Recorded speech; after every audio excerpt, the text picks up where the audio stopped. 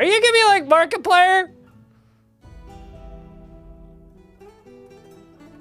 Which is, you know, I would actually say Markiplier is probably more famous than T-Pain in a lot of circles.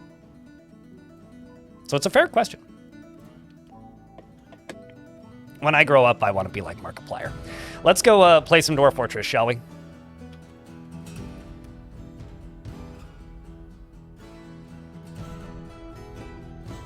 Wait, what? Markiplier's movie for Iron Lung. I'm presuming you're talking about the game Iron Lung, not the song Iron Lung by King Gizzard and the Lizard Wizard. I'll be honest with you, I don't follow anything that Markiplier does.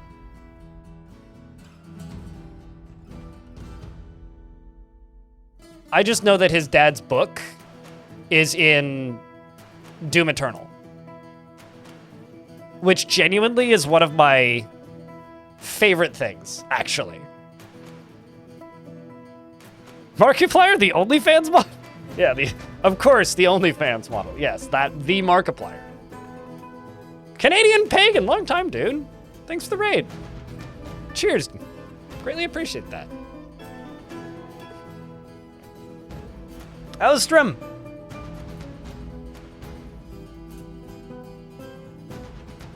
But yeah, if you really want to find something that is truly like heartwarming, go look up like Markiplier's dad's book, Doom, because there's this video that he did where he's like damn near crying because he's like so choked up and happy about it. And it's just, they took the model of his dad's book and just put it on a bookshelf in a bookstore in Doom Eternal. How's everyone doing? Because there's a level that's like kind of got a mall in it, sort of. It's one of the earlier levels in the game. Because I never played Eternal, but there's just like a bookshelf with like a book, and it's his dad's book. It's like one of the coolest little Easter eggs I've seen in a video game. Should I go get my copies of every single Psychedelic Porn Crumpets album on record that are in the other room? Or like, no, Ruben Spunkmeyer. Because I literally own, actually I don't own Fonzie. That's the one that I missed because it was too expensive. But I own High Visceral Part 1 and Part 2. I own, I'm blanking on the name of the other one. Shigaya? I own Night Gnomes. And I just received word that apparently I pre-ordered the newest one because I just got an email saying that it was shipped. And I was listening through the album like, wow, this thing's got some bangers in it. I don't remember buying it. Then went and looked at the receipt. I was like, oh, it was in November. Okay, that makes sense because it's like before I moved. I basically remember nothing from November. So yes, I'm quite familiar with the Psychedelic Porn Crumpets. Yeah, I listened to the new album like yesterday. I'm quite familiar with the Psychedelic Porn Crumpets, and I've seen them live. And somewhere on Discord, I think, is a video of me crowd surfing at one of the... Let me see if I can find that video real quick. I know that, like, I was like, let's play some Dwarf Fortress. I lied. Just gonna scroll up in my conversations with my friend for, like, 6 months. For, like, 6 months.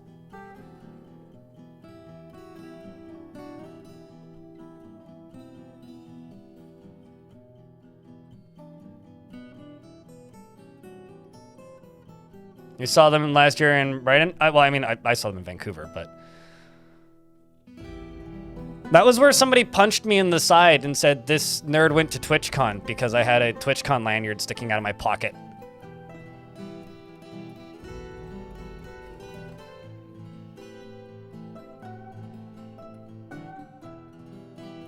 Yes.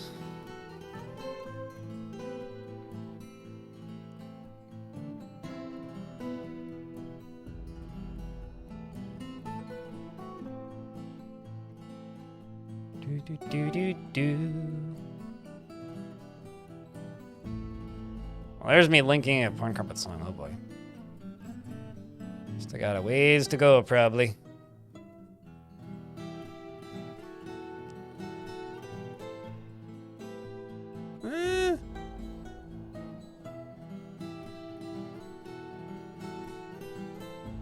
I'm getting close.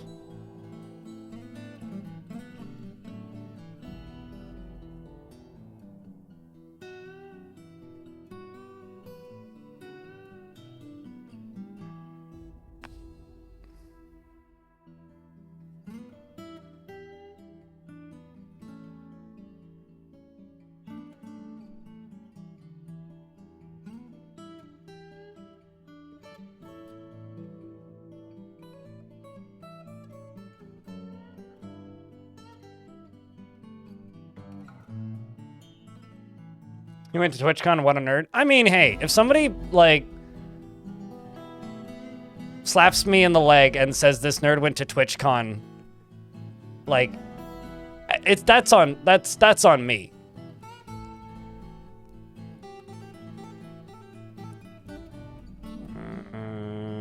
I'm seeing us talking about it, so I have to be close.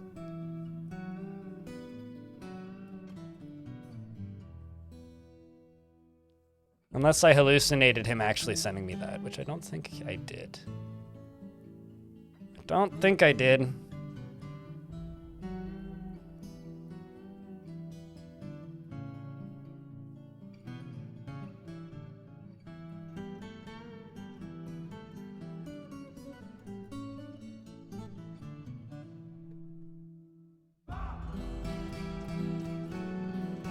This is my favorite roguelike on the Citadel. Is it? Really?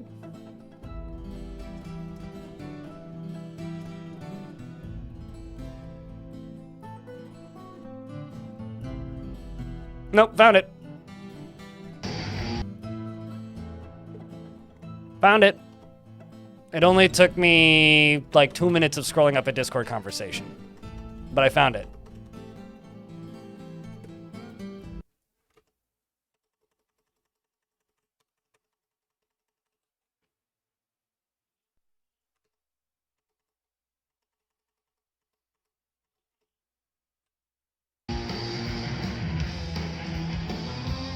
See? Found it.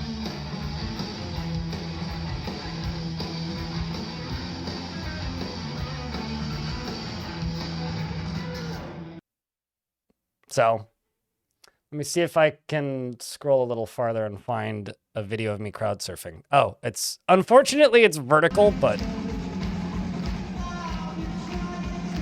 that's me.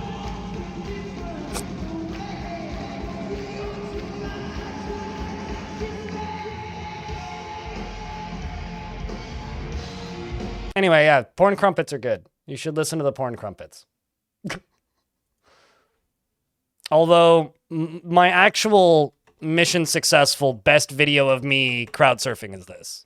Hold on, let me just grab this. Oh no, of course we found God in a Tomato. Naturally. Of course we found God in a Tomato. They played like most of High Visceral.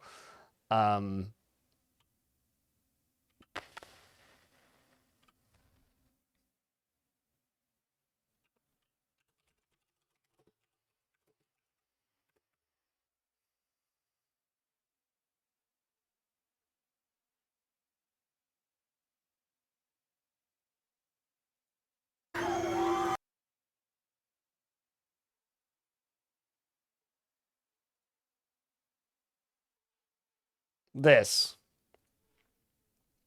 is my biggest success at a live show. Just period.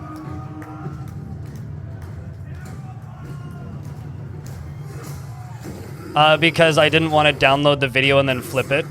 Why do I need to invest in a decent video editor? I could just do it. I'm not going to do that live on stream, mate.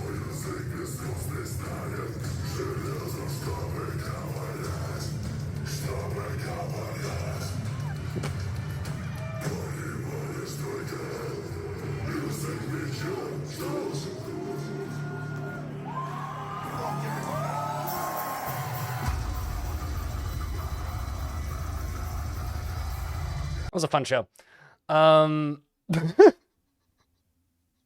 You know.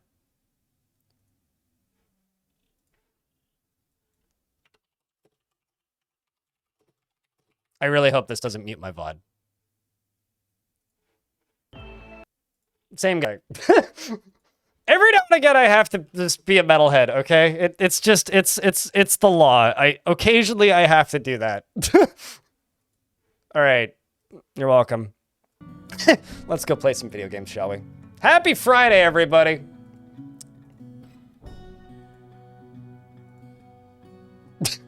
Fucking rock and roll. YouTube folks, don't forget to leave a like on the stream. And Twitch chat. I'll give you a link to the YouTube stream so you can help leave likes on the stream. There's currently 75 folks watching on YouTube, and how many are watching on Twitch? We have 185 here on Twitch, so I just inflicted like that upon about 200 people. I'm very sorry. Kind of. I'm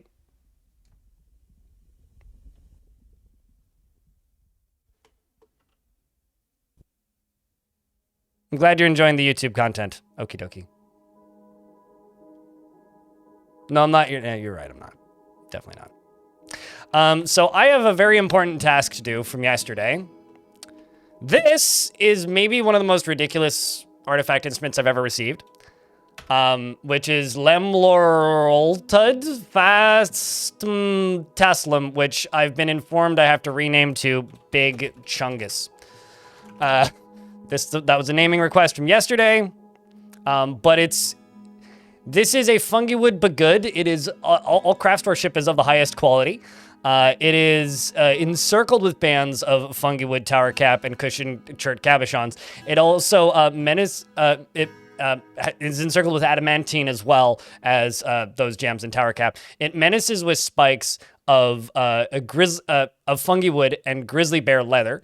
On the item is an image of a many-pointed star and pigtail. On the item is an image of cubic cubes in grizzly bear leather. On the item is an image of dwarves in adamantine. On the item and the dwarves are laboring. The artwork relates to the foundation of trotted pages by the mysterious vessel of the Hammers of Dance in 28. It is a gong. This is an artifact gong, basically. It's a percussion instrument, and it was made by a child, and I've been informed to rename it to Big Chungus, so it's Big Chungus. So, I presume naming things should be up. I was also told to save the game 18 minutes ago, so I'll do that.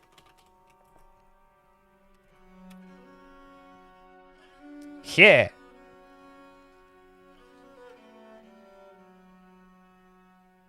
Then how does he do a show every day? Like, literally, when they were touring IFAR in YouTube chat, they were playing a show 5 days a week. So if he loses his voice for 2 days after every show, then how does he do it daily? And then also talk normally.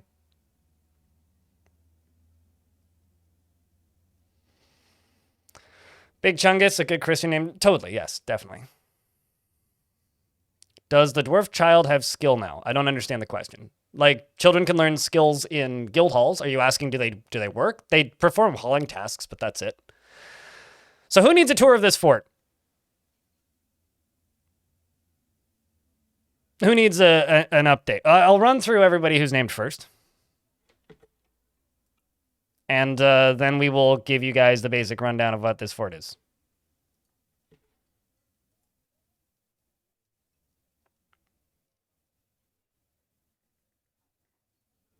That's got to be up there. Yeah, I need my broker to, like, not be so bad at their job. Because right now, like, my dwarves appraisal skill is kind of shit.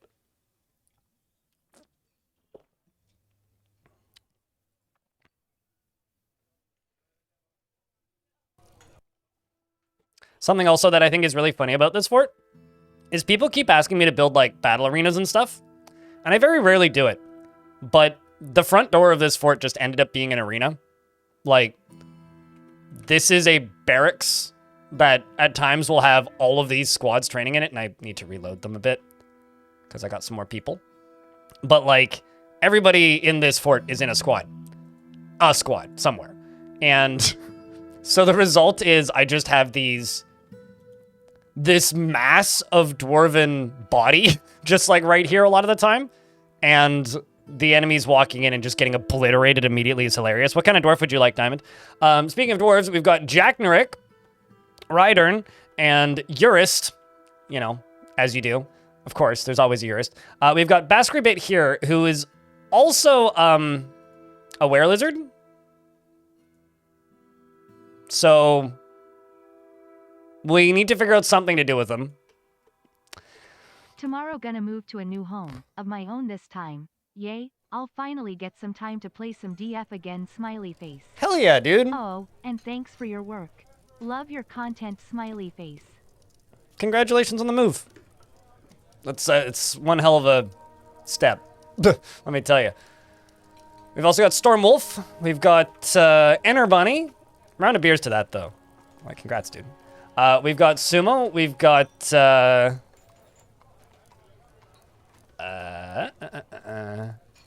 Cthulhu Crafting. If I miss a name here, shout. And if you don't hear your name read, you're probably dead. Darkish, Lobster, Josh, and Ice Blue. We also have Lanix, who's now the kid, actually, of my Baron. We've got Hero, my adventurer. We've also got Snail, and we've got Bismuth. We've got Brian Burton, one of the happiest and most consistently happiest dwarves in the fort.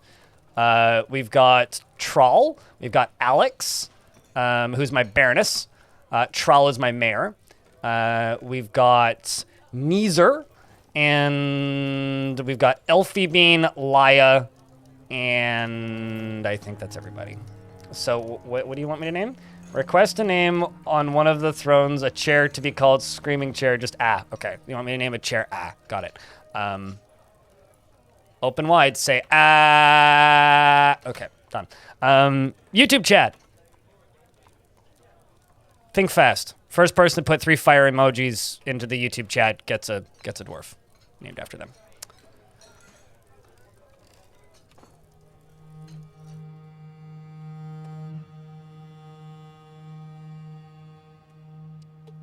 So, this fortress, the only dwarves that have bedrooms are dwarves with titles, meaning dwarves that have killed more than 5 notable kills.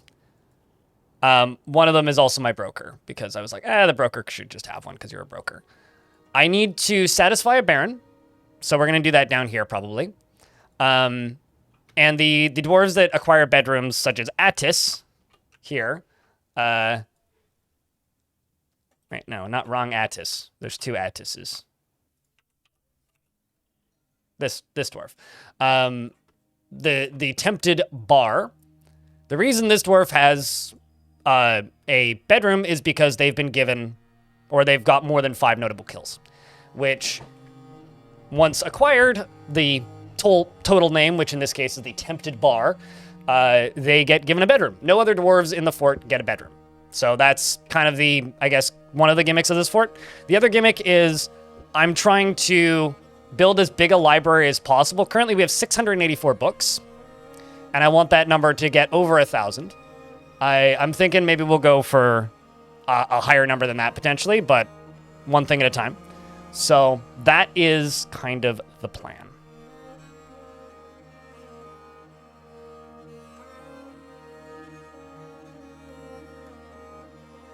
Right after you close your YouTube chat, you watch on YouTube, but you chat on Twitch. Fair enough. I mean, I'm sorry, but since you chat on Twitch, you can earn channel points towards the Twitch ruling. Dirty Widget. What would you like to name, and what would you like to name it? We got dwarves, we got furniture, we got other things. I also need a bigger stockpile setup. I need to extend this. I also need a stockpile for just plain old-fashioned finished fucking goods.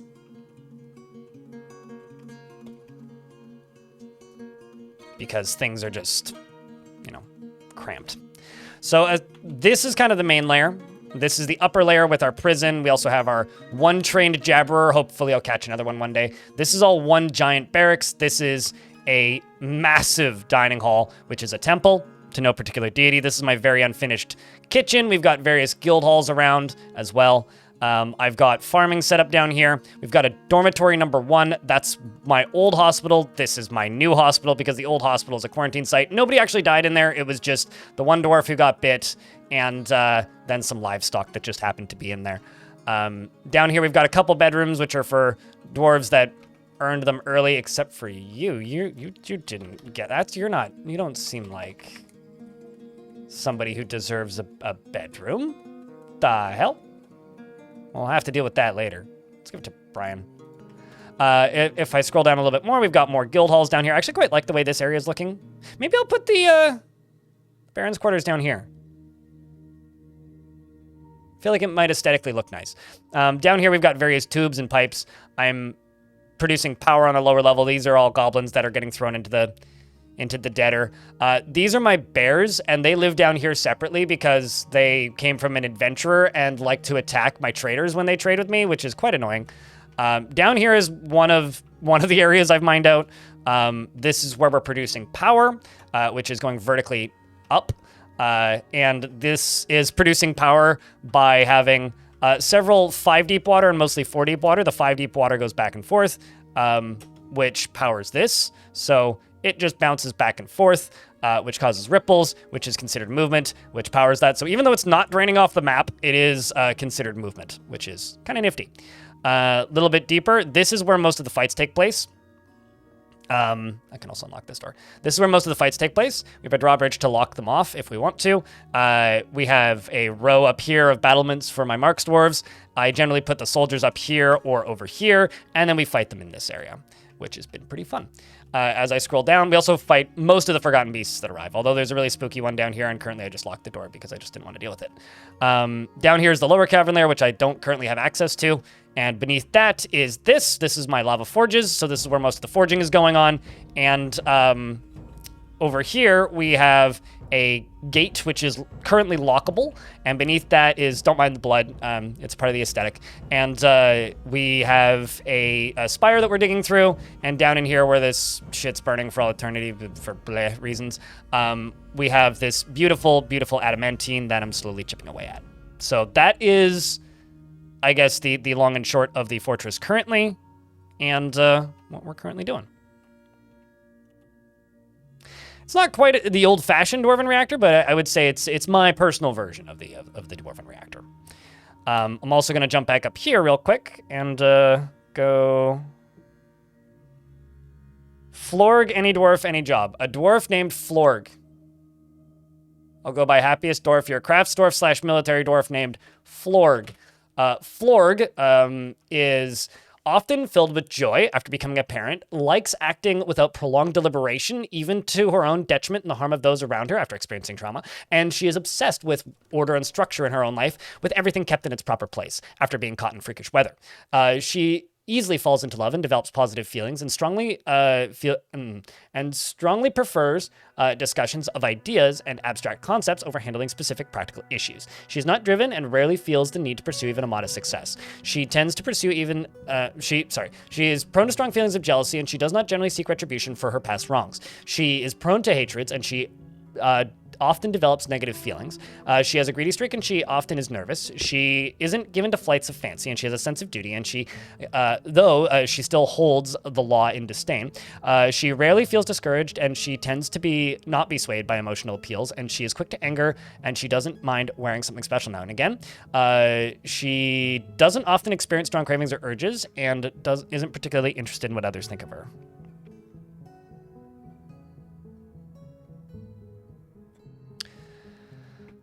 She dreams of raising a family and personally views any show of emotion as offensive, and believes the idea of war is utterly repellent, and disdains the law and values good craftsmanship and values sacrifice. She likes gypsum plaster as well as zinc and aquamarine and llama parchment and high boots, as well as, when possible, she prefers to consume giant axolotl and banded knife fish and blackberry wine and chickpeas. She likes the brewed physical keyboards. She has a kid, and her husband doesn't live here.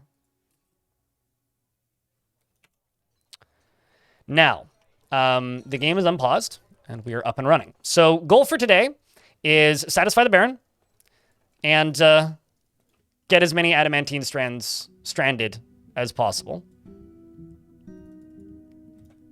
So, we're working on this. That is what we are working on, primarily. We are also going to make as many wafers as possible. We also have a little bit of metal. Specifically, we've got one thing of crushing metal as well as some rusted metal. And I am in the process of trying to, oh wait, are you wearing that? Huh. Why not? That's kind of awesome, actually. I have this set to melt, but, honestly, if Lanix just wants to use it,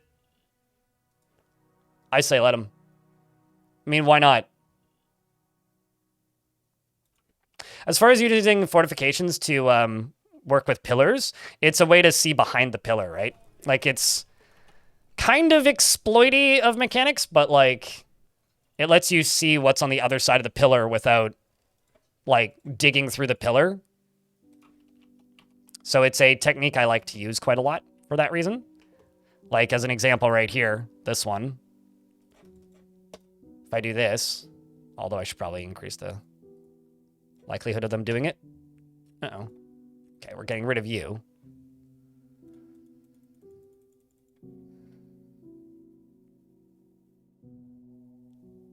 Your man mining core to 3. Well, my miners are actually all in a squad. So, oh, I see the problem here. We're currently in a burrow. Actually, I want to leave them in the burrow, but just keep the children in the burrow.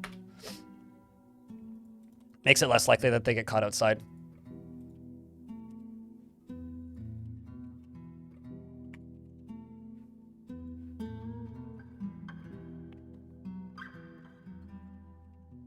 Actually, don't want you doing that.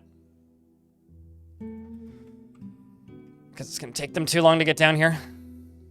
Oh, never mind. It's not this one that they're carving.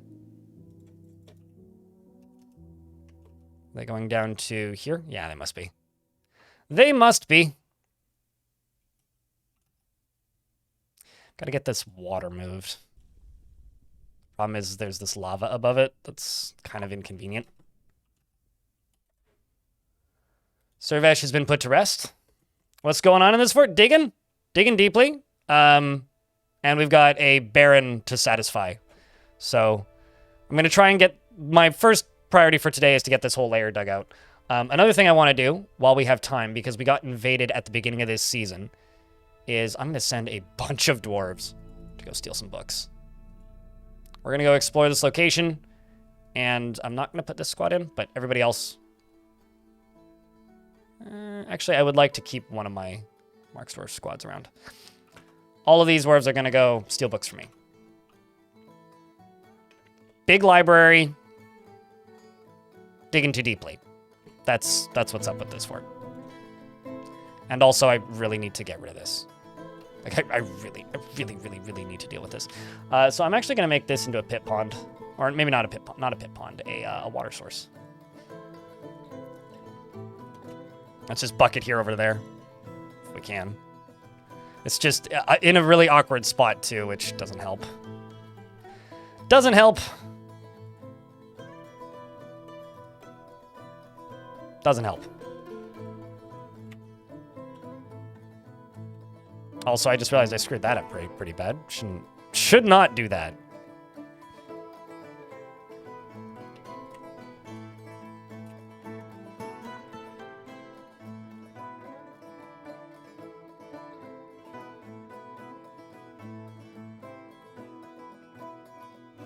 But yeah, for me, it's less about reducing the mining squad and more just like about losing the talented miners, because you don't really want to lose the talented miners, right? Because the good miners are the ones that make the process of mining not take a million years. Which is kind of you know, the chief thing that can happen that can be a bit of a pain.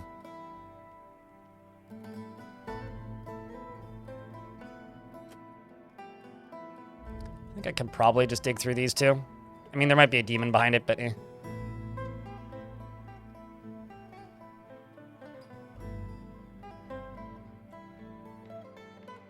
Also, this tends to happen right at the start of my streams. I'm gonna go use the toilet real quick.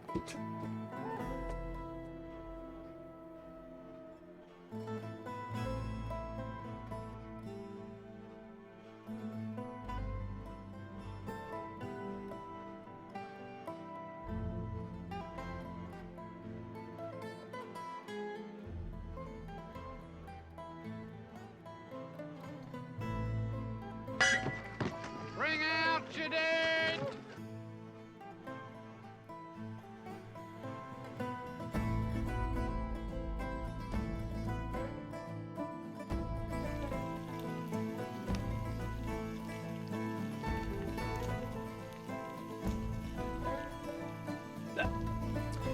So, chat, who just died? Do tell. I'd love to know. Somebody did, right? Both miners? Ah. Well, that's unfortunate.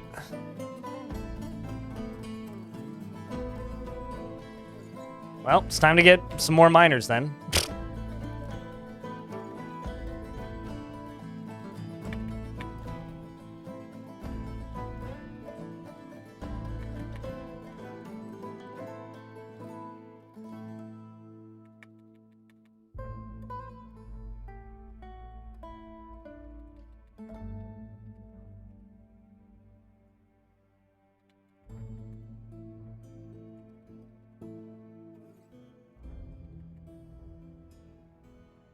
I guess we'll find out who they were afterwards.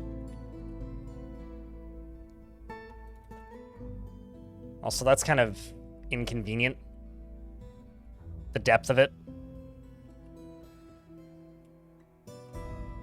How about I just go over here and channel down? Let's just let this out. And that'll give me the space to be able to do more with this. And it turns out, this set some fires, apparently. Well, at least we can deal with it now. Same with this.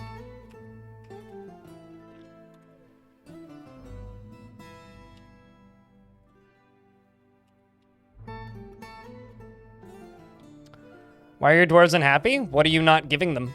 If you click on one of your unhappy dwarves and, or are you asking me why are my dwarves unhappy? Oh, a multitude of reasons. A multitude of reasons. Mostly they're all in the military, and we're at war with 2 goblin factions that keep attacking us, and lots of people have died, and I'm about to go to war with more people. Because, like, I don't care. Dwarves being unhappy is fun. Also, what about Star Citizen? I don't get it. No, it can be mitigated if I cared. In regards to the exploding rock, I don't care. Like, if I wanted to mitigate the risk of digging too deep, I could do that simply by, how do I word this? Dropping stuff from the layer above, which would expose all the lava, or going from the layer above down. But I'm choosing not to do that because I think this is more interesting. The risk of it kind of is what makes it fun at this point. If I do it super safely, it just takes 10 times as long and is less fun. So...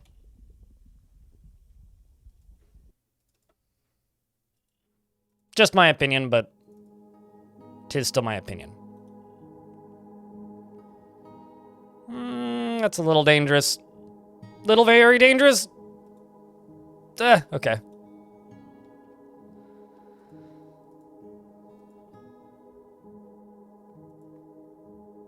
Little very dangerous.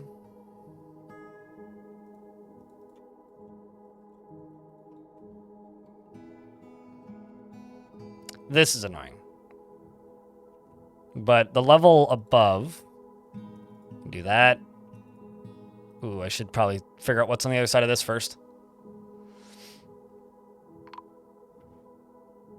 Ah, I guess that's who died. Udib.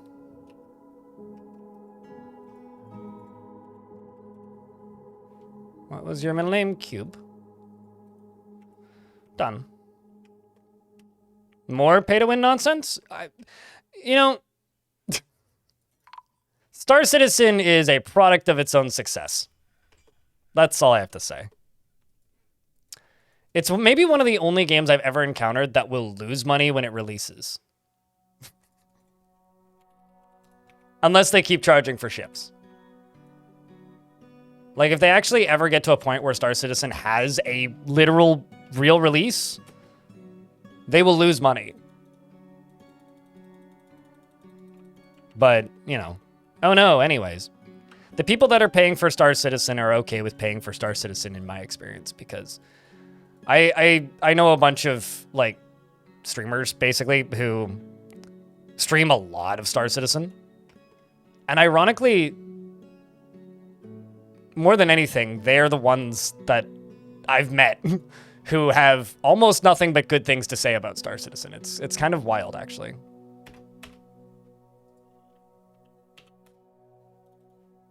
It is actually a little wild.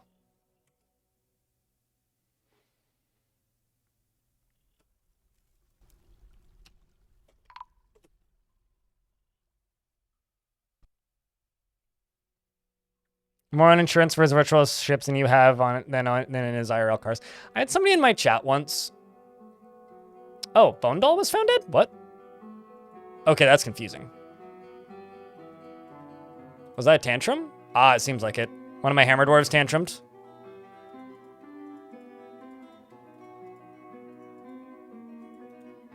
The question is, will crimes be reported?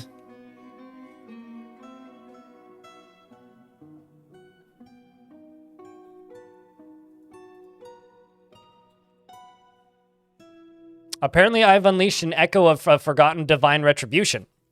Hopefully, it was behind the thing that I was carving. It was! Look at that! Over here, he has a sword! I don't know about that, but the Spirit of Rain has a crossbow, actually. You know, it's kind of funny. This very rarely happens. How often do you end up in a situation where you dig through the wall and they can shoot back at you? That's actually kind of awesome, though.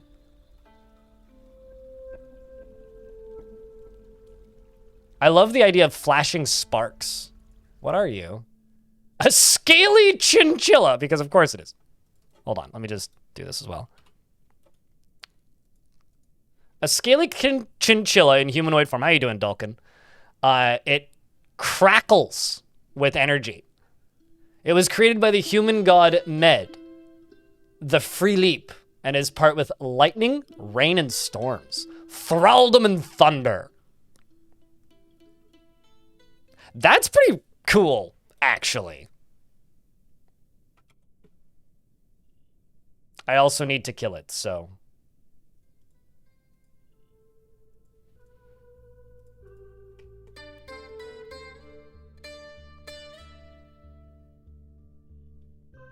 It is a cool one, yeah. I have to see if I can dig into this tile that it's in.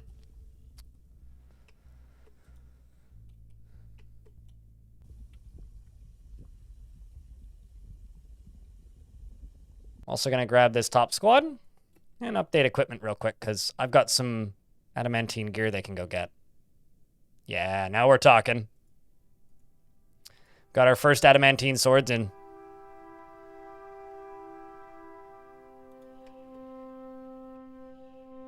No, I'm not too worried about jumping it, which is why I'm gonna try and do that. I'm just checking this one first.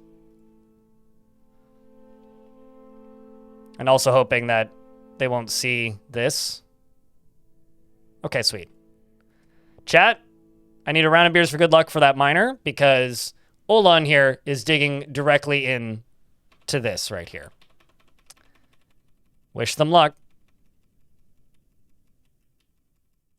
I could have also done this from the floor above, which may have been wiser, but... you know what? Actually, why don't we do it that way?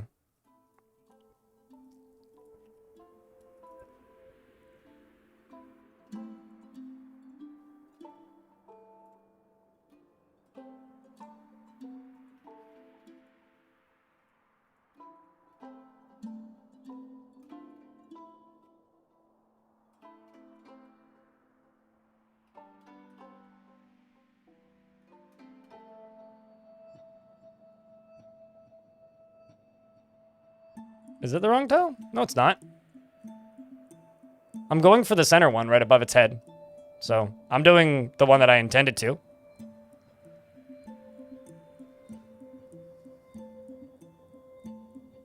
Yeah, I mean, I want to go directly above its head, so it needs to climb out.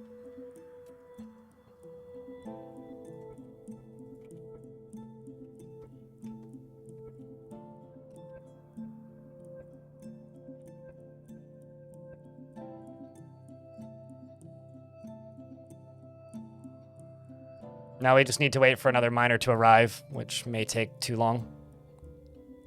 One of my other dwarves is going to go grab a new sword. Whoop. And it jumps out. Seems like you're already nauseous. Must have been hit by something. Spear Dwarf attacks the Spirit of Rain crossbowman, but it scrambles away. The Spirit of Rain crossbowman scrambles away from the flying copper bolt. The Spear Dwarf attacks the Spirit of Rain crossbowman, but it scrambles away. Does it hit anything? It actually manages to hit one of my dwarves, which tore the guts through the iron greaves.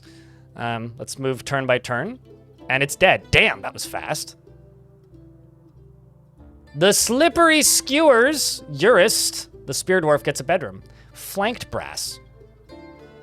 By the way, do you have a bedroom? You do, okay. Did you get the kill? Yeah, you did. Nish, the spirit of... Nish has killed the spirit of filth. Or the spirit of rain in Filthhammer. Killed it by bashing it in the head with a warhammer, which jammed the skull through the brain. I'm going to unforbid all this and set it all to be melted.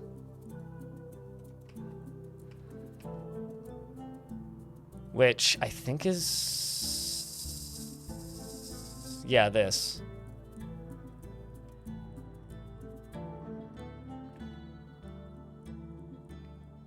Which means melt a metal object should appear in a moment. There.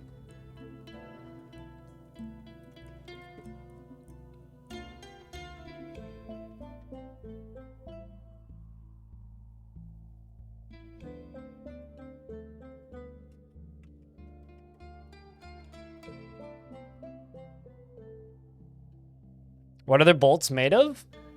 The bolts are made of crushing metal, and the rest is made of flashing metal, or flashing sparks.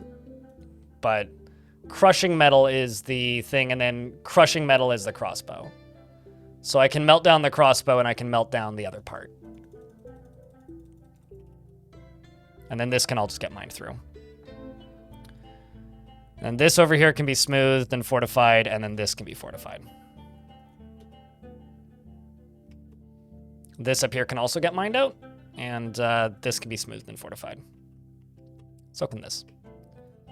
While I figure out what to do with these lower layers, like that. Because there's definitely something I'm going to need to do. There's so many of these friggin'... Actually, hold on. Let's see. Which ones can I put out manually? I can put out those two. How much lava is down there? Ooh, that's going to be tough. Those all sapphires. So I'll lose the sapphires. Yikes. I may just build a... I may actually just construct something on top of this one and just forget about it for now.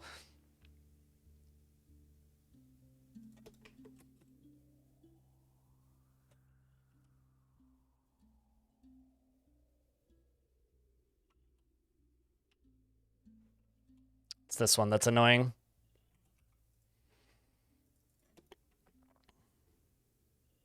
When did I first start playing Dwarf Fortress? I first installed it in 2009, but it took me a long time to get to the point where I was actively playing it. But I first installed it in 2009 because a friend of mine recommended it.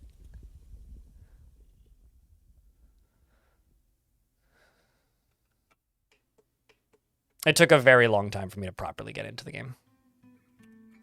But the clothing seems to be made out of sparkly cloth. And it's the crossbow and the bolts that are made out of the metal.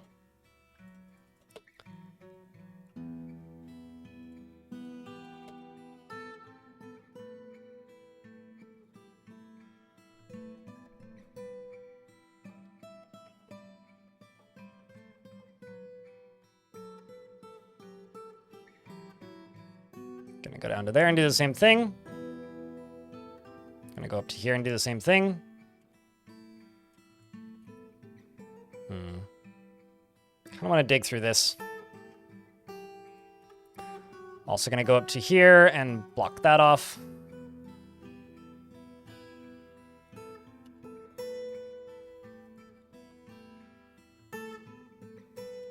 This can get floored off.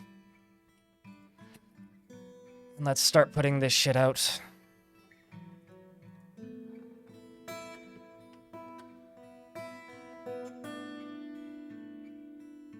The more you know, right? Wild Shiny. It's all about the more you know.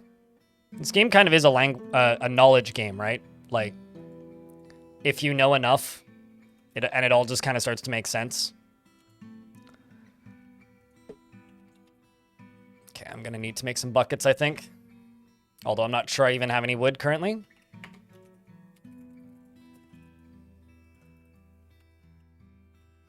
So let's just go chop some down for good measure. Because I probably don't. This is definitely a very heavy charcoal making fortress.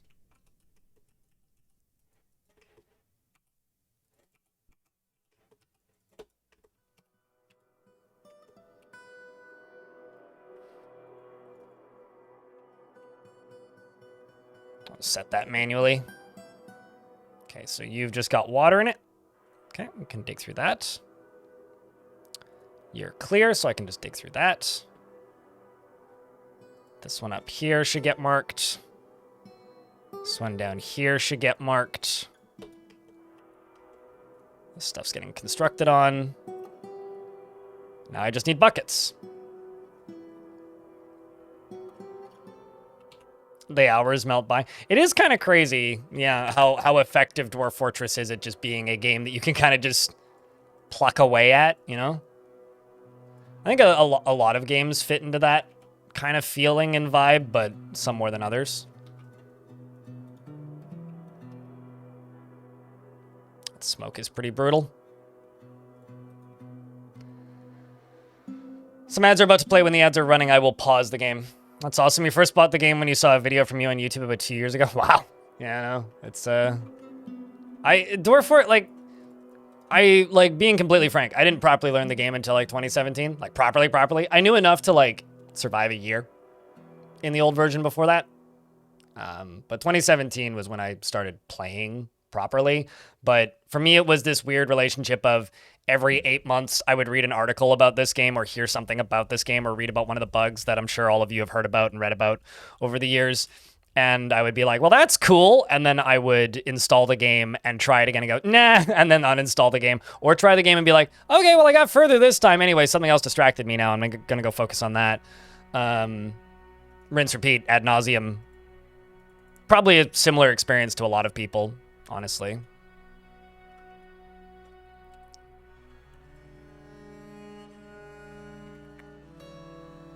Oh shit, did I put Brian Burton into the squad? Hold on.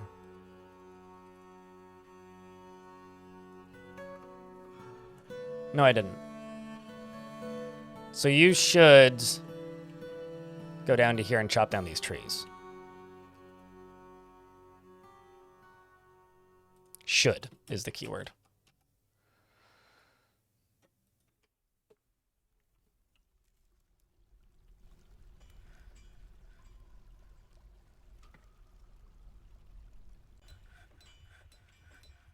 I think I'll also give Crane wood cutting.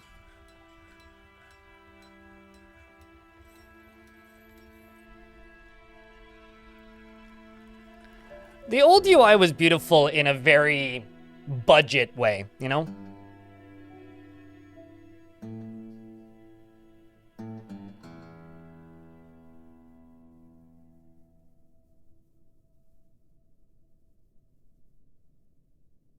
Wait, does YouTube actually refuse to recommend my streams? Like, which part of it is the meme? Jesus in YouTube chat.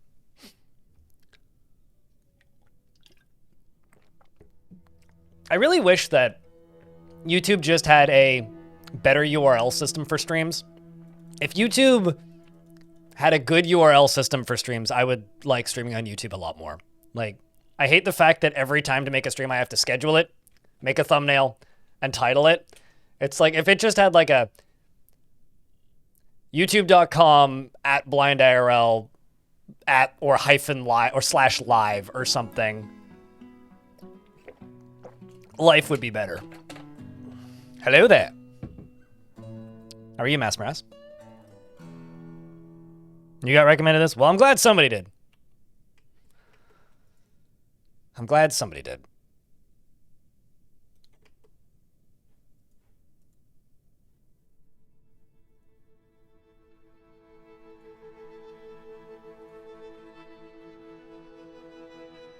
I'm doing these manually because I just want it to cancel when they run out.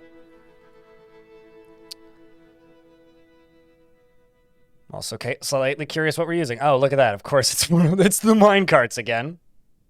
Enter bunny. Anyone with a beard, not a miner. Because, yeah, your dwarf died, didn't it? Oh, no, your dwarf's still alive. Okay, so what would you like to name him then? Because you are still alive, Enter bunny. What am I naming it? Something that isn't Enter bunny, so I don't have two dwarves with the same name.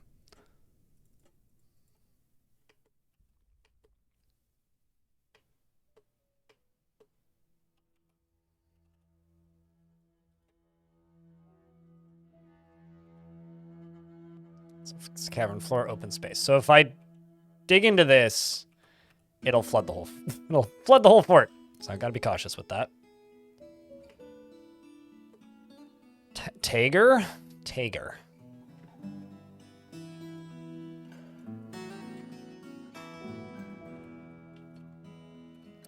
Tager, claw lanterns, is often filled with joy, incredibly brave in the face of looming danger, perhaps a bit foolhardily, has a noticeable lack of perseverance and is quite ambitious, has a greedy streak, and has an active imagination.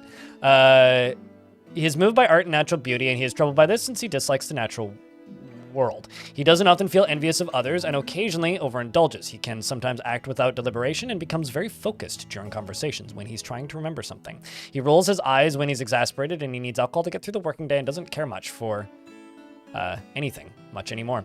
Dreams of mastering a craft or work someday and personally views decorum as a high ideal and deeply is offended by those that fail to maintain it. Greatly respects shrewd and guileful and believes that peace is preferable to war and values tranquility. Does not really value skills related to fighting, and doesn't particularly respect commerce. Dreams of crafting a masterwork someday. Likes ilmenite, platinum, and velvet sespertine, moon snail shell, and linen fabric. Man, that's a long exploration they're doing. Did somebody not leave the map successfully? Oh, hold on, I need to check that. He prefers to consume saltwater crocodile and kangaroo cheese and apricot wine, and hemp flour, and absolutely hates slugs. Oh. You're just moving really slowly. Okay. YouTube chat, the first person to put 3 pickaxe emojis gets named something. For family, you are married to Cthulhu Crafting, who's your wife, and you have a son named Bim, and several friends. Seems like you're getting along quite well in this fort. You also appear to have the ability to grasp, which is lost, which is interesting because you're a surgeon, so don't ask me how you do your surgeries, and I don't want to think about that. I'm also going to remove these door from the temple so that you don't just stand in the doorway praying.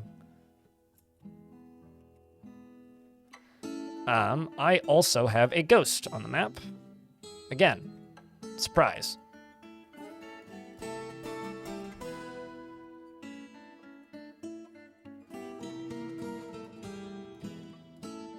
Let's see, has Odom had a slab engraved? No slabs have been engraved. Getting that done.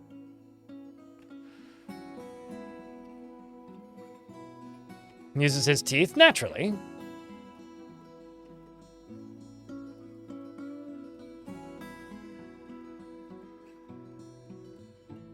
This must be like a... Yeah, it's a cloth. It's a shame that all this is a cloth. Because, like, if it wasn't, then they could potentially use that stuff, but...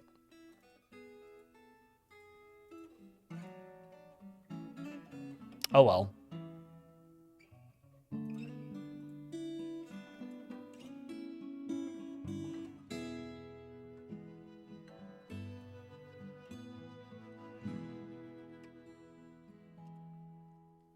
Have I made all of those adamantine short swords yet? Made 5. Seems like we are waiting on more wafers. How many wafers am I at? 2 adamantine wafers currently. Well, I'm not sure why my raw adamantine task ain't working. What's going on? Did I not set it to repeat?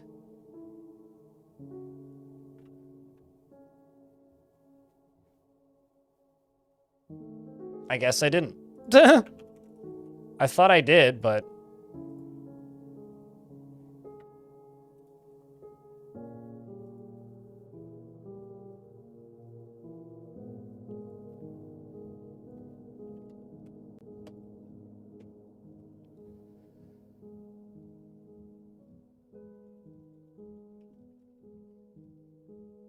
Hello, Shadow. How are you?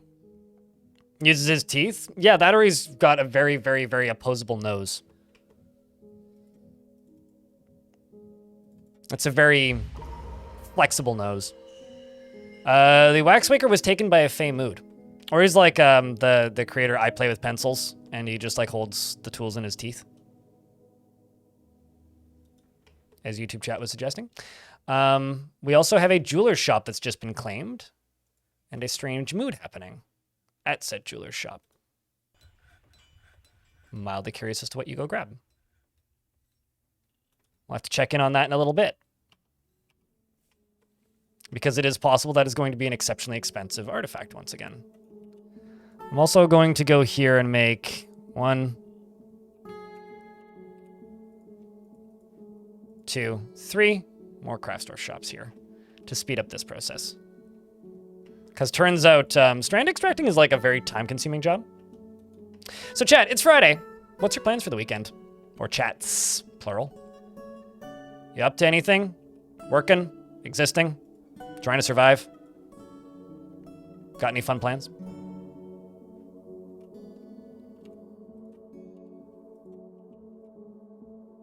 I'm actually just going to turn off this burrow. Because often kids help with filling ponds and such.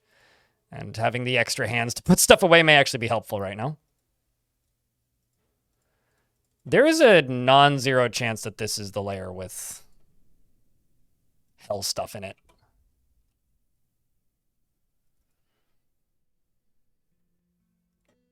A non-zero chance.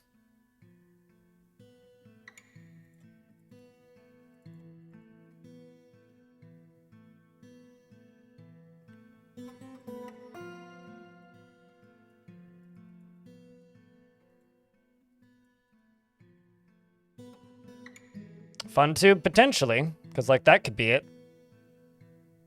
It also might not be. Starting to think it probably isn't, but we'll find out.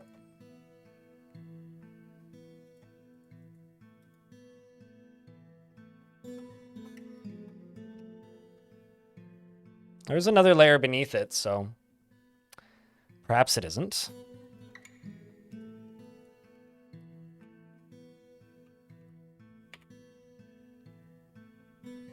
Yeah, I must just be out of buckets. That or all the buckets are just in a hospital where we can't get to them. Oh, no, they're... Okay, well. I have buckets. I just... Yeah, we're just out of wood. Let's just jump up to the surface and chop down some trees. We'll figure it out.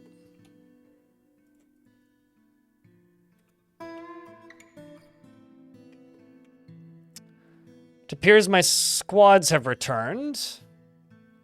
Oh, that's a while ago. Let's see how this goes. Your dog just ran upstairs, shaking like something was terribly wrong, and your dog is a big dog, so you thought something happened. You went downstairs to see what's up, and it turns out she's shaking because a smoke detector was running out of batteries. Oh, and it was just going beep occasionally. I mean, I feel that way when the smoke detector is beeping. When it's running out of batteries. Infection, nothing more. Seems like the search has been successful. And we now have a shit ton more books in the library. Finishing Baldur's Gate with friend and wife time. There you go. Game dev, fixing wood shop. Back deck, wood shop, back deck, not dying. Yeah, that's good. D&D. Drinking, kids, wife out of town. Kids and wife out of town. There you go, Wasabi. Cooking, cleaning. Yeah, I need to clean my kitchen. That's something I need to do this weekend. Clean my kitchen, maybe my bathroom. Because I was going to go camping, but we've had to rain check it due to torrential downpour and general unpleasant weather. So I'm kind of not thrilled.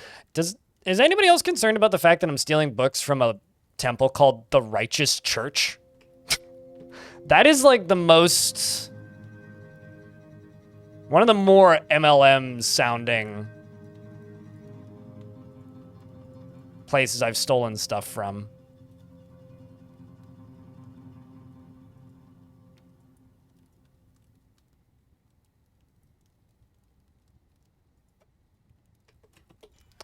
We're going to go clear books from 2 more places. Let's see how that artifact is going. Rough blue diamond. Okay, so this is going to be another expensive artifact.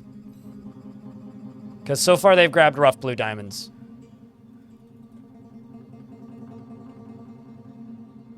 Holy heck. Hopefully that's something good.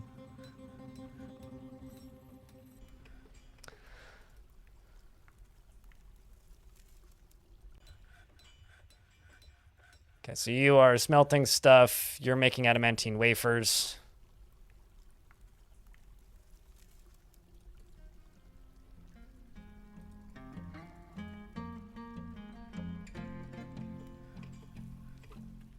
I can go up to here and type in bars. What do we have? Got 2 crushing metal bars, 3 rusted metal bars.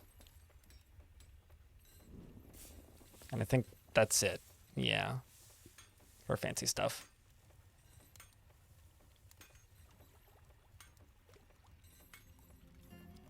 No. No, I do not. I actually talk about quantum stockpiling. I use it for specific things. I don't use it for finished goods. I use it for raw materials. For me, it's like it's a use case thing. I think there are certain use cases where they are not vitally important, but quite helpful. And I use them for that specifically.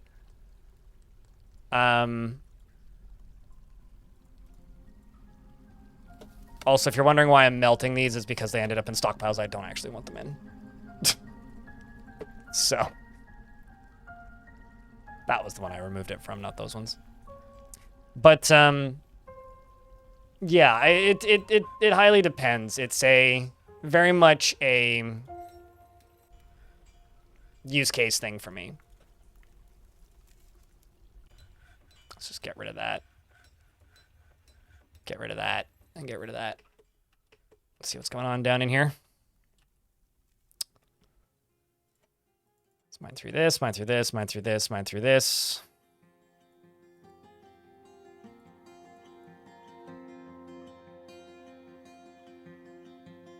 Yeah, this I can just mine through.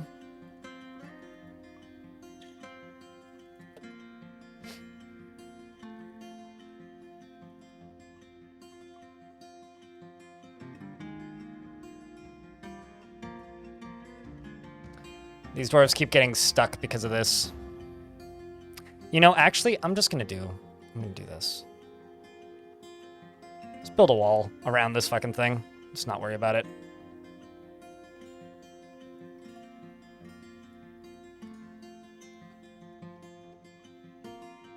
These 2, on the other hand, we'll try and put out.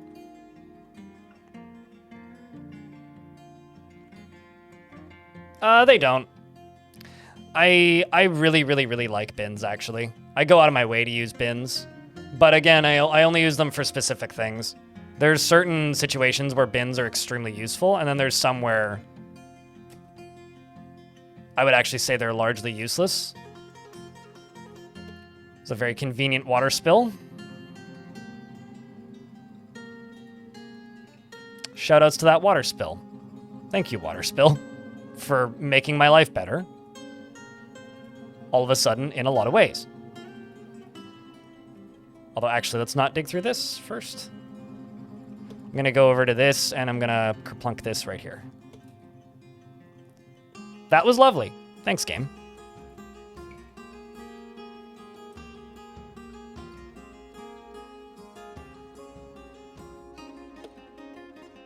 I love it when the mechanics I don't like work in my favor for once.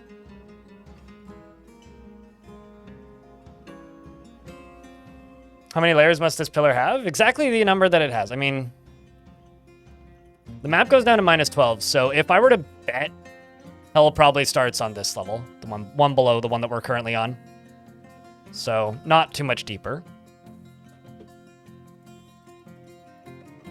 They've started a mysterious construction. We've got sapphires, diamonds, claystone, fire clay. I think that's a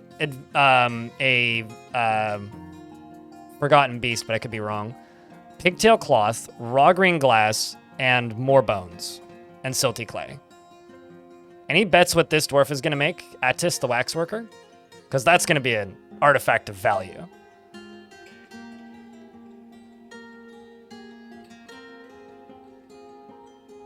I don't remember that. I know you could construct bags. Kage Jitai. I don't remember being able to construct bins or barrels. But bags used to be considered a container. This dwarf is missing their nose. Makes a toy hammer. That'd be pretty cool.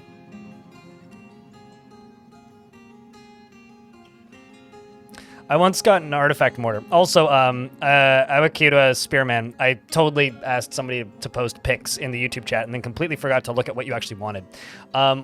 If you're still in the YouTube chat, what would you like named? Otherwise, I will simply make a statue for you. You'd like a table? Gotcha. Presuming that's you in the YouTube chat as well. Unless you're guessing this person's making a table, in which case that's also a possibility, Lavender. Honestly, that would be one of my higher requests, would be like a gem table or a gem bed. I always really like the super high value beds.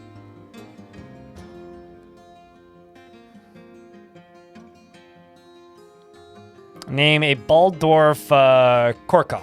Okay. Advanced World Gen is pretty sweet once you start to understand it. No, it super is. You like bringing the cavern layers down to 2 since 3 always felt like overkill and now the invaders are disabled. So it may not matter anyways.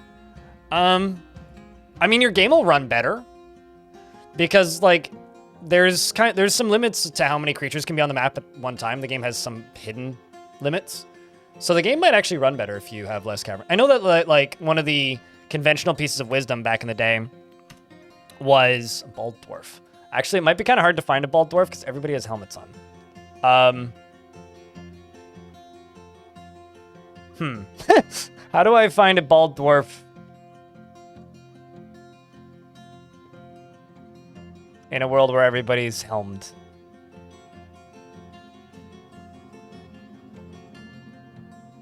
This baby doesn't have hair.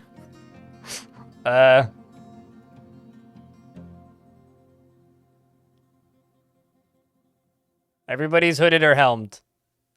How can we sort this? Helmet is fine? Okay. Do you want a bearded dwarf or a lady dwarf? Yeah, I'm not going to read every description, though. Nights are slow. I'm sorry. That's just not something I'm willing to do.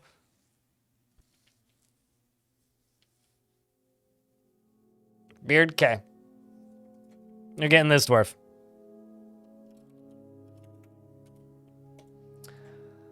He is easily moved to mercy and sloppy with his living space, rarely happy or enthusiastic. Conflicted by this, as he values parties and merrymaking in the abstract and is quite ambitious, he feels discouraged and is quick to form negative views about things, has a greedy streak, and is given to flight's fancy. A vile force of dankness has arrived. God damn it. He has a greedy streak, and he is not particularly interested in what others think of him. And he needs alcohol to get through the working day and doesn't really care about anything anymore. He dreams of mastering a skill and personally prefers a noisy, bustling life to boring days without activity. He finds eloquence in artful speech off-putting and dreams of mastering a skill. He likes claystone and lead, as well as bloodstone and cabochons and ratweed for their hanging leaves. And the words of the periwinkle, of the bride of periwinkles. And reindeer's milk and bananas, and also likes fire snakes. Has no friends in the fort, and is a member of the Abyssal Torch, of course. So a bunch of my squads are still out doing a whole exploring of things. So I will tell all of the remaining squads to go stand here, because lol. I'm also going to turn this on, and we'll see how this goes.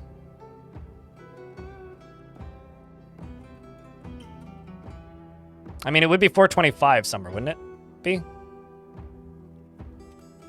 Oh, hey. And the elves are going to try and trade with me again. Which, again, I'm shocked by, but... Oh, shit, what the... This is a steel crossbow. All craftsmanship is of the highest quality. This object menaces with spikes of copper. I'm suddenly very tempted to arrest you and steal that. What a cool artifact.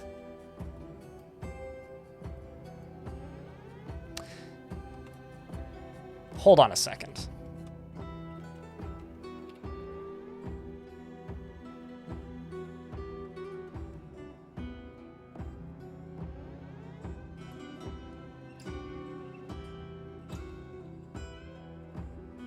How you doing, Lanix? It's good to see you.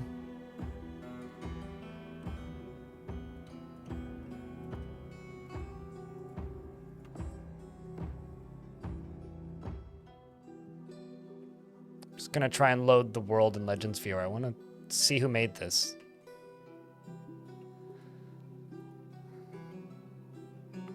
Fun is happening? I mean, fun's about to happen to them. Maybe not so much to us, but definitely to them.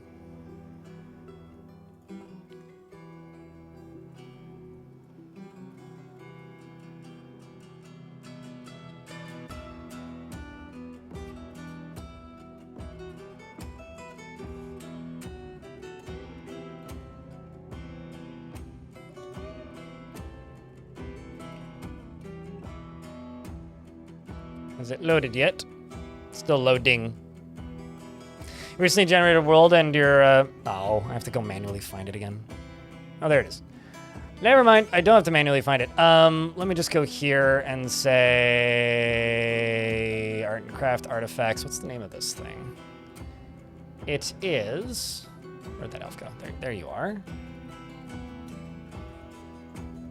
DOSIMK.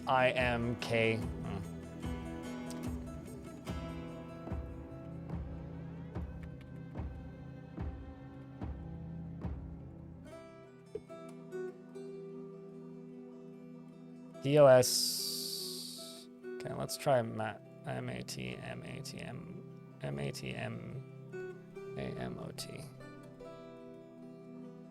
I wonder if it's been made after my last hard save was.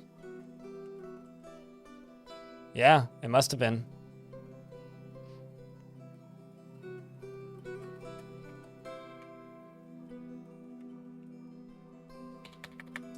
How about this elf? What's the name of this elf?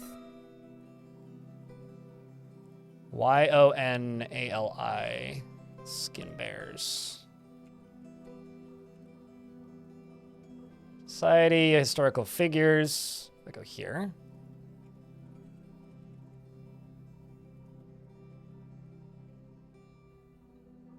Man, you're almost up to 1337.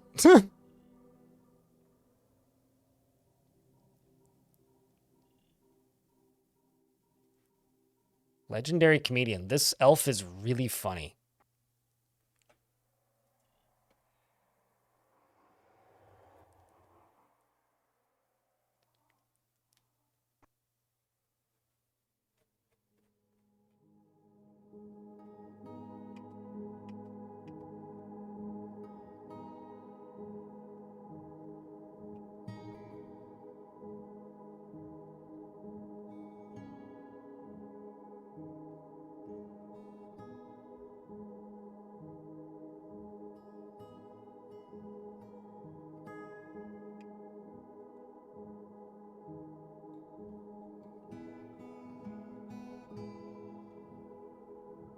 That might be it.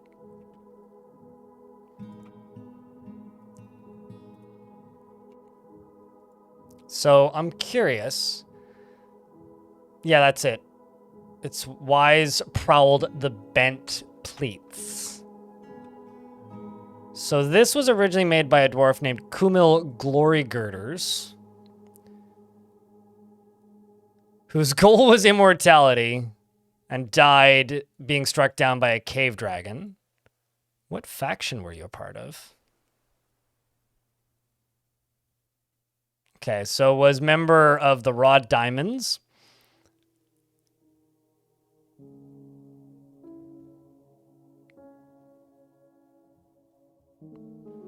The first page of artifacts, it said artifact given. This crossbow is steel. Yeah, no, this is a steel crossbow.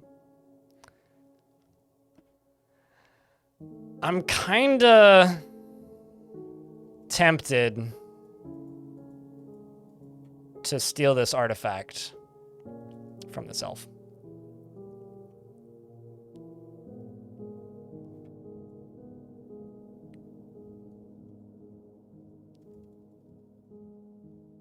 How can an elf use it?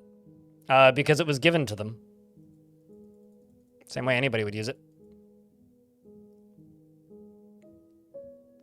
How did you get the artifact, though?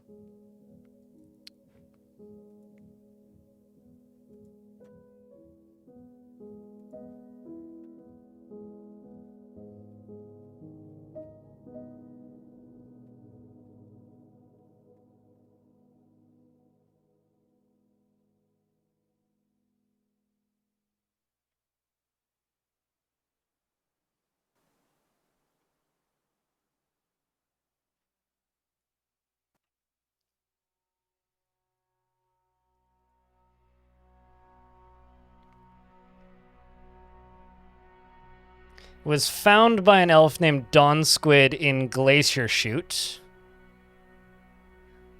Because it was lost during the Scalded Siege in the Conflict of Horns.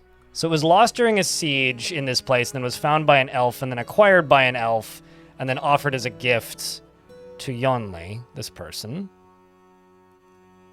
Who is... Oh, wow, you died a long time ago. So the question is, do we let this elf keep this item?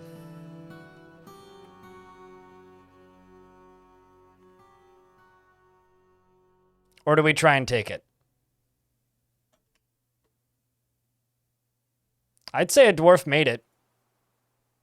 I'm going to let this go to a vote. Do we steal it? Say steal it. Do we let the elf keep it? Let them keep it.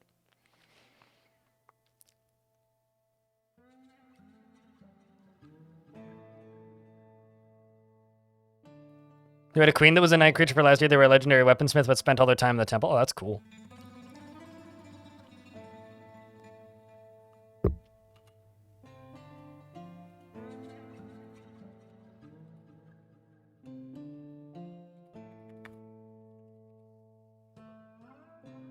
I'm going to interview them.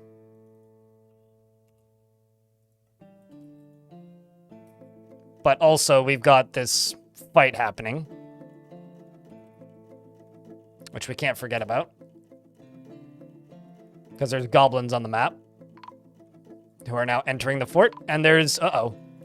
Hold up. Hold up. Hold up. Hold up. Hold up. Hold up. Hold up. Hold up. Hold up. Hold up. Hold up. Hold up. This is a unacceptable series of events that just happened. We've got a child in a bag that didn't make it into the fort on time. So we're going to have to kill those.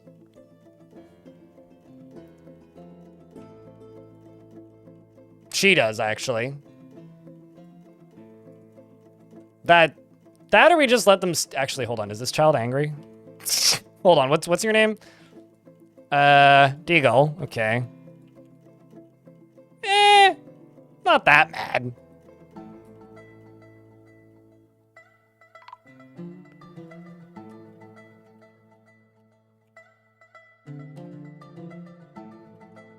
Okay, well, here comes the rest of the army.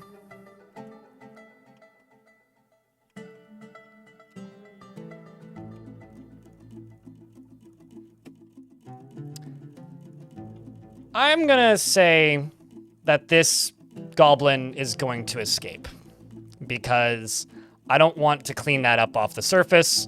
We'll go get them later.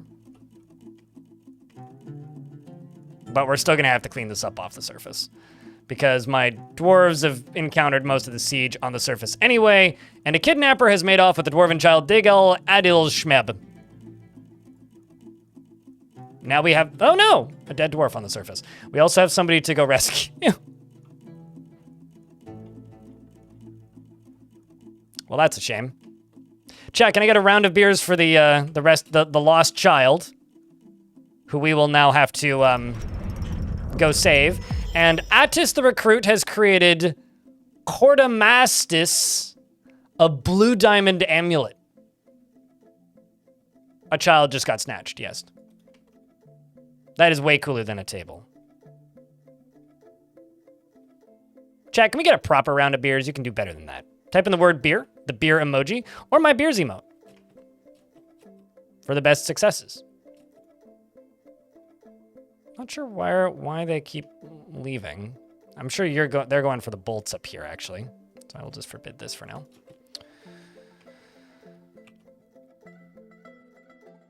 You're also probably just going to go grab bolts. Yep, you did that before I forbid them.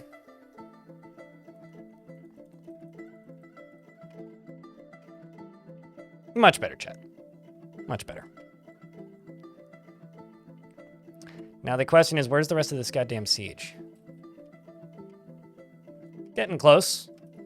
Also going to click on this before I forget. That's not what I wanted to do. I'm gonna click on this.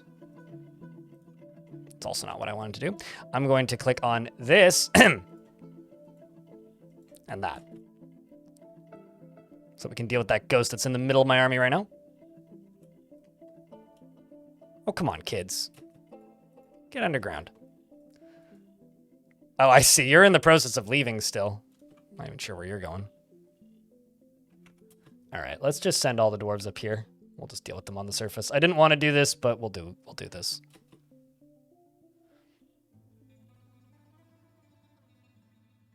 Looks like you're about to die. Maybe not. Maybe not. Bits and pieces flying everywhere. And the siege is done. Where was the dwarf over here who died? There you are. And missing citizens. This one.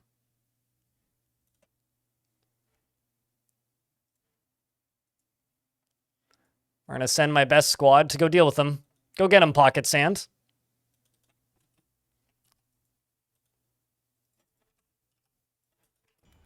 And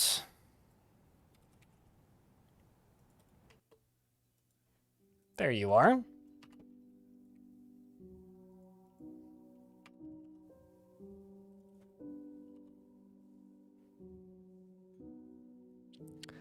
They made intimidating remarks to elicit information. The subject was not afraid and refused. Well, so we didn't successfully interrogate them. So instead, I will just simply arrest you. No witnesses. We respect it. You have disrespected the trees in this area. This is what we've come to expect from your stunted kind. Further abuse cannot be tolerated. Let this be a warning to you, okay? And now they're leaving. But I'm hopefully gonna arrest them. Hopefully. Oh, shit.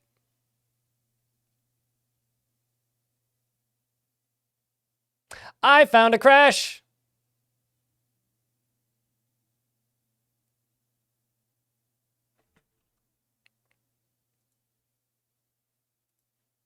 I mean, we don't deserve that crossbow, clearly. Time to send logs. It's in the thing now. I'll send them later.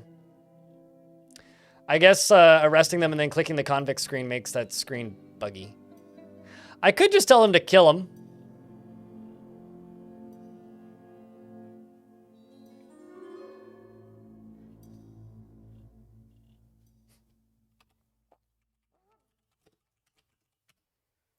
Because now we're back at the beginning of early spring, and the artifact is being made.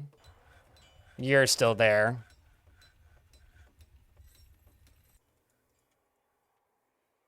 Just gonna tell them to all go stand here. Turn this on. So we're gonna get attacked in a minute anyway.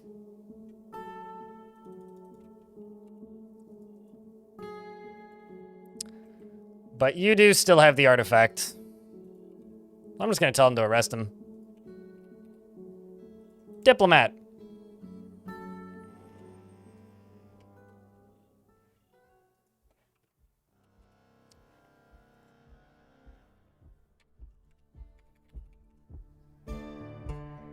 Although, let's see if this crashes the game again. Interesting, it didn't.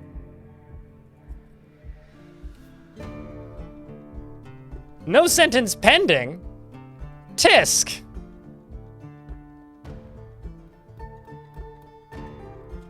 Not necessarily.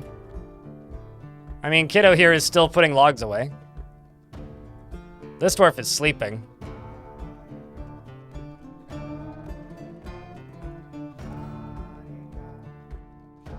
It's okay, I've also got some cold cases.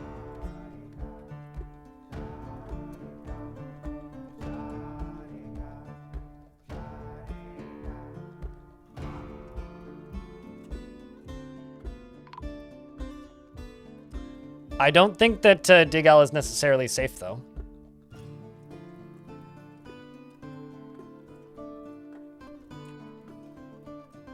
Yep. Was actually scared away by soldiers, but there's more.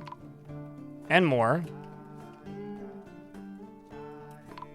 And more. I'll just tell them to station up here, and they will clear out everything that appears, and it appears the child didn't get stolen this time. I don't think. Did get injured, though, and is now going back to the hospital to rest because they got hit by a bolt. So kiddo didn't get stolen, but did get hit by a bolt.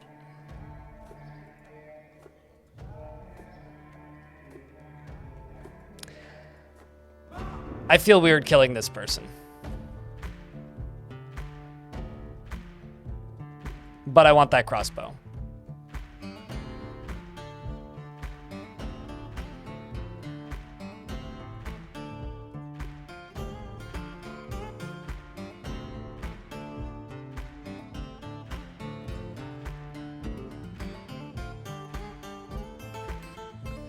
Because I feel like they're gonna start a war.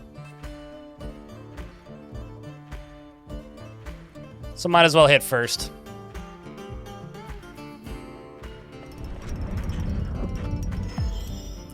We got another blue diamond amulet, which oh, fucking bunny rabbit. Hold on. I have a bunch of rabbits that need dying.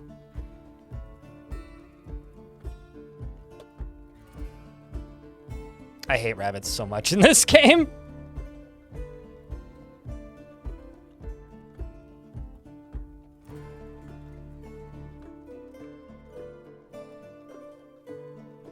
People keep bringing pet rabbits. They're gonna be the death of me, I swear. Okay, so we've got this person now who's running. Do you have any bolts? Oh, that's funny. They have a crossbow, but they don't have any bolts for it. That's actually really funny. So, Locum here is chasing this elf. And is punching the diplomat in the neck with her right hand. Honestly, at this point, we could call off the assault. But I think Mistum the Armorer did the deed. Stabbed the diplomat in the head with an adamantine short sword, and the injured part is cloven asunder.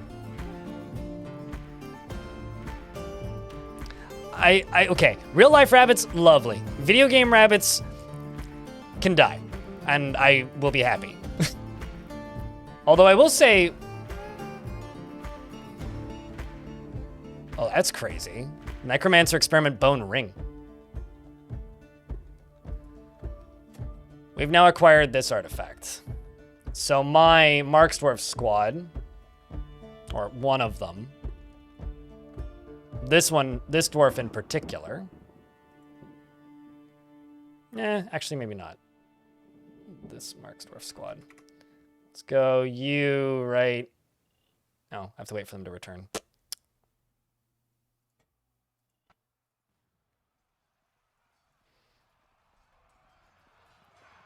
You can equip that when you return.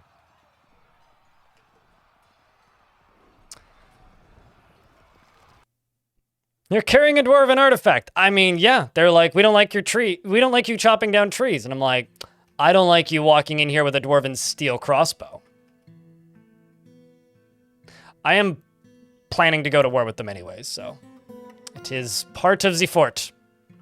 And now it is canon.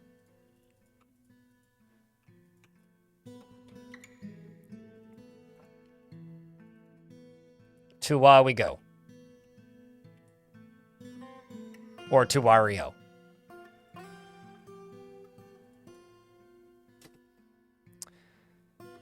And now I need to figure out how to get down into here.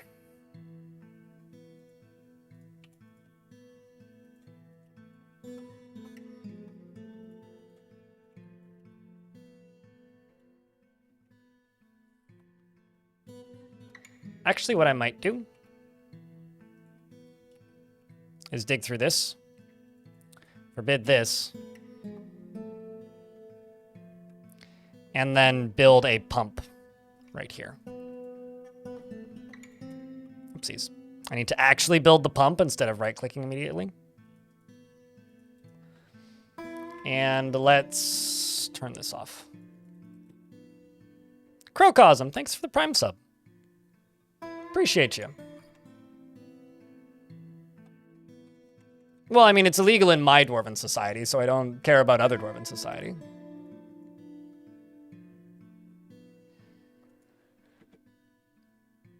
Also, we're doing quite well today because we've got a lot of resubs, but we're $25 away from the daily minimum, which we just eked past yesterday. We're also 10 subscribers away from hitting 1,000 again, which is kind of cool.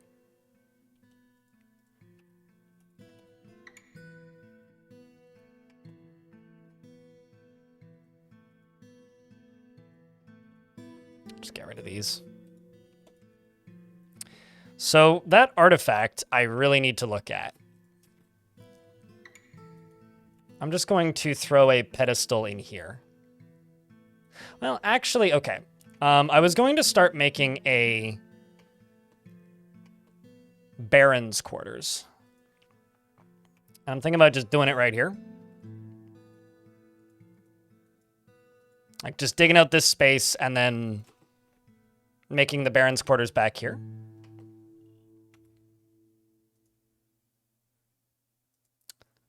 What are my miners up to?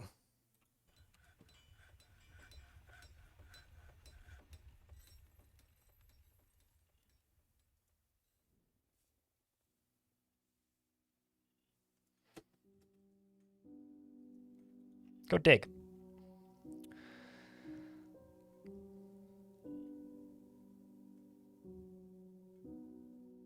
Fun shenanigans today, that's the idea. Mining candy. Making artifacts of high value. We've got a necromancer experiment who's a baron, who needs a bedroom, who wants amulets. Okay, that's it. You actually get to keep this. Baron. He's currently making a coffin. Well, I'm actually going to take you off of that. Go pick up the equipment instead. Because you like amulets, so thus you can go have this artifact amulet. Because that's pretty cool, if you ask me.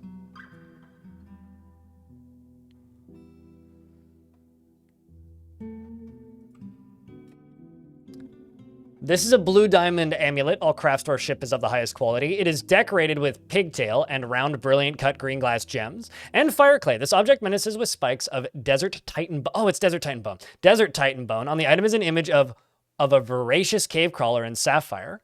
On the item is an image of a claystone, of an image in claystone. The artwork relates to the storing of the primeval great axe in the creative olive in Filthhammer in the early autumn of 1062. On the item is an image of a rectangular cabochon. That's an axe that's in my fort that I put here. So that's kind of cool. On the item is an image of a dwarf in desert titan bone. That's pretty rad.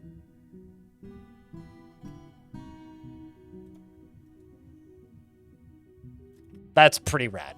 I'm kind of okay with that.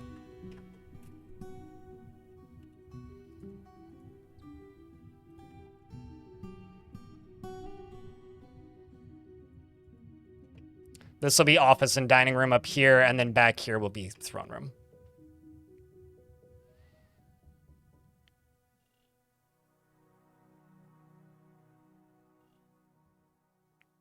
There's tons of mods like that, but my imagination works functionally. Koopa.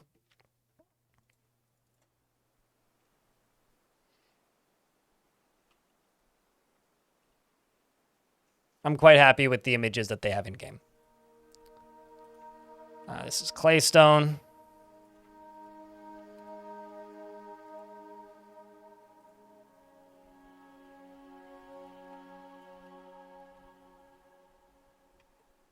Blue chimp, hello.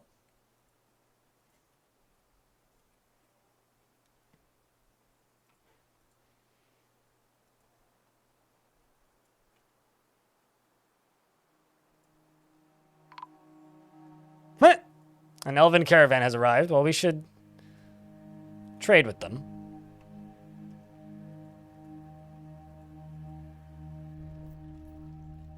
Because this is probably our last opportunity to trade with them.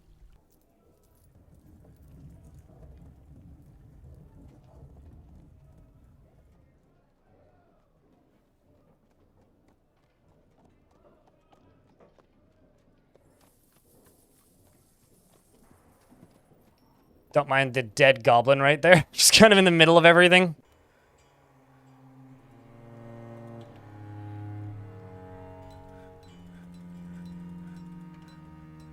Guys seen a diplomat around here? No, never. Not once.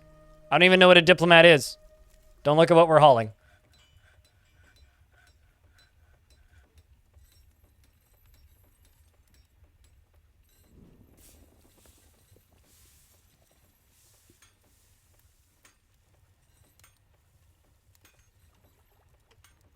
Making more wafers.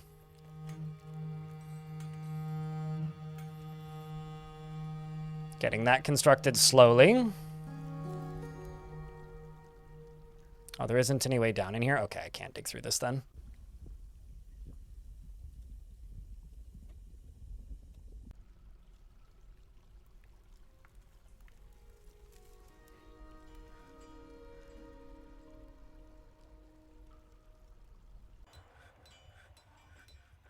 Yeah, we'll just wait.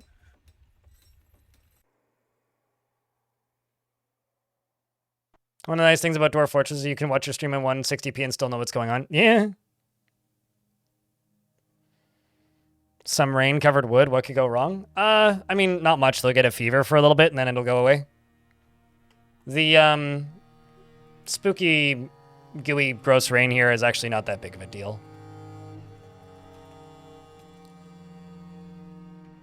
Sometimes they're quite a big deal, but this particular one is not really much of a going concern.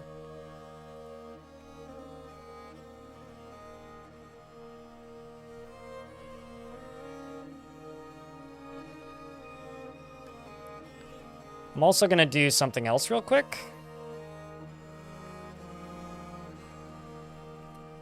Quick save. The Gorlek is a citizen, yeah. I will be right back.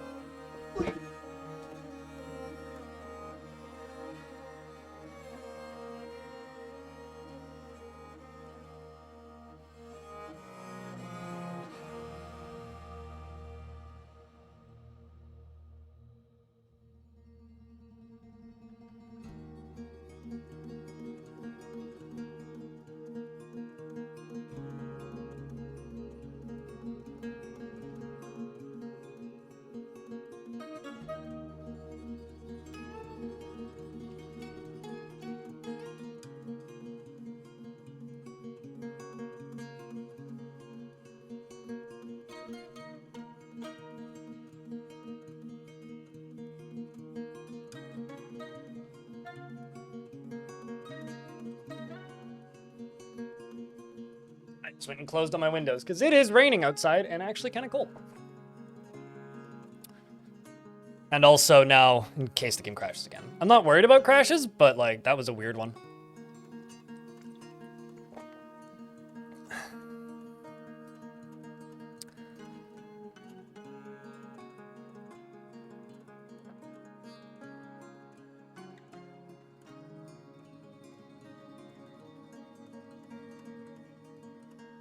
Although I think it's kind of funny, Blue Chip, that you say you can watch my stream in 160p and still know what's going on. Because I've had people say that they're watching my stream in low quality and they're like, I have no idea what's going on because like it's just a mess of blurry colors. So I'm glad that you can still tell what's going on though. That seems like a good thing. This is just me thinking out loud. I really hope I hit 100,000 YouTube subs this year. It is like mathematically possible at the rate that I'm going, I'll hit it by December. Yeah, I mean, maybe you've just watched that much, you know? You've just seen that much Dwarf Fortress gameplay and played that much Dwarf Fortress that you can just follow it, blurs and all, you know?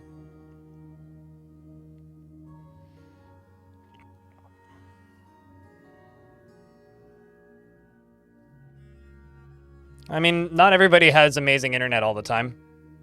Killed with style.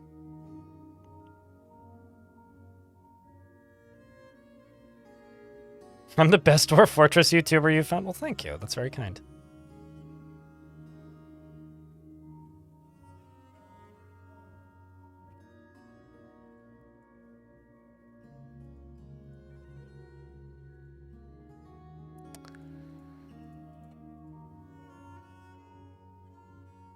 So we'll do all that, and I will probably wall these off with a different material.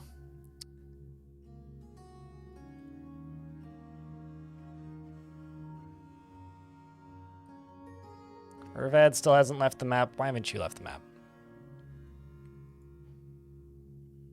Because you have no real ability to walk. Well, at least you're getting there.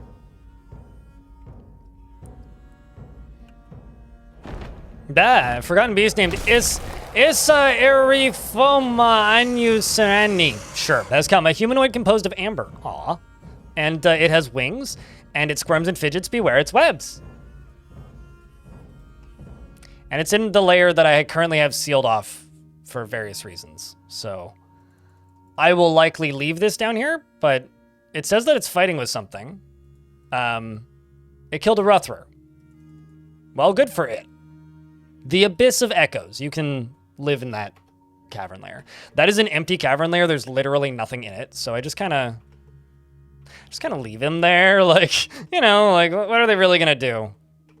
Yell at, like, scream at me? Funny? Like, they just live there and it's fine. Speaking of live there, I've got other things that need to live here now because fucking so many baby animals.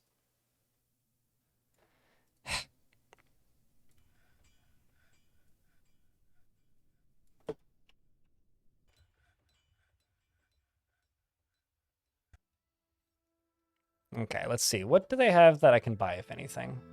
They brought a great horned owl. Really? Oh, come on. I'll buy your barrels. And, ooh. They brought apples and bananas. I'll buy the fruits. Always a fan of buying elven fruits. And, because they, like, you know, insulted me, I'm gonna click a button I almost never click. I'm gonna seize their stuff because I know that they're gonna go to war with me anyway. And let's be honest, I just killed their diplomat. So I'm just gonna take this stuff. Thank you much. Elves. Please do tell them of our crimes, and please send your armies here at your leisure. I'm looking forward to it. And then down here, we're continuing to build. I honestly can't remember the last time I actually clicked the seize button. The seize button to me is kind of funny as well, because like, maybe once or twice a week, somebody will pop into my chat and be like, hey, I discovered what I think is a bug. I deconstructed the like trade depot and now I have all their stuff and they left and it's free. I'm like, well, it's not free. You don't need to deconstruct the thing. You can literally just click a button to do it.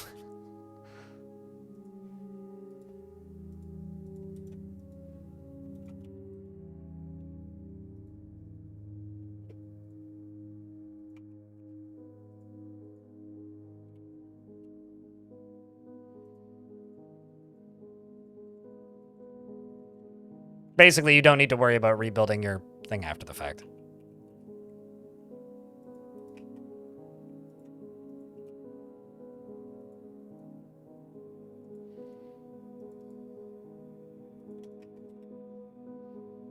The yoink button, yeah. Oh, it's certainly a feature, yes. Certainly is a feature. Okay, so this right here.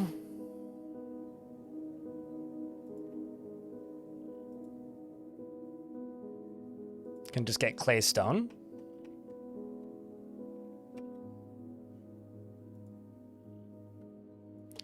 And some more migrants have arrived. Volunteering happily to fill up my squads.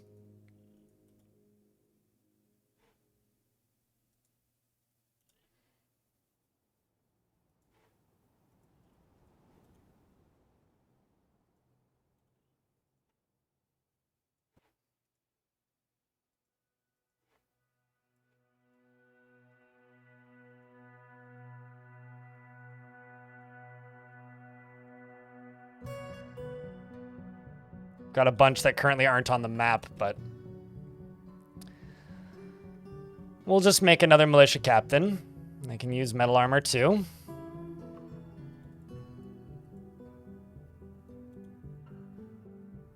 Why do they keep bringing so much livestock that I now have to slaughter?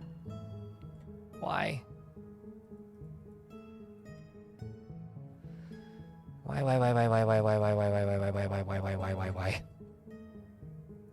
So many baby llamas. And so many baby goats.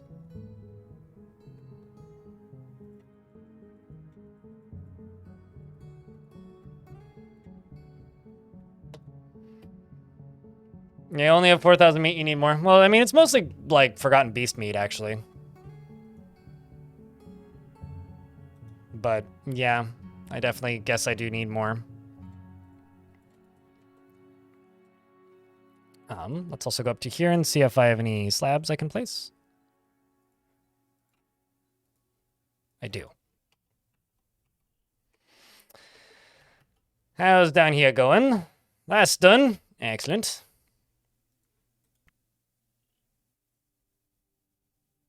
Although, yeah, I do care about this. We're in an ad break right now, so I am going to leave the game paused until the ads are done. But I care about this.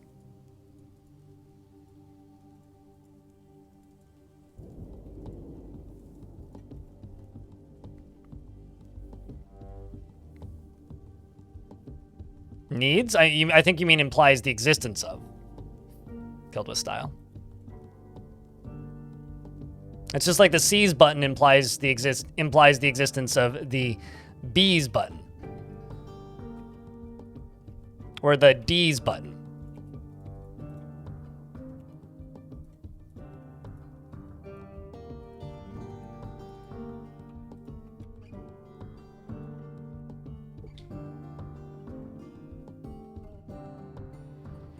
I mean, we've got a lot of baby bears. We're also slaughtering a lot of adult bears, too. It's not just babies. There's equal opportunities for slaughter here, trust me.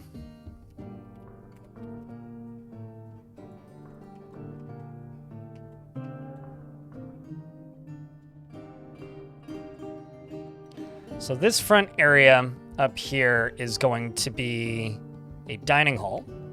This back area over here is going to be an office. This office is going to be assigned to my Baron, S. You.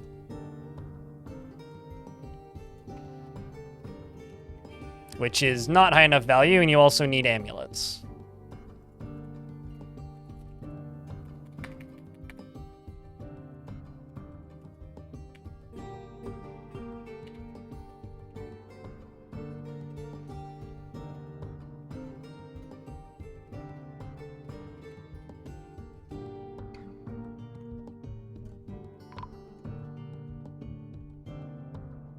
And then up here, we've got a mace dwarf that was finally laid to rest.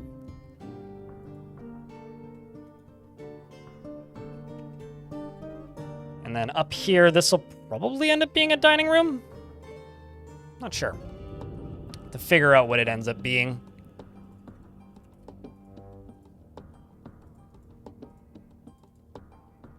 Oh, this back here needs to be more walls. So these flooring pieces go all the way up to here. All the way down to there. But this becomes more wall pieces made of this material.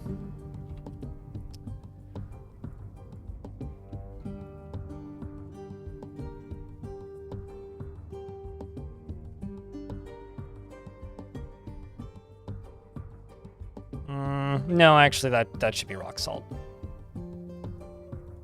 But we'll just leave it for right now. I mean, come on. I don't think anybody plays this game and ends up in a situation where they're not just slaughtering tons of random livestock. Like, I talked about this yesterday, but like, lots of people have all sorts of random quality of life questions. I just wish I could be more specific about what animals people were allowed to bring into the fortress, or both of these things, or just let me, please game, please just let me auto-assign different types of livestock to specific stockpiles. I don't even care about Auto Butcher. And I know DF Hack does it, but I want that as a vanilla feature. You always spay and neuter 50 cats. Meanwhile, me and my forts, like, I never have this happen. Like, I'll get maybe 1 or 2 cats over, like, 5 years, and I'll just spay them immediately when they show up.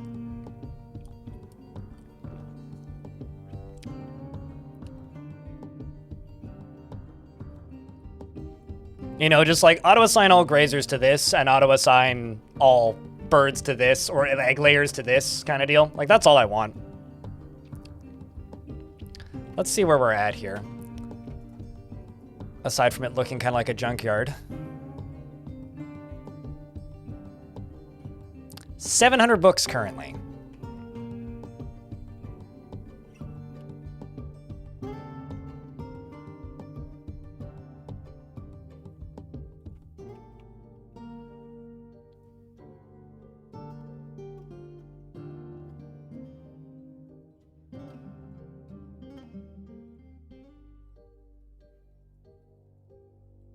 You're making wafers. Let's just go here on this shop and just say melt a metal object. We'll just do it if there's at least 10 items, which there is. Most certainly is.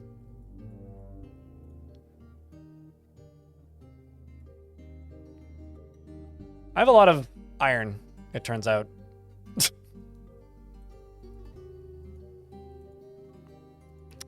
A lot of iron. How many wafers am I up to? 9 adamantine wafers. I'm presuming I finished those short swords. I'm actually just going to get ahead of something and just make an adamantine throne. I'm just going to make one. One adamantine throne.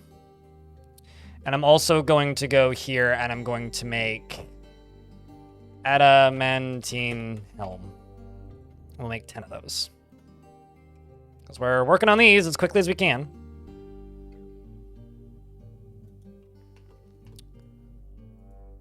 You're the only one currently making wafers. I'm also just going to expand that to all of the shops. Wafer.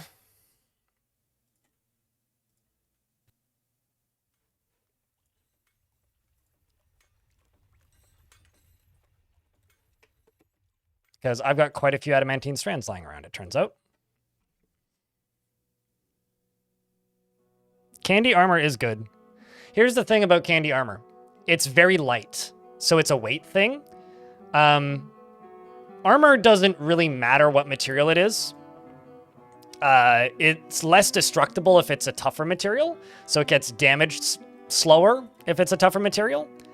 But the weight of armor is what's affected here. So adamantine armor is very light, which means they don't have to be as strong to be able to move around with it comfortably, is what it means. And at the end of the day, none of it is really that necessary. Steel swords are strong enough by a lot, so I kind of see it that way. It's like, well, sure, but if you're going to ask, like, is it that good? It's like, well, is anything? Really? Is anything that good?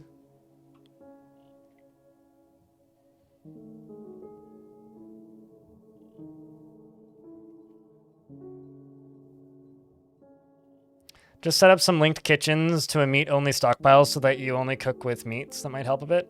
I've been actually selling the meats because the mountain home keeps requesting meat. So I've just been selling meat pots. I don't feel as bad selling food ingredients anymore. Because that also got affected by the meals nerf. So, like, I've just been trading them, to be honest. 12k plus meat. Not this fort, but a recent fort that I did had similar numbers of meat to that. It was like, what? Head Punch, I think? Had like 12,000 meals. There's a lot of like eccentricities and things that need to be tweaked with meat and such. I don't know how many of you were here for the raid last night, but I raided Tech, and the first thing I hear him say, he's just like, he's like, I made a mod which made farming less effective, which I'm very happy with. It's just like, I know what he means. It's like farming is too good in Dwarf Fort, so he made a mod to make farming worse. But like, what if you got like a third of the meat from an animal? What if? What if? What if? What if? Food economy gone? It was like 2 patches ago now, Heal. Food is worth about 1/5 of what it used to be. You can still make meals that are worth a lot of money, but in the same way that you can make a craft that's worth a lot of money by just cramming it full of gems and rocks. So this is a old dwarven hillocks, I think, that we are no, an old dwarven fortress that we are searching. So I need to squint at this one because we might get our actual artifacts instead of just books.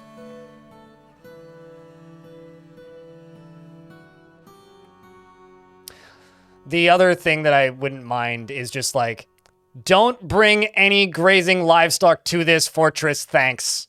Like, as like a limitation for migrants. Even if it was just like a setting.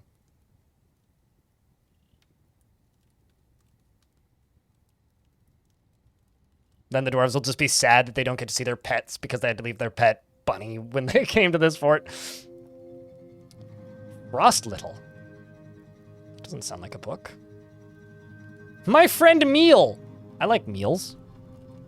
What the heck is Frost Little?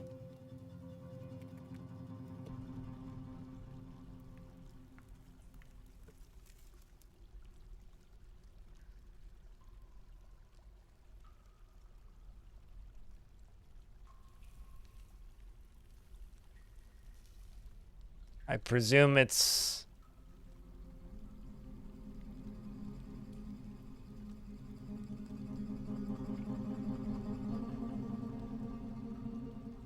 I presume it is a book then. Just need this done.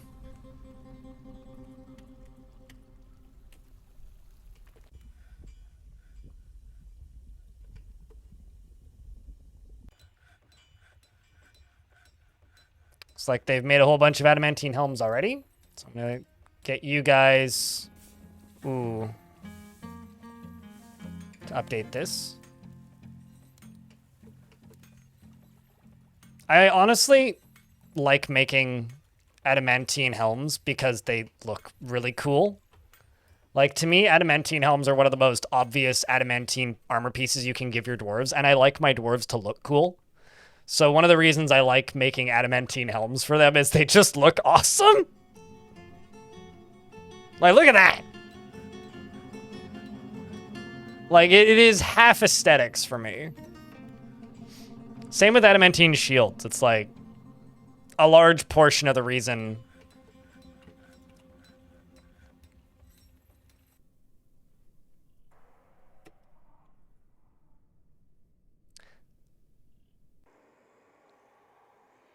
When did... All right, wait, hold on. Oh, you're a ghost. Oh, I was like, that... I thought you died. No, apparently Can't Find My Zombie has come back as a ghost. Is still trying to find her zombie. That's funny. That was a necromancer prisoner that I saved. And I guess they didn't... I guess they threw the corpse into the lava. Whoops. Sorry about that, Ted. Now I want to know if a ghost necromancer can use necromancer powers. I guess you can't attack them, so they'd never be under threat. Moreb, unfortunately you died sieging an enemy fortress. So you are no longer with us. To raise themselves? Wouldn't that be incredible? But like, yeah, no, they... I don't know how you would do that.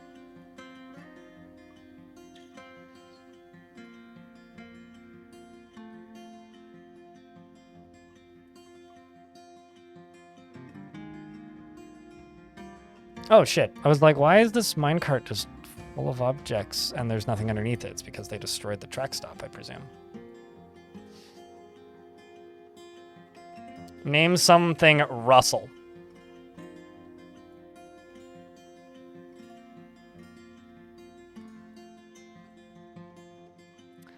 Russell, the nanny goat, not the billy goat. She is stingy with resources when working on projects, refuses to expend any extra effort, does not have a great aesthetic sensitivity, is conflicted by this. She doesn't seek out excitement. She isn't particularly ambitious, and she is slow to trust others, and she tends to share her own experiences and thoughts with others. She likes to keep things practical without delving too deeply into the abstract, and she is rarely happy or enthusiastic, and she is conflicted by this, and she values parties and merrymaking in the abstract. She doesn't cling tightly to ideas and is open to changing her mind, and she likes to take it easy. There you go. She has an only son who I'm probably going to eat pretty soon. She experienced trauma and feels adoration after giving birth to a boy. She's pet of somebody, which means their owner's dead.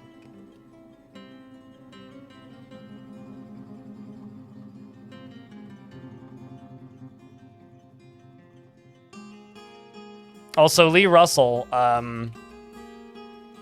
didn't Lee Russell have a dwarf yesterday? They must have died. But you did have a dwarf yesterday. It's 25 minutes is the cooldown. I didn't realize Russell was actually somebody in the chat because you said Russell with a T, so I thought that was just you making up a name, and I didn't realize I was naming it after somebody. So I've kind of committed to the bit now. So hopefully everybody's happy with the goat situation. Feel free to ask for a dwarf when it's off cooldown. Lee Russell.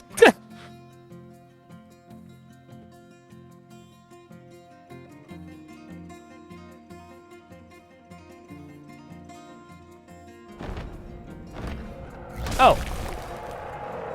We've got the beast Eslim, a towering quadruped composed of fire. It has wings, and it squirms and fidgets. And it's on a layer where it can fight us. And I actually need to find out real quick, can it fly?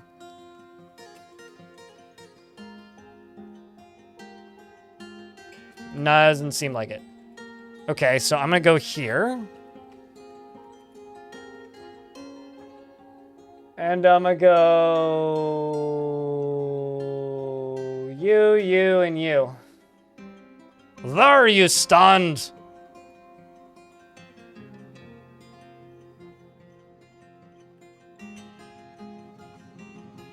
I also need... I was gonna say more crossbow bolts, but...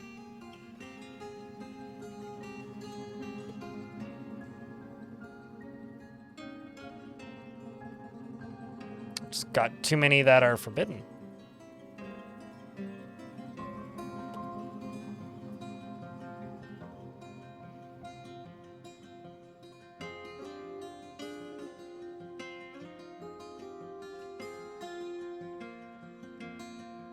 Where is this flamey... Oh. Maybe it can fly.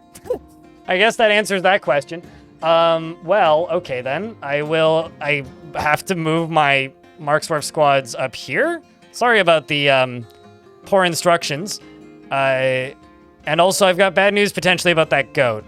And, there goes the frame rate, because that's what's gonna happen naturally. So... Yeah, also there's somebody on fire who's sleeping. Thankfully, they won't remember any of it, because they're gonna sleep through this. And also there's you over here, who is apparently a soap maker, but I think you're actually a fire maker. Anyway, somebody shot it with a bolt and it's dead now, so that's cool. But do you please tell me you happen to have a... You do have wine in your inventory, so it's possible you'll be able to put the fire out. I'm also gonna hit that button a bunch of times. Okay. We are at a frame per second, so it's gonna go slow until fire done burning, because it's blocking a bunch of dwarves pathing. Chat, can I get a bunch of lava emotes? Because that's the closest thing I have to a fire emote. The question is, who got it, though?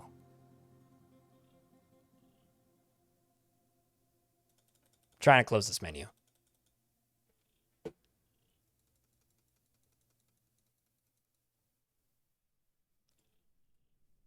Flying copper bolt struck it in the body.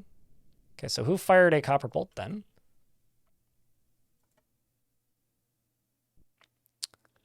Marksdwarf stands up, strikes a forgotten a beast in the lower body, and the severed part sails off in an arc. Eh. Well, now we have to wait for the fire to burn out, because I'm not going to use DF hack for this, because if these dwarves die, they die.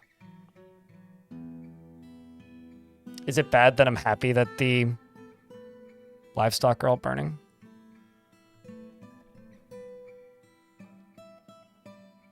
So we may be here for a while. How you doing, chat? This is fine. Actually, this will speed up once this goes through, probably.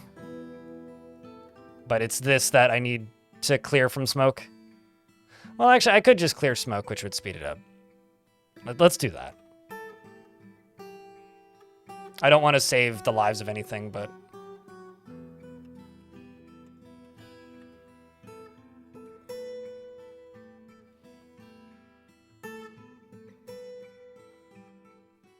It'll slow down as soon as the smoke starts to billow out again.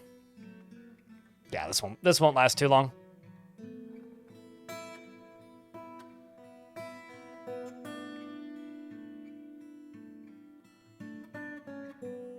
What are you calling me? Cinemonsters? Do you want to say that again? I mean, this was definitely the Forgotten Beast that did it. I didn't do this. So you watch your mouth, my friend. You watch your mouth.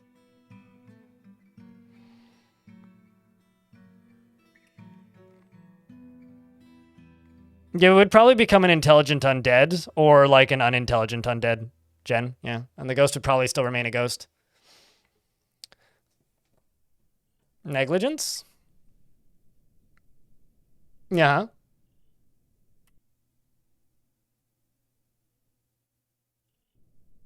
Mm-hmm.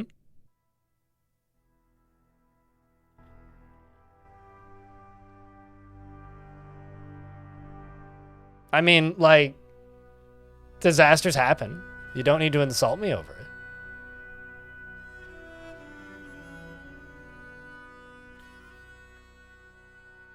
You know, it would be tragic if my finger slipped and timed you out.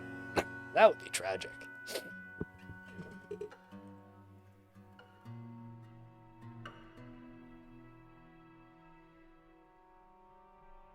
That would truly be tragic. No, I think this is actually kind of great for the population, actually. He wasn't trying to insult. I mean, it would be tragic if you were. Since it's the one... I mean, I could put the fires out. I could do this and type in extinguish all. I'll clear the smoke again, because that's what's slowing the flames. Clear smoke. Nah, it's all good. Cinemonsters.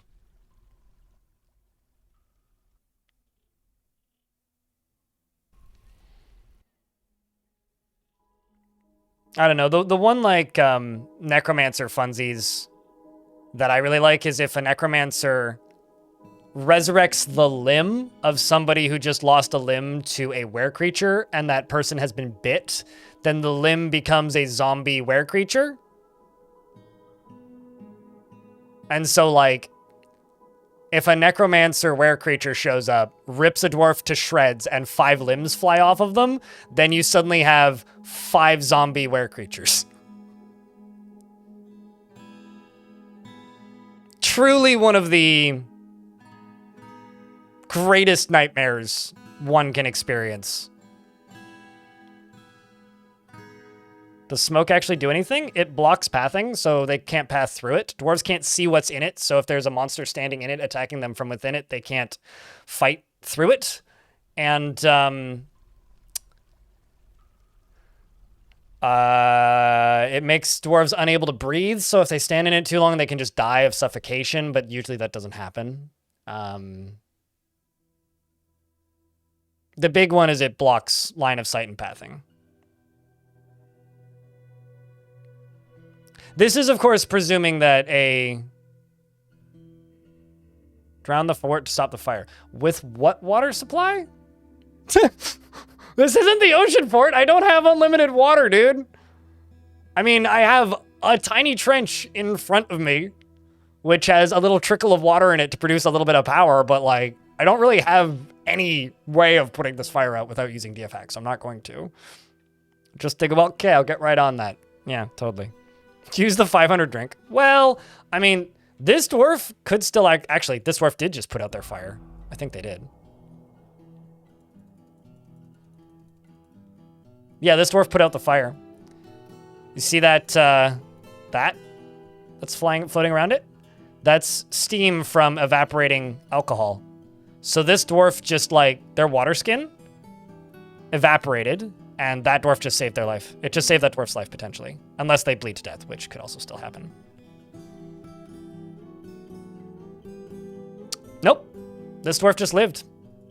The question is, upper body fat is gone, and her hands fat is gone. Now we're talking.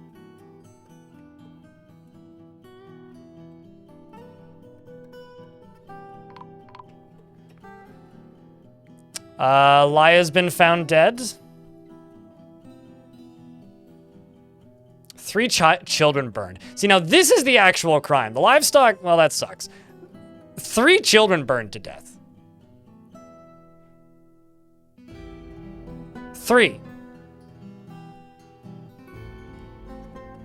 It's like, well, the livestock is kind of a shame. What you should be scolding me over is the 3 children that burned to death in this. That is the true shame.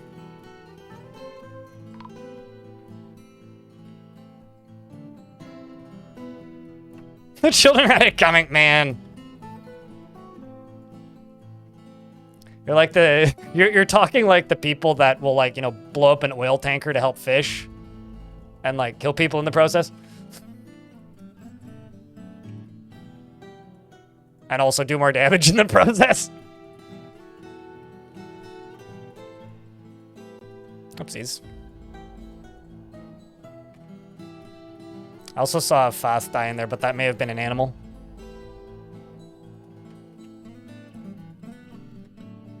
Maybe they're just a forgotten beast, Moreb. A forgotten beast with thumbs and a keyboard.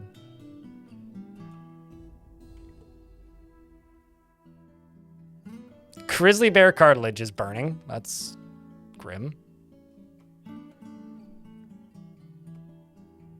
Well, good news is that could have been a lot worse.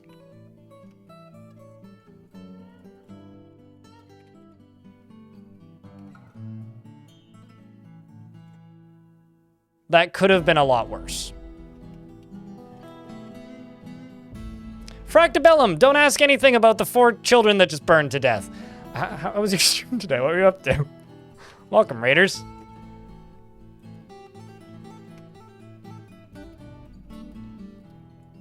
We are mining candy and working towards fun stuff, as one does.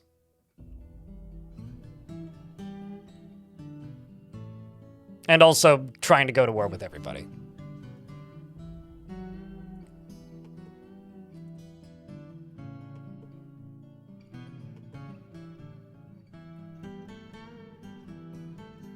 Just trying to see, where is the angelic seeds located? There they are. So the angelic seeds, which is an elven civ, has taken over 2 pits. So I'm actually just gonna go raid this one. I'm also going to jump up to the surface and go up to here. And I'm actually going to build this up a level. And I'm going to build around this like so. And this is going to get fortifications built in it. And a roof on top of it. Child burning, you had Angry Birds and like 5 gatherers? Wait, what? So you did the pigs also show up if the Angry Birds were there? I really hope so. Green pigs are the best guys. They is best boys. How can you remove the vomit stain from the surface? The dwarves periodically clean up things that are staining the surface that they consider to be theirs. So they'll periodically clean this. Should also put a slab up for Ted.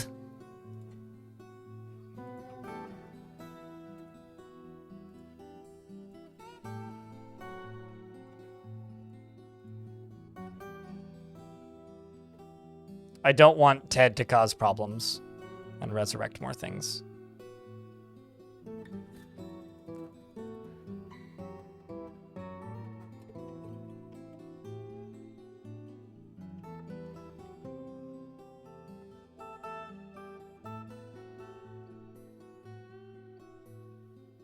I don't think that's actually possible to mod into the game right now, Lee Russell.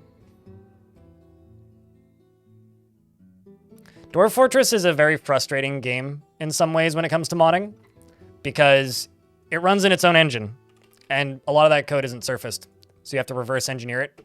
And even then, it kind of makes pretty large portions of the game not moddable. Like, it's very moddable in some very specific ways.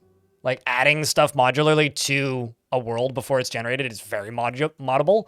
But, like, one of the funniest things that I always see when it's like, oh, you've never played this game, is when people complain about the UI and someone says, oh, it's fine, someone will mod it. It's like, yeah, that doesn't work that way. Because it's like, you have to harken back to the old days of, like, before everything ran in 3 engines that everybody had access to, because that's the world that Dwarf Fortress lives in. So, like, I don't even think DF Hack could do that. They'd have to inject more art into the game. You caught a vampire? Oh, congrats! What are you going to do with the vampy? Do you have any plans for him? Although you might be in an ad now. If you are, I'm sorry. If you're not, feel free to answer the question. Or answer it anyway, I'll read it.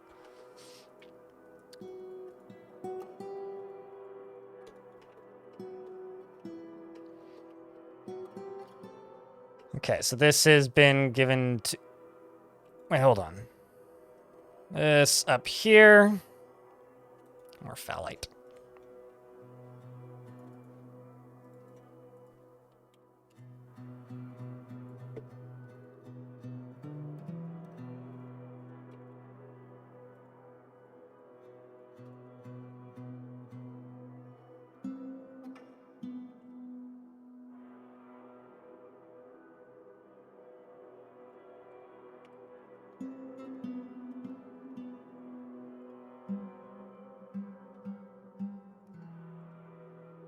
And then let's go here and just do that. Working on it slowly, one piece at a time.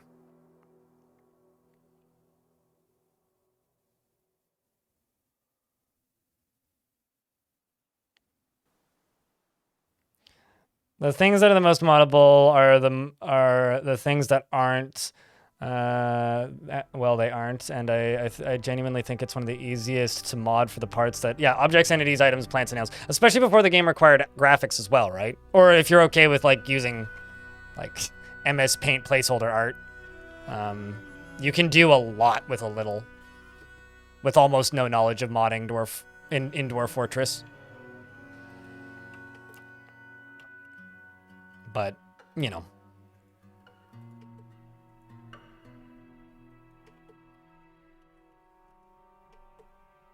How is this not done yet? Come on. Grumble. Can't find my zombies, been put to rest finally. Hallelujah.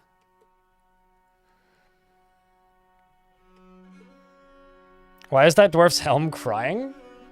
I mean, it's not. It's made of adamantine. So I guess it is that beautiful. I'm sure the dwarf is probably crying whenever they look at their nose because they see it. Because of the beauty and the superior craftsdwarfship that is that helm. They're really good at making clothes, but now you've built them a little workhouse so that they can seal in and extract clothes when you need to. Well, there you go. Do make sure to donate a dwarf for them to drink every now and again. Otherwise, they will slowly go nuts, but...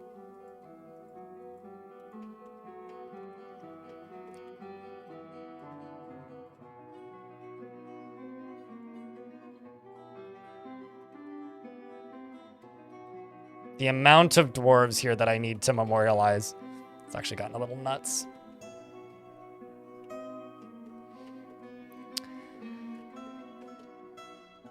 There we go. Okay, so now I can get them to pump this.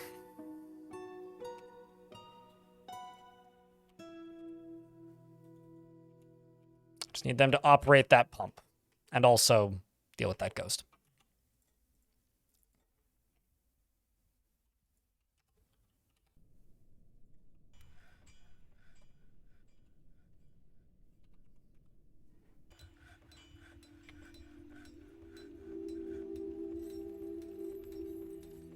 Yeah, no, it's actually like kind of a really bad bug. Bergen. I noticed it when I was doing that water fort. Did I put it out? I think, yeah, I put it out. Huzzah! We done did it. And then I'm just going to go up to, yeah, okay, I can't. I was going to say, I'm going to go there and then just deconstruct this. No, I can't. So instead I will do this and hope that this doesn't kill a dwarf, which it might, but it might not.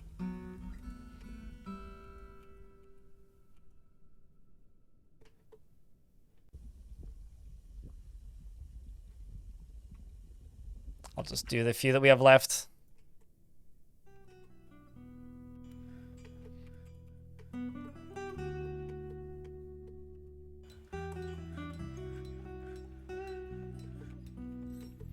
Since we're going to war with the elves anyway, might as well get a stockpile of trees. And then up here, I'm going to go one higher. Let's put claystone blocks up here, except let's actually make that floors because I clicked the wrong button.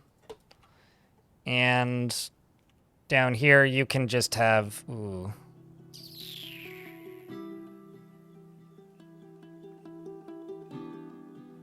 Want to do bars? Yeah, just screw it. We'll do iron bars.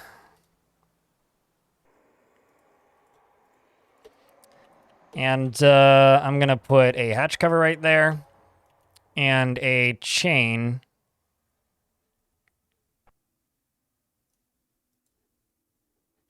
Guess I should go there. Cages and restraints. And a chain right there.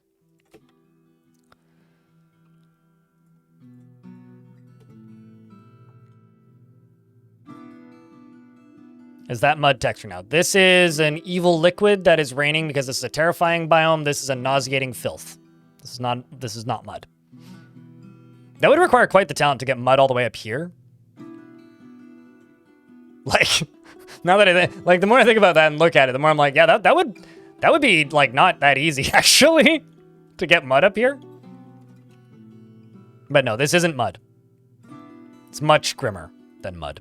See? They're cleaning it up. They clean it up when it's owned by them periodically.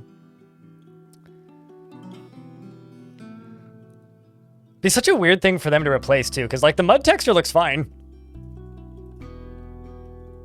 Like the mud texture is a texture I have zero issues with.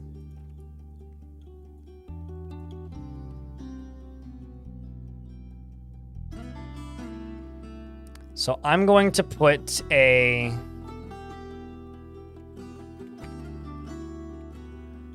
You know what? Let's just put this hen up here.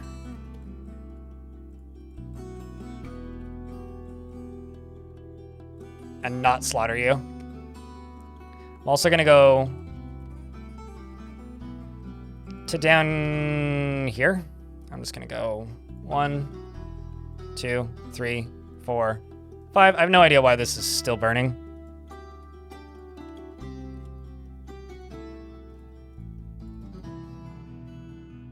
So we'll just dump a bucket of water on it.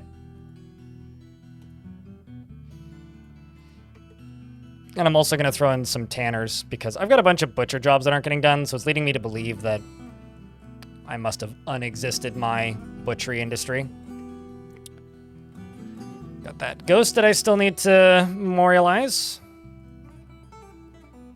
Done. Why did I attach a hen up there? Because it doesn't need to graze, and I'm going to war with elves. We just invaded them, in fact. And, oops, did I butcher it already? I must have. Oh, well. In that case, I will then put a turkey gobbler up there. The reason I'm doing this is because it will expose them before they get to my fortress. Because they show up stealthed. Let's see how that siege went. We raided Spider Rooter. We snuck in undetected and stole treasure. What treasure? A Gorlak bone ring, a troll. It's goblin stuff. Okay, well.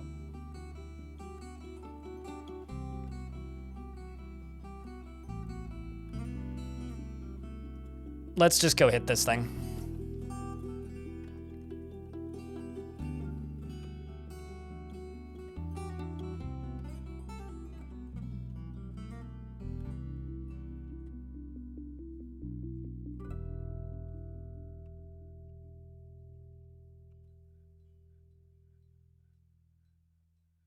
A maximum altitude farm with artificial mud. You wouldn't be able to grow underground crops. It would have to be a surface crop farm. But yeah, I mean, you could do that. All right. This annoyance is now dealt with. Meaning we can dig more adamantine. Good news, every dwarf. We can return to the mines.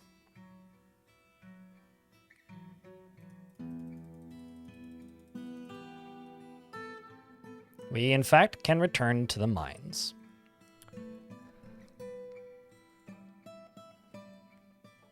The children don't need to yearn any longer. Yeah, also more horrors beyond your recognition, exactly.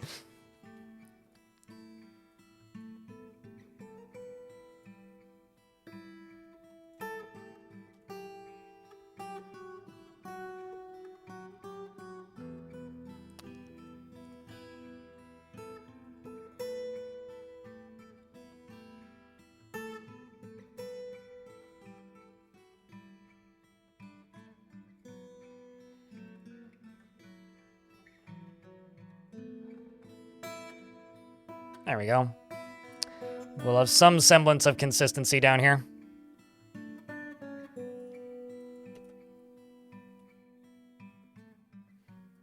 And let's also do this.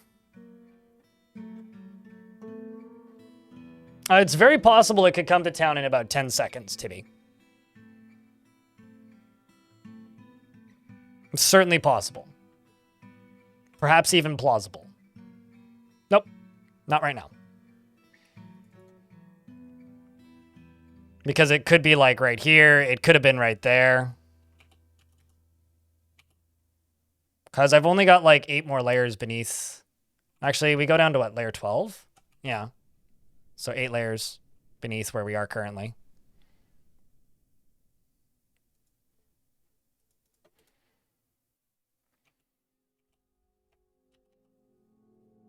Hey, that's some lava. I don't think anybody died there, so that's good. Yay. We survived. We checked the stone for heat. What devilry is this? Well, it's fine. You and your baby did not catch fire. No need to panic currently. Maybe in a minute.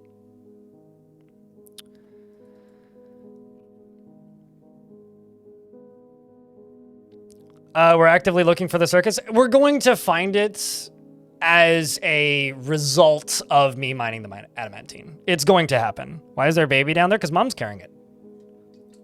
Mom must carry baby. She very hardworking, carrying both baby and a pickaxe. Yeah, I was like kind of amazed. I think like the reason nobody burnt there is because the water was on the ground though. So I guess shout out to Puddles. My hydro homies over here spilling their sippers are causing the dwarves to successfully survive without, you know, going and spontaneously combust. In.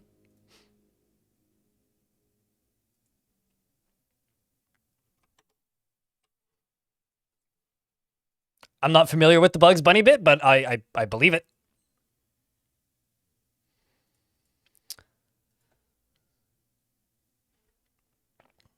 We are $9. Actually, sorry, no, I misread that. $19 away from my daily minimum. We'll probably hit it. Hopefully, fingers crossed. Check your Prime subs, friends. This is a crowdfunded stream. We don't do any sponsored segments. Steph makes you a bit feel like yeah, this game makes me feel a little bit bad for both livestock and dwarves. I'll be honest. So when people like joke about me being an evil person, it just like hits me right in the feels. It's like, oh God, don't tell me. I don't need to know. I already know. I don't need to know more. I'm already well enough aware that I'm a horrible person.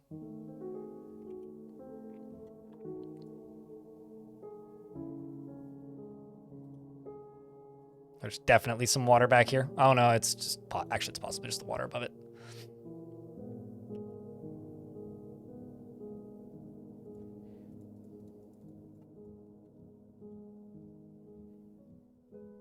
I could also do diagonals down in here. But I also don't want to accidentally cause some more lava to float.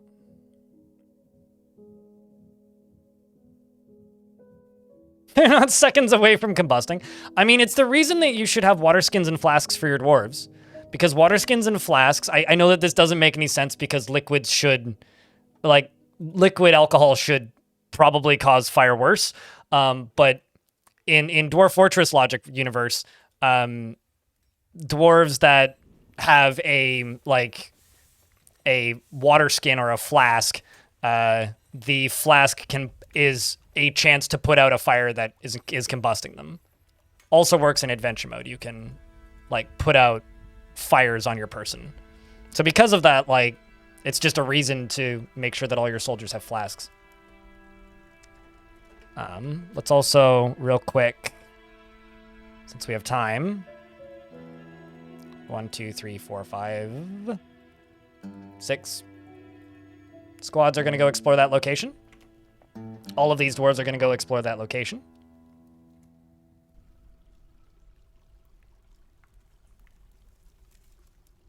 So, Teachblade. Fun fact. I don't have compressed saves turned on.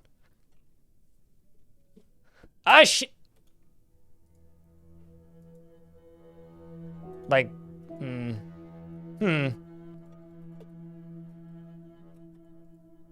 Well, see, this dwarf had a chance. That's this potentially could say. See, like it just put the fire out on this dwarf, but I'm not sure it'll give them the time to get out.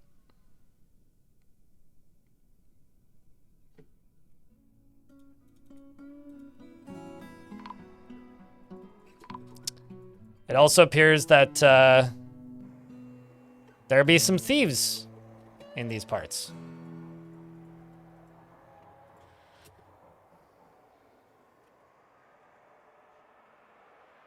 And also, I have some soldiers in the vicinity who are going, lol, come at me.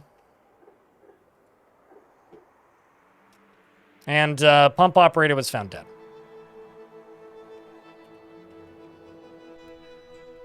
Honestly, if I were a dwarf, burning wouldn't be the worst way to go. And the reason I say that wouldn't be the worst way to go is because in Dwarf Fortress, there is no pain associated with burning to death. It's only mild annoyance at choking on smoke underground. And honestly, if someone were like, you're gonna die. If I had to. At the very least, it's painless.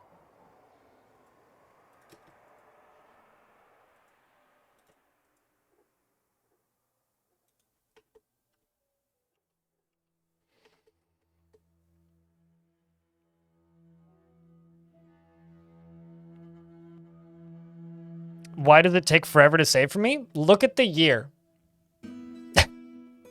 That is literally the reason. We are in the year 1067. The thing that save times affects the most, with long forts that have been running for a while, is save time. So that is why it is taking so long for the game to save for me.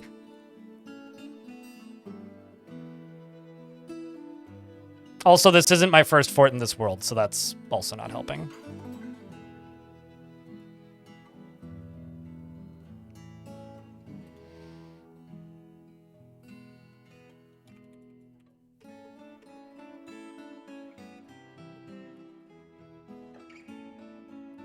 I'm just gonna get these wafers running.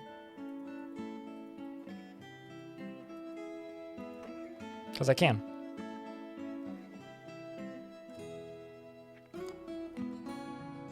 You're picturing the Terminator sinking into molten metal with giving a thumbs up? Oh, damn right.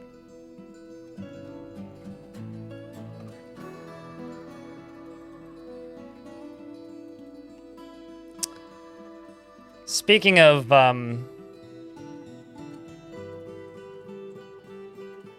stockpiles of the infinite variety, I think I'm gonna make one for wood. Because I want to get this wood inside.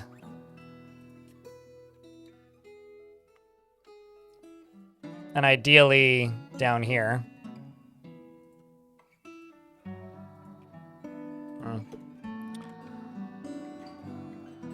Wooden minecart. Let's just make 2. 2.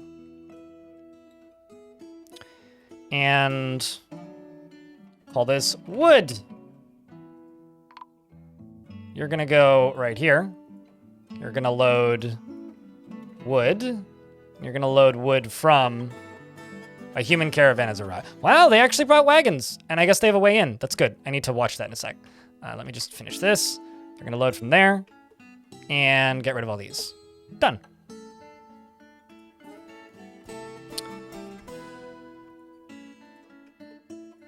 The last few forts I've done have had such dense tree cover that we haven't been able to get wagons. So this is actually kind of cool.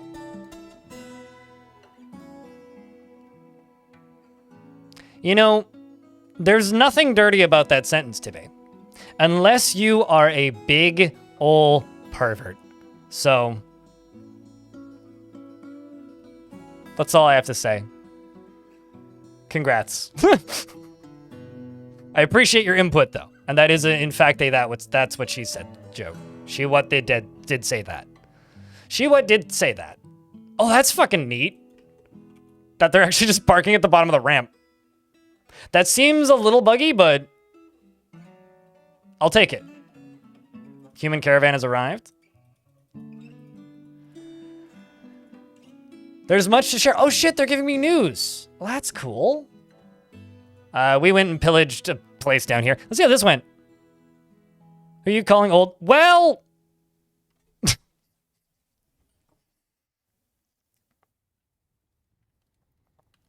This is a family-friendly Christian chat. Yeah, fuck, what? God damn! Nobody told me. YouTube is informing me this is a family-friendly Christian chat. Specifically, Jesus in YouTube chat is informing me this. I think Jesus might be biased. Jesus, have you read the Bible, by the way? There's so much incest in the Bible. I actually don't want to talk about this. Let's move on to the next subject. It's my favorite gotcha that I've seen flying around recently. It's like, have you seen this book that's in all these schools that like involves like a guy sleeping with his daughters?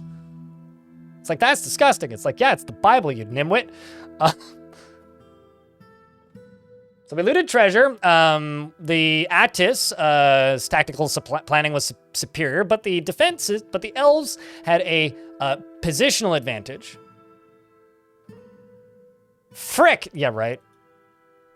What did we get for treasures? 1 pair. Excellent. They grabbed lunch. Some pants. Nice. And a cage.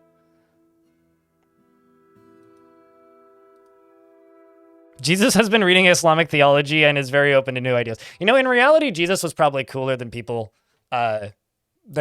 people who follow him these days. Oh shit, we got amulets that I'm not allowed to trade, which I'm not too surprised by. I'm not gonna sell my pile of silk stuff, but I will sell everything else.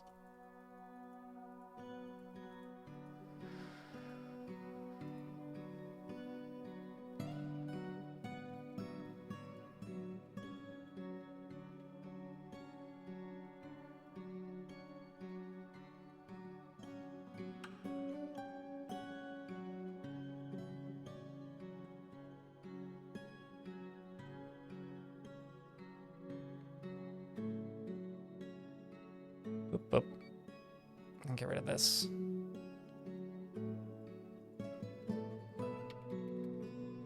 I'm not going to use these whips. Basically, weapons I'm just not using.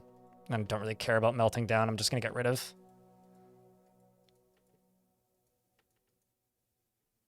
Most of these are totally fine, but...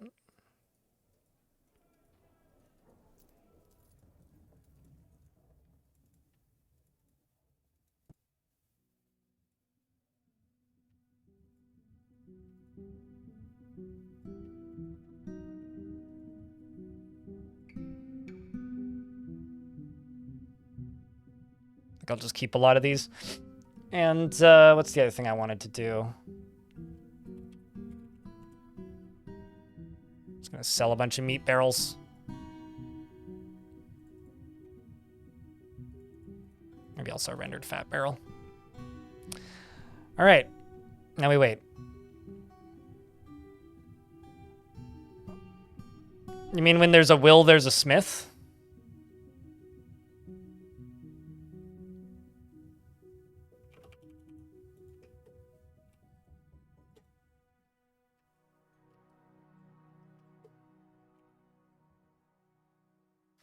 Boo. Yeah, I know. I know. I know. Troll's been reelected as mayor. Down in here.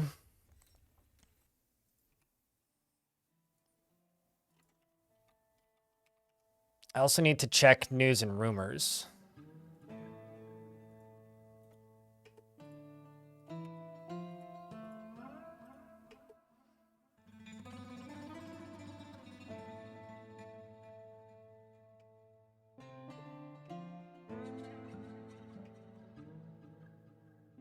Oh, come on. Is there really nothing going on?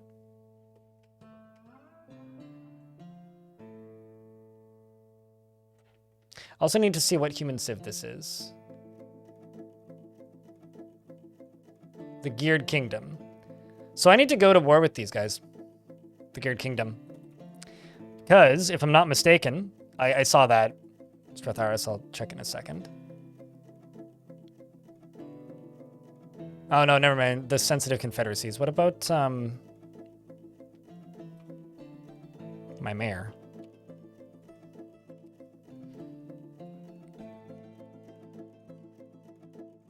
Oh, no. Okay. Just the sensitive confederacies. Remember the 4th of Fellsight 67? Remember the 4th of Fell. I'm gonna run out of characters, so I'm gonna just do that because I think that I have like 2 characters left.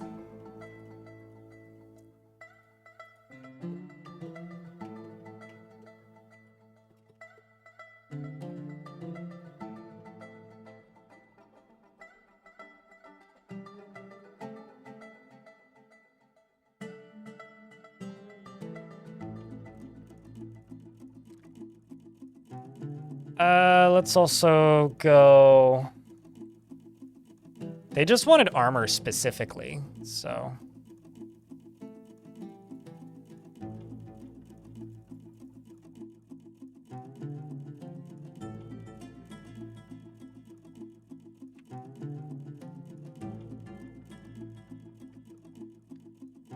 We're also going to go hit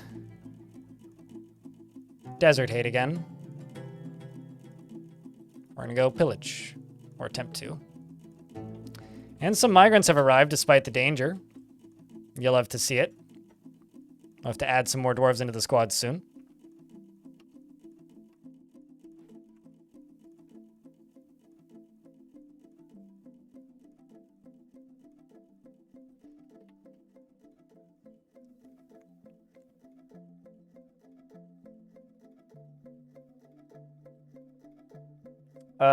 Got a little buzz, so I'm late to the convo. A little busy, so you're late to the convo. But the only issue you have with the mud texture is layering. You get completely excavated in your... Yeah, I mean, there's a few layering issues that bug me in Dwarf Fort. One of which is the... don't mind the lizard. One of which is the situation where you can have, like... essentially just...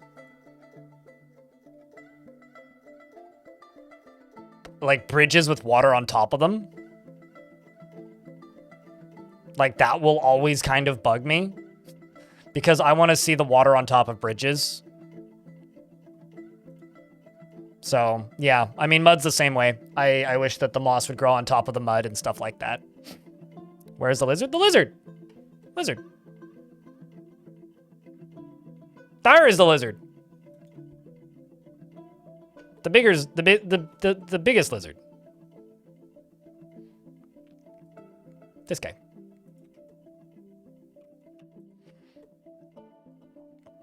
You know, actually, here's what I'm gonna do. I'm gonna go right here. Plump down one of those, and when they build that, I'll put a pedestal on it and let this guy into it. You know, sea lizard. Well, I don't know if I can help you then.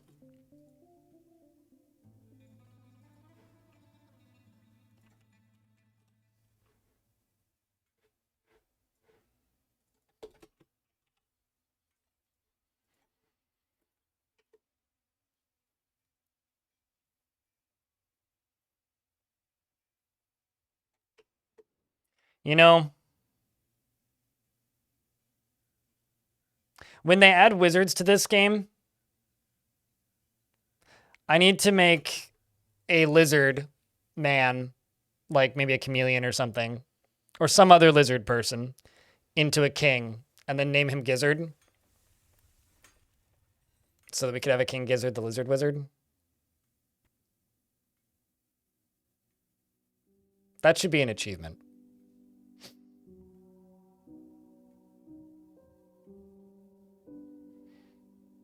And they need a pet giant rattlesnake. Yeah, that is also true. And they need to consume a lot of bananas and have a garden goblin.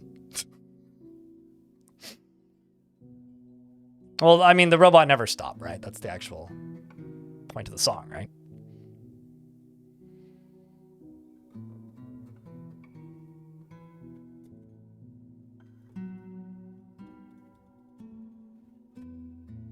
We're just in an ad, but it's just, you know, bringing trading stuff, so.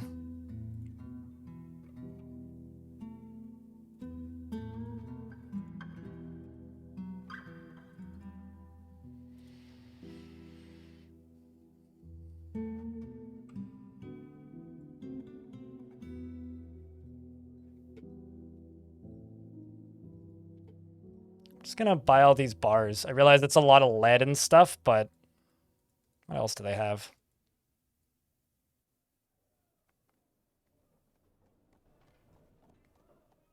I'm gonna buy all of the barrels unless there's some in here that have weird things. Yeah, no, all the... Oh, fuck! Gnome light! Gnome blight! Don't see that very often. Wowzers. Also gonna buy all the bags because I'm too lazy to make them. Buy the veggies and the fish. Gnome blight is very pricey. Oh, by the way, I did make my what's it called? I did make my stockpile out of divine metal because like I felt like being fancy. It seemed fitting to me.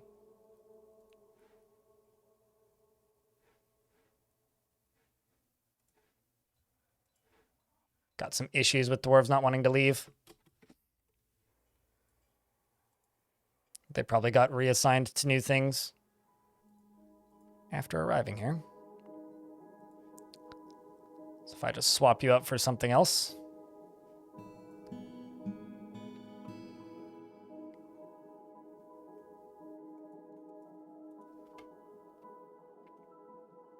Pocket sand is returned. Another pillage.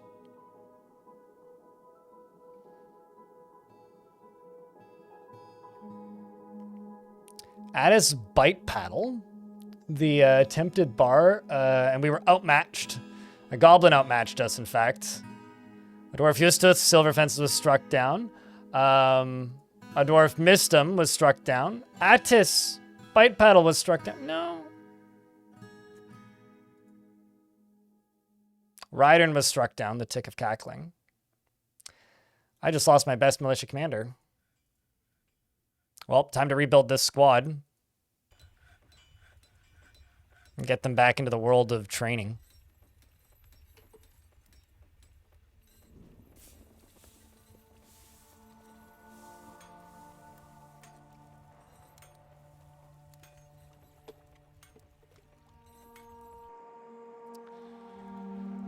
So now the result is location was it? Yeah, it's right there. So Rydern and Rakust are both imprisoned. Gonna have to get that back sooner than later. I'm gonna start training up this squad, because Sumo seems like they may be a decent squad leader sooner than later.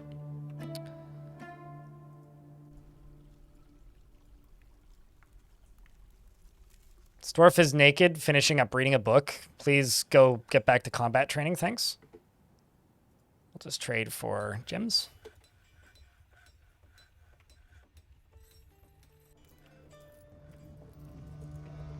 We must liberate them with steel and adamantine.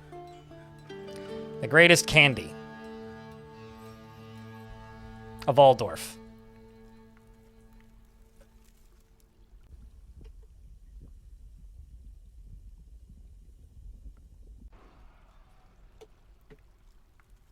Uh-oh. The humans are fighting with my grizzly bears.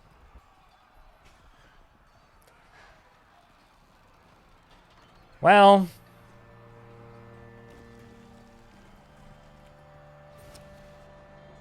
hopefully they kill it quickly. Put it out of its misery. And then they leave. Because they're just like... well, no, they're not actually leaving yet. Here, they'll finish trading with me. Let's we'll buy their... maybe don't buy that. Let's see. Do you have any books? Yeah, they did bring a book. And 2 scrolls.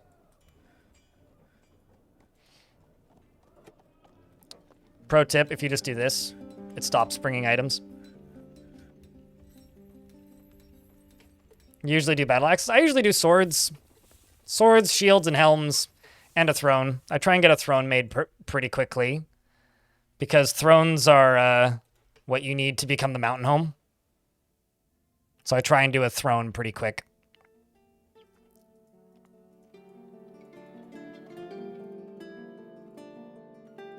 So throne is pretty high on my list of to-dos.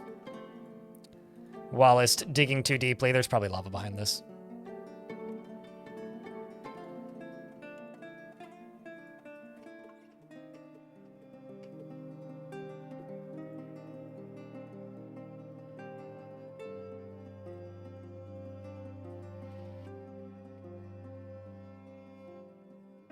And then down here, this... actually, let's just make this bigger. This can all just be a dining hall.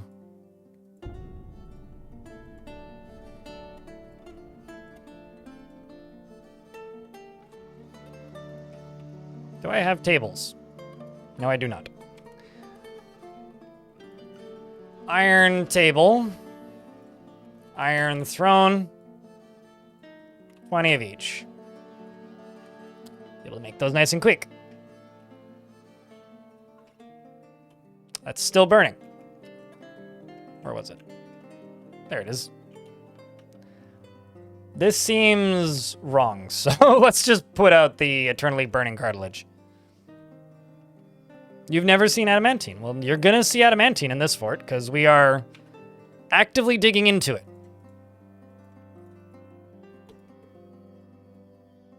Actively.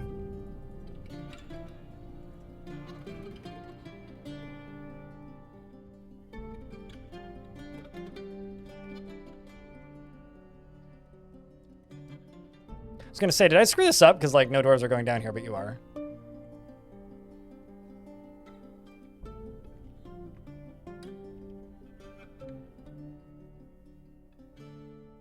Also, I think I've got more slabs I need to place. Yes.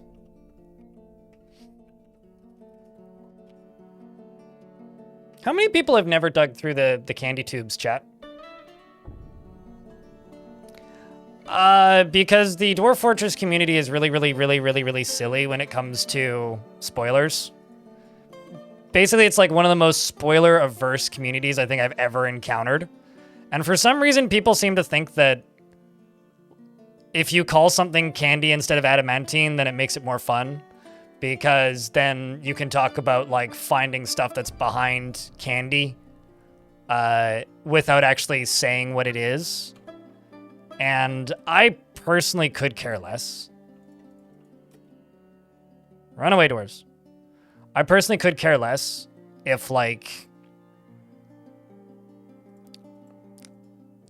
about if people know the spoilers to Dwarf Fort, because realistically, Dwarf Fort is like one of the most tropey things when it comes to dwarves. It's like, well, what the dwarves do? Well, they dig too deeply. Why do they dig too deeply? Riches beyond all reason. Okay, well, what happens when they dig too deeply?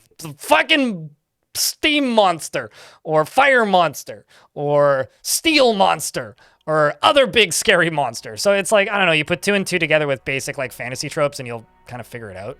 So to me, it doesn't bother me all that much, but it's literally just some people, well, the Dwarf Fortress community traditionally is very sensitive to spoilers.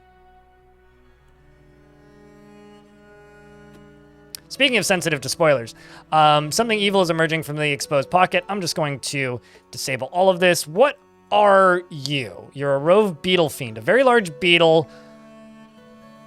It has large mandibles and it belches and croaks. Beware its deadly blood. I don't know of any beetles that have blood. Usually it's just ichor, but we'll see if we can get some dwarves down here. This may go bad. That dwarf's taking a nap. Rest in peace. Hold on. It doesn't seem to be too interested in moving. Okay, never mind. I lied. Okay. No, no, no, no, no, no, no, no, no, no, no, no, no, no, no, no, no, no, no. I like this critter. Not Lanix. Don't.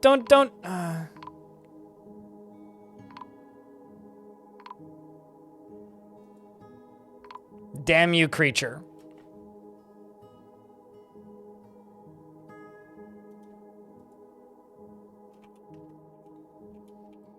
This is actually really bad timing.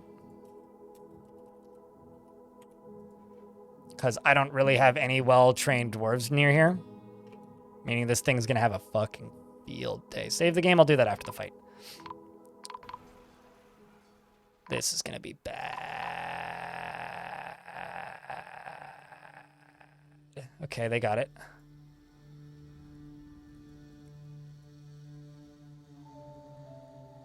This is the second rove beetle fiend this dwarf has killed. Heavy bleeding and faint. Come on, Mebzith, you're a fucking hero. Bring out your dead!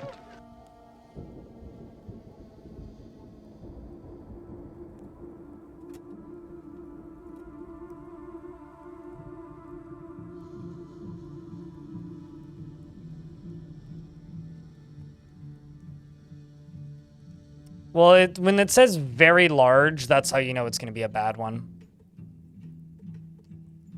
Also, I'm just going to quick check my coffins. I need more coffins. Surprise!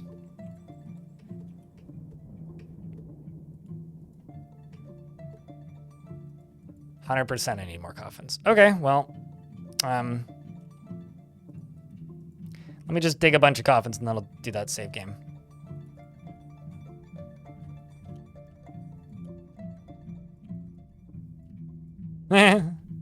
Don't do that, actually.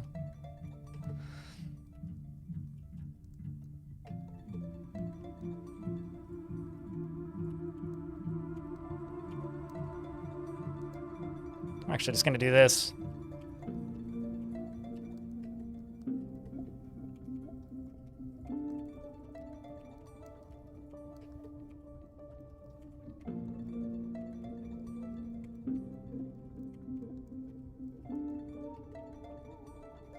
So when people wonder why the moods in this fort could be better, well, hopefully that answers your question.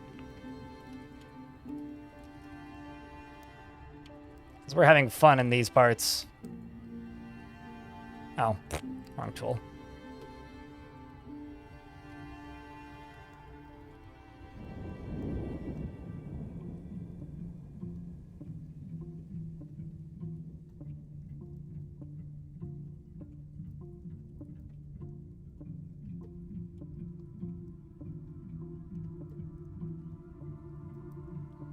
The tomb deepens, quite literally, yeah.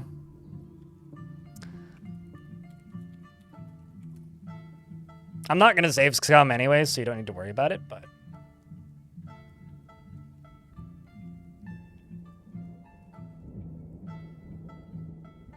You just like to make cool forts? Fair enough. You always called it Microcline Plus. For me, candy has 2 syllables, adamantine has 3 syllables. I don't actually care about the spoiler stuff at all. I kind of never have. Because I have been, and the thing that really made me make that decision was I've had some people in my chat tell me that they stopped playing this game the first time they dug too deeply because it destroyed their fort. They were like, it was cool, but like if I knew, I would have copied my save first. Because they wanted to keep the save. And it's like 4 syllables versus 2 syllables. Candy at Mantine. Too many. And I kind of...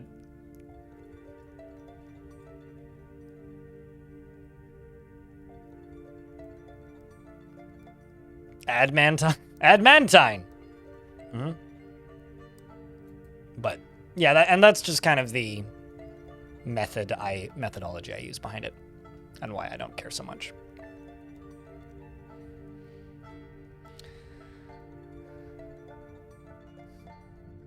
Adamantine shutting up. Okay, let's...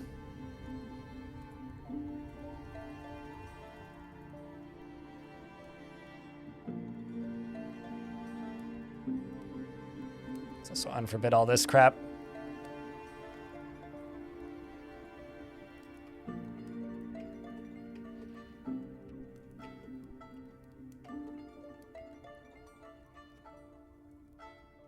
Also, my squads have returned. Tell you to just go update your gear. And I'm going to go bars, see what we actually have right now. 110 steel bars, sweet.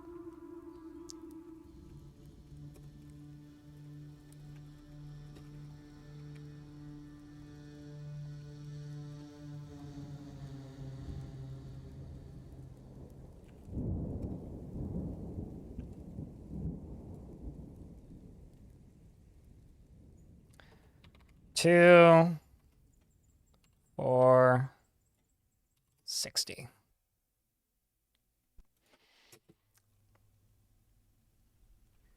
And let's see how that explore attempt they went on went. Probably brought stuff back. They searched stuff. Religion and other travesties. The religion and other travesties.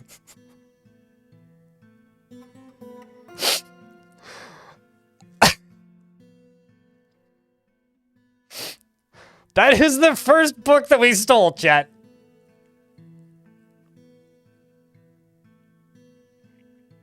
Me. I almost slept through the stream, in fact. I didn't, Elfie. Good morning, Elfie. I mean, afternoon, Elfie. Hi, Elfie.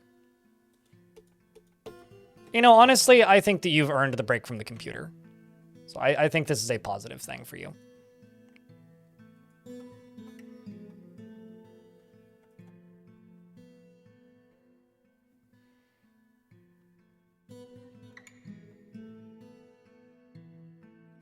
It's been a spicy day.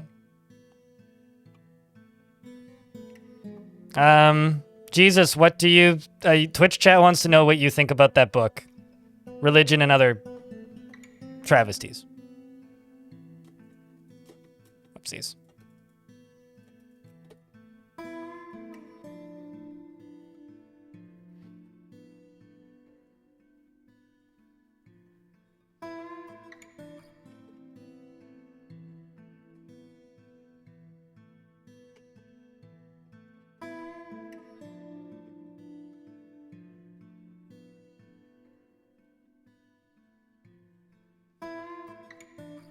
At least we're making decent progress on this stuff.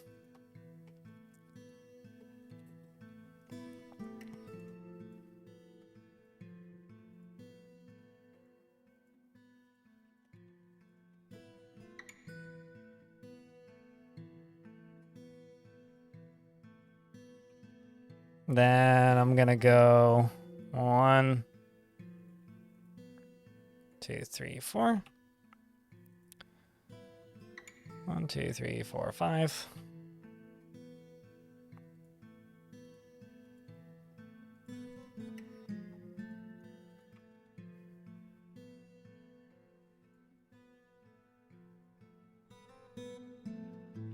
Do I have any statues? I do.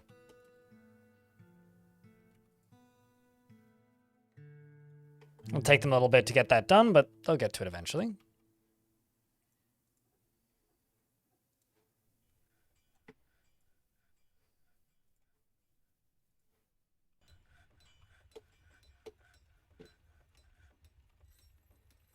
Oh, you're still out felling trees. Actually need you to do non-tree felling related things, but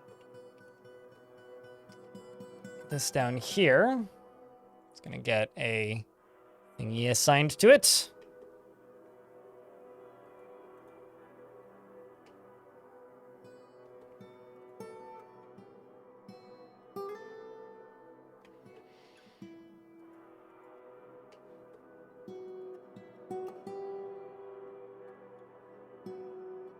Also got all of these steel items now getting worked on. So we got those tables as well. We've got the thrones still getting worked on, but then we're going to start working on steel armor again. All right. Now the next thing I need to do is we need to actually deal with those bodies. So let's go into here and just go closest material.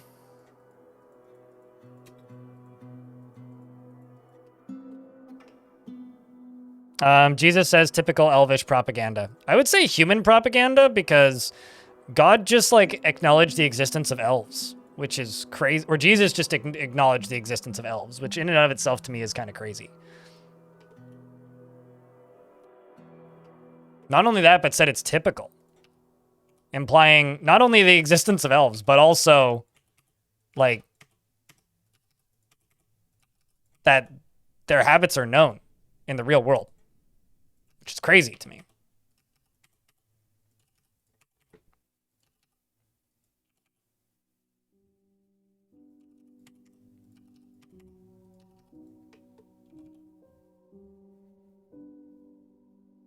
Elves in Christian mythology are essentially angels. I don't know if I'm gonna like go with you down that road, but they should have put vampires in the Matrix. That's all I'm gonna say.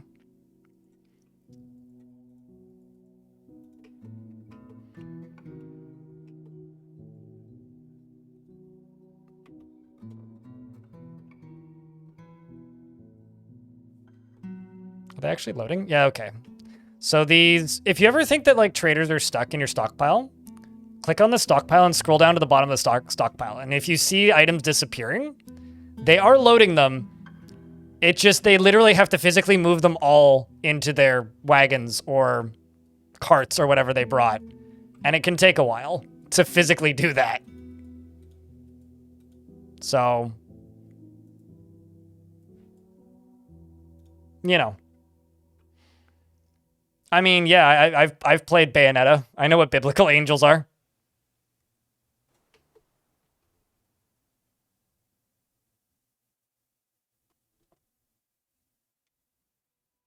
Yep. It's actually one of my favorite little things about Bayonetta is the biblical angels part. It's like, oh, those enemies are so disturbing. It's like, well, they're angels. Have you not read the Old Testament? All right, so we also raided Jackal Hour. The Hammers of Dance attacked the amazing immortality of the Pleated Terror at Jackal Hour.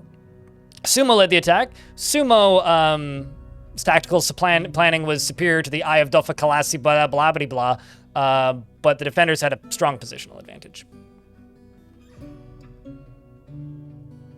You know, I thought that the hills have eyes was scary, but I didn't even think about the concept of the balls have eyes. Or balls of eyes is probably what I should say.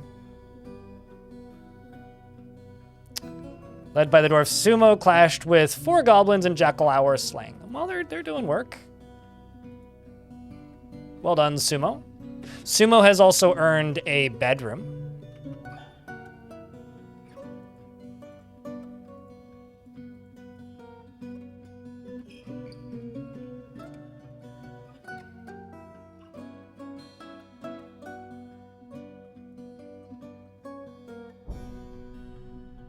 See if anybody else has earned a bedroom. Bismuth has, I think. No, it doesn't look like it, actually. Just scroll through a long list.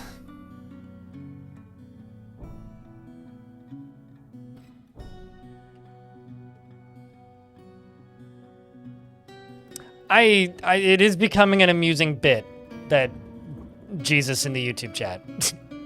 They just happen to have a funny username, and I'm respecting the commitment to the bit. Can I ask what the name means? And sure. Bearded dwarf or non-bearded dwarf amongst junk? Like, is this a male or a female character in which you speak of?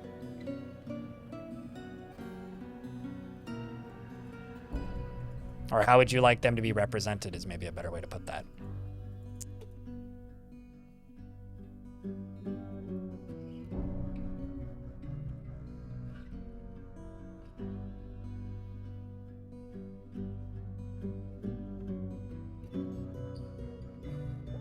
Well, you can be the new leader of Pocket Sand, who's currently mostly naked. Currently mostly naked, in fact. But you're about to go be less naked, ideally. Ban Zifnab.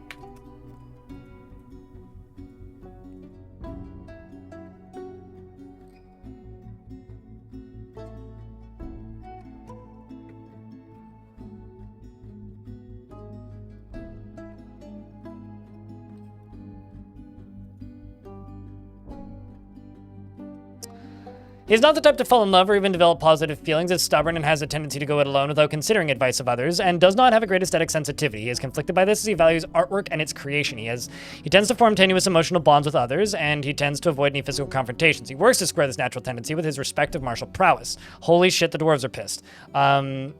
He thinks he's fairly important in the grand scheme of things. He tends to make a small mess with his own possessions. He is not particularly interested in what others think of him, and he sometimes can act without deliberation. He needs alcohol to get through the working day, and doesn't really care about much anymore. Dreams of creating a great work of art and personally sees the pursuit of good craftsmanship as a total waste and does not care about family one way or another. He likes andesite and gold and yellow glossier, as well as papaya wood, harp seal leather, amber, the color azure, picks and earrings, and giant platypuses for their bizarre appearance. And the words of the Bride of Periwinkle, and when possible prefers to consume black bullhead and soft wheat beer. Can't stand snails. And worships Tomek, and is a militia dwarf, former militia dwarf, militia dwarf, former militia dwarf. You moved around a few squads. Welcome to Fort.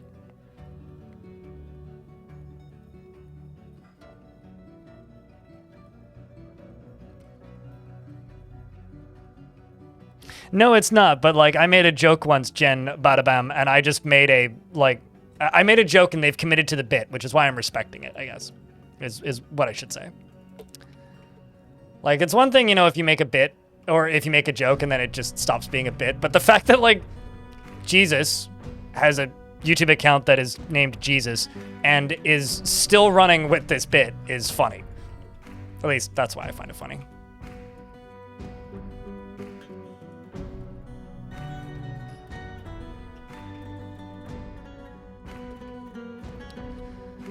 Okay, so down here, let's just thump.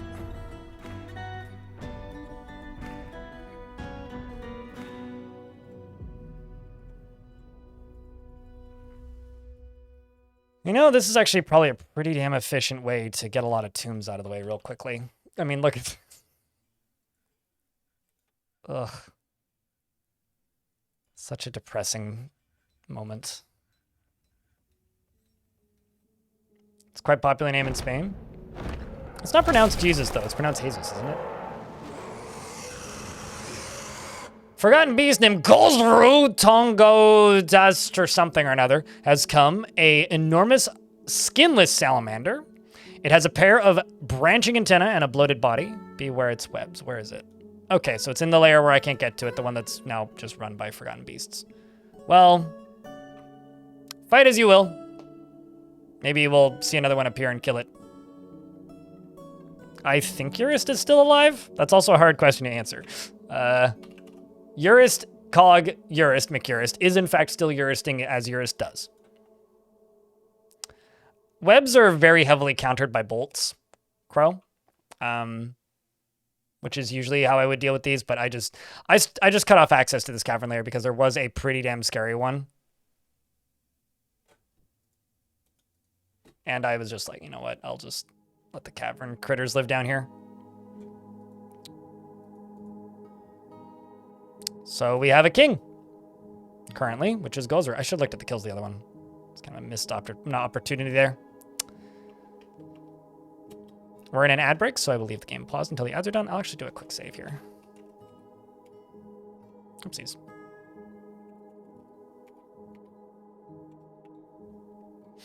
What a barren cavern there. Yeah, it's pretty rare to see completely empty ones. Yeah, no, that's what I was saying, Eric.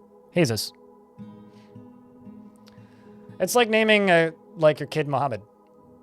Is always how I've had it described. My energy drink is empty. I'm gonna stick it in the sink. I'll be right back.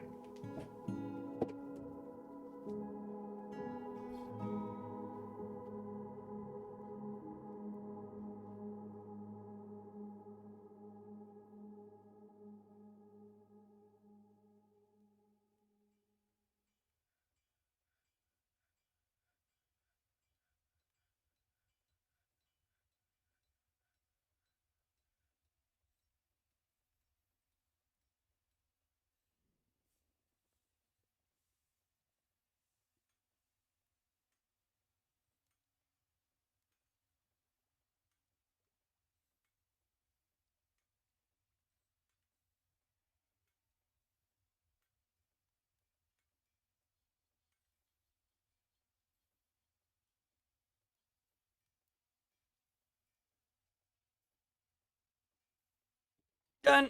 I had to rinse it. I feel like that's one of those like apocryphal names that people know. And I mean, where it's like, I feel like everybody my age supposedly went to school with a person named Richard Dick. Like, or Harold Balls or whatever.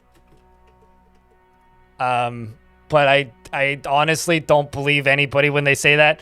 Mohammed, I can believe though. Even though it still feels like somebody's making a bit. You did literally, yeah, like Mike Hunt, yeah. that's another one, right? I mean, I worked with a Michael Jackson. The funny thing about the Michael Jackson was his dad remarried. So like he wasn't originally a Jackson. But like when his parents remarried, he like inherited a new last name.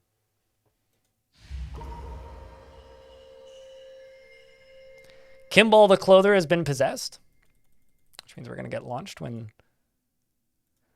we find out what...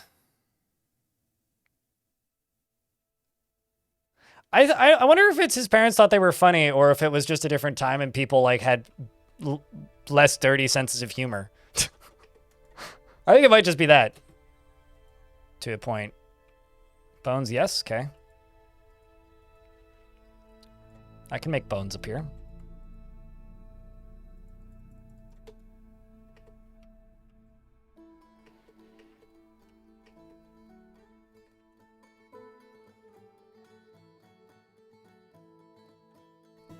There we go. It's nice to see my militia finding better gear.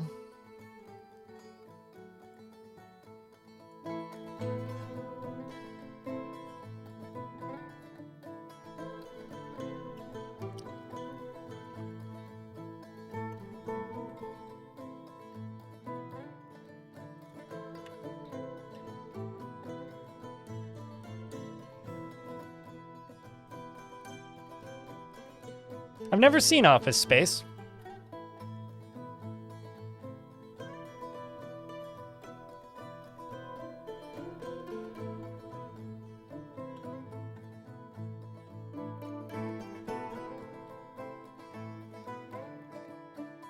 Office Space has aged really well.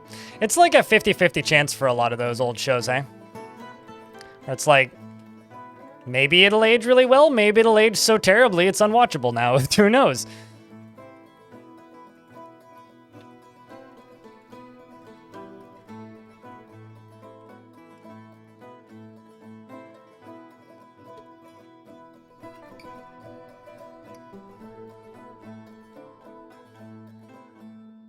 And then claystone. It's like...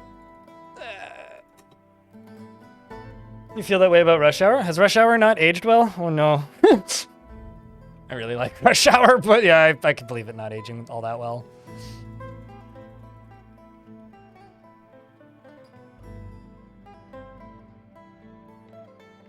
Good lord. It's just encrust furniture. That is a lot of logs.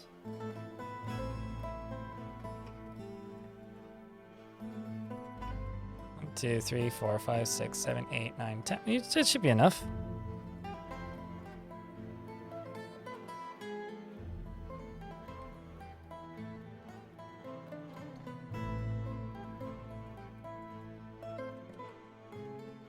Should be greater than 10. It's just exactly 10.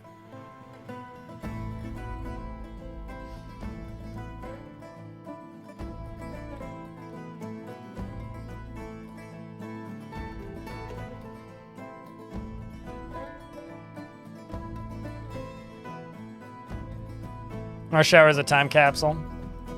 You know, honestly, that's a really good take. Salty is that Rush Hour seems like almost intentionally made to not age well. Like, I think that might actually be the thing to say about Rush Hour. So this is a clothing artifact made from pigtail cloth, pearl-cut green diamonds, rough star rubies, grizzly bear cub bone, and adamantine wafers.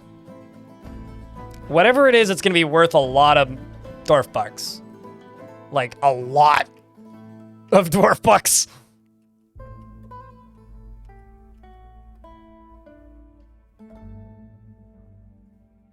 It's like, personally, I have no idea what it's going to be, but I know it'll be valuable.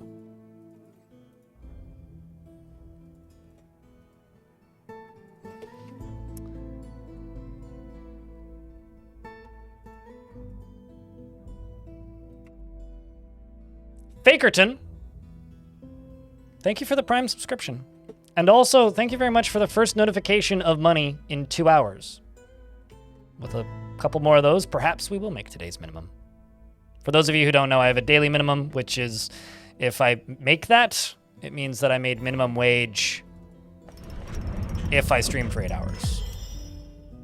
And we are like $20 away from it for the day. I missed yours? Did I? What? No, I didn't. I'm scrolling down. I don't see a resub or a sub. I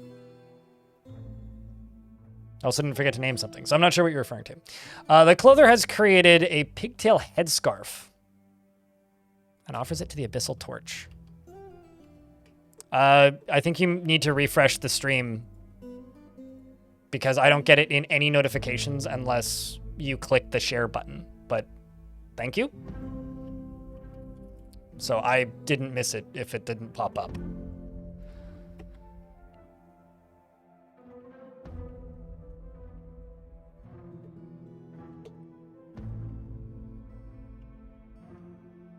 I do appreciate the Bezos bucks, so thank you.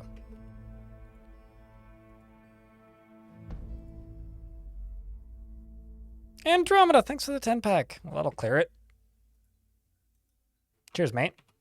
Jack, can I get a round of beers? Whoa.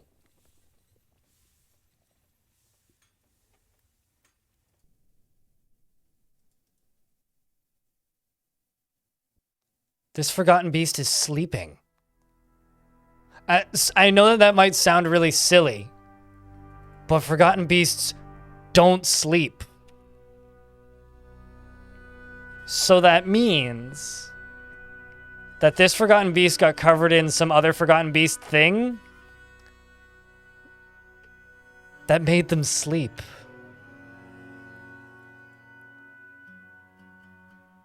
So it must have killed Sposs, and it must have covered it with whatever toxins it had, which has put it to sleep.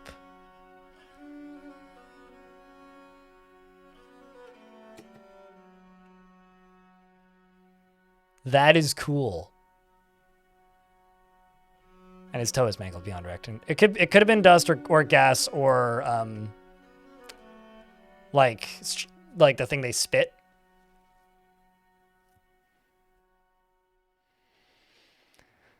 It's annoyed sleeping on the cavern floor, make room for it. I mean, I don't really want to go back in there. I mean, my dwarves will run away from it in fear, so even if I wanted to, I can't really do anything for it.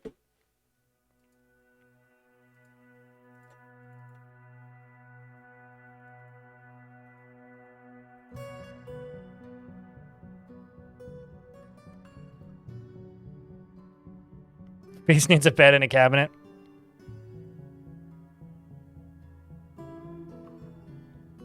Do I have to make it a room? It has 1 kill total, so no.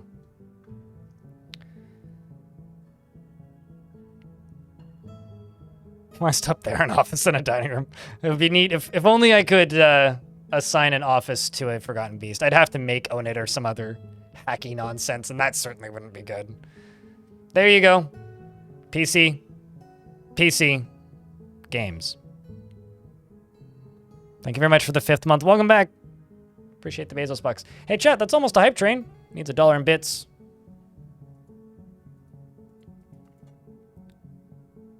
Or 1 more subscription. Gifted or otherwise. To become a hype train. And regardless, thank you very much, chat. Appreciate you.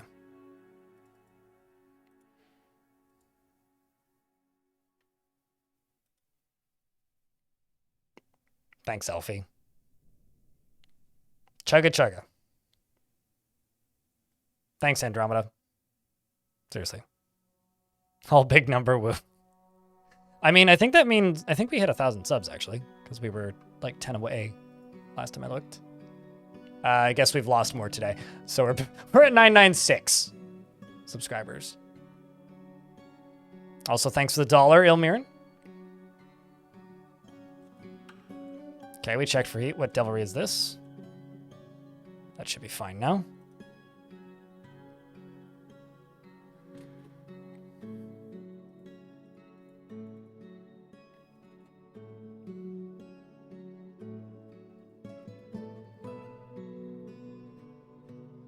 But now there's a hype train running. So 2 subscriptions are $10 in bits to level it up to complete level 3. Regardless, though, thanks for helping me hit the daily minimum. That's really what I needed. We've unlocked an echo of forgotten divine retribution and checked for heat. What devilry is this? So that's good. Metalhead. Thank you very much for the 5-pack of gift subs.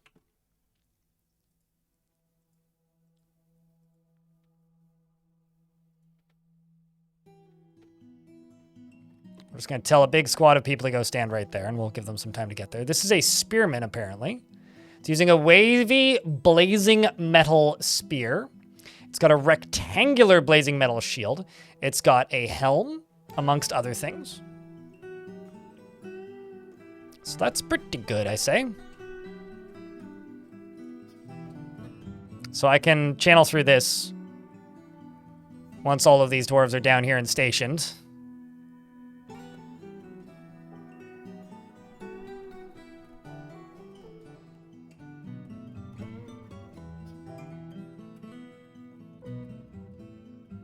Should also just be able to dig out all of this.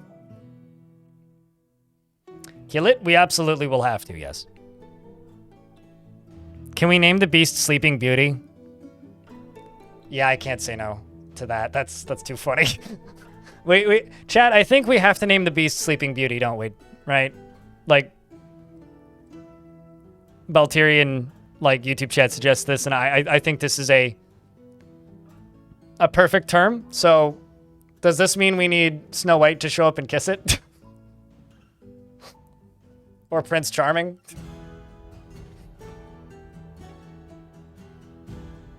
To wake it up? You know, this might be shocking to you, Greg, and then some. We have 126 dwarves. We've got slightly more than 7. 7 and then some. Beauty and the Sleeping Beast?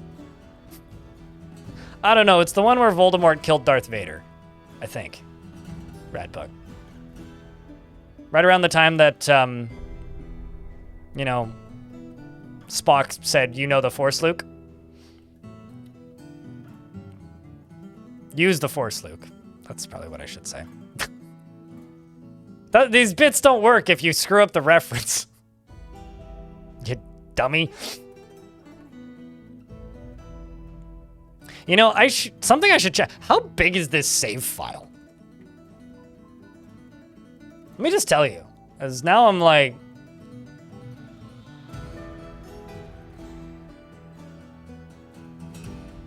so this is region 38.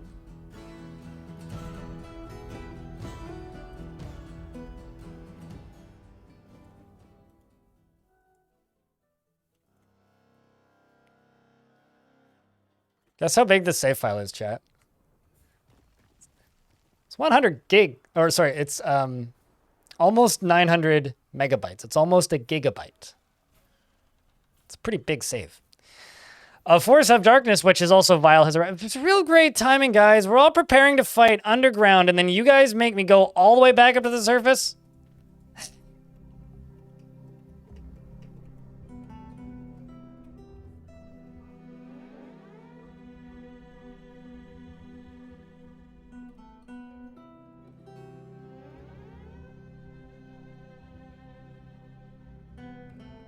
Grumble.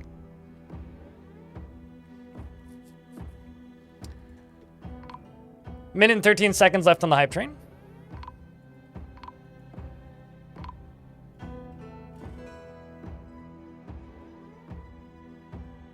That seems unwise, Doran.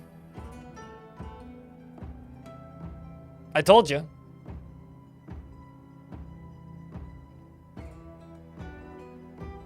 Don't tell me I didn't tell you.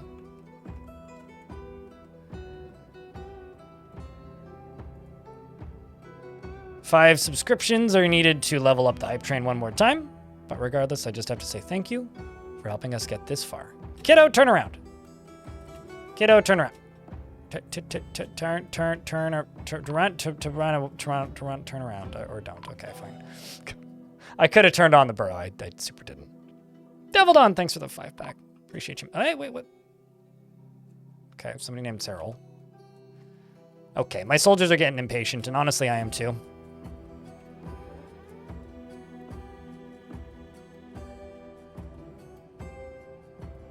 Honestly, I am too.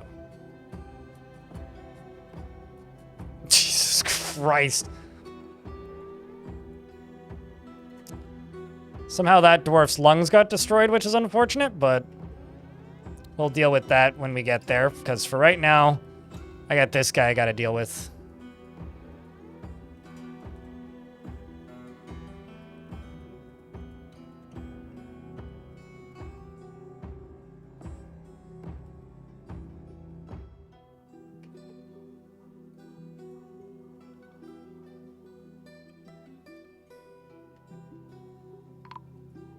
There goes the last one.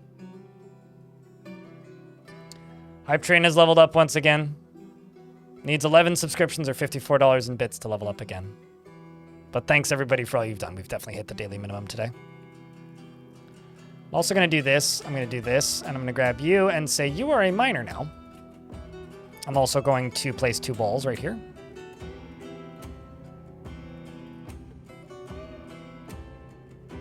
And I'm also going to deconstruct this, or remove that from there. So my were creature now has a pick, which means he can dig through the floors, he can go off into middle of nowheres and do whatever he wants.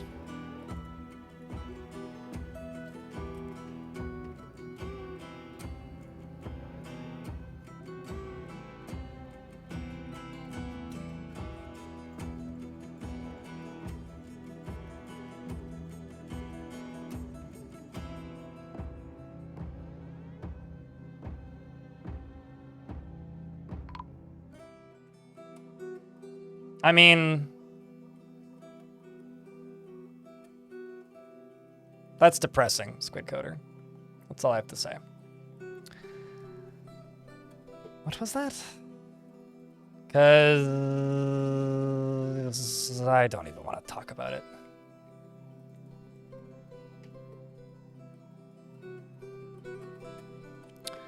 So we're down here.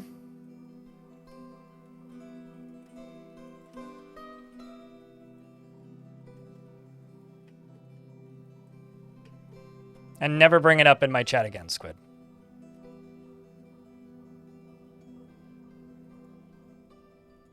Chat, I need a big round of beers. Make that go away, please.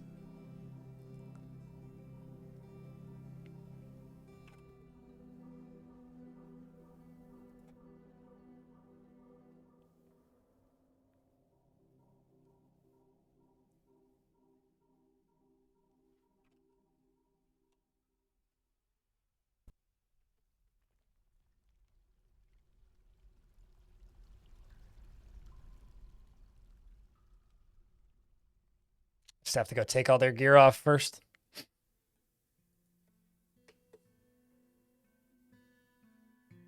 I don't want to ban them. Tilla. So just, you know, beers. It's mostly because I'm already aware. I know you've been working on it, and I don't like it, but it's a free world. You can do what you want. But popping into my chat and stating, hey, I made a thing that you don't like, and sorry if people pester you about it, why do you have to be an ass? Like, it's rude, mate. That's all I have to say. Watching one streamer play Blueprints and the chat just spammed clean to push spoilers off screen. You know, Blueprints to me just seems like too many combinations of things that individually I would probably enjoy, but separately, Run-based puzzle game just, ugh. Why would you want to do that to yourself?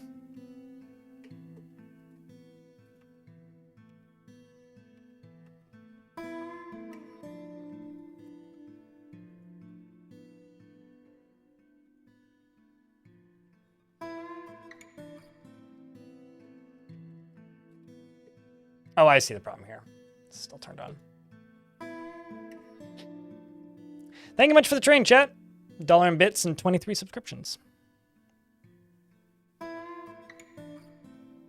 I didn't want to delete the individual message because I don't have anything against the person in particular, which is why I didn't just do it. In my case, but I like how there's just like a naked dwarf with a cape in here. It's just kind of funny. So now we are waiting on a miner who's right here digging through this. Wish these dwarves luck, chat. The creature arrives. And the dwarves are now fighting with it. Its guts have been spilled. Somebody just died. The trapper attacks a spearman with an iron pick. Who spilled the guts? But its guts have been spilled. So it's now just a matter of time.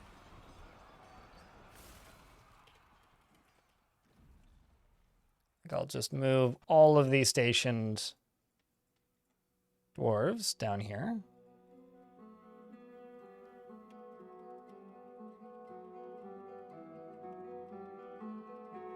It's winded, so it's going to die of suffocation in a moment anyway.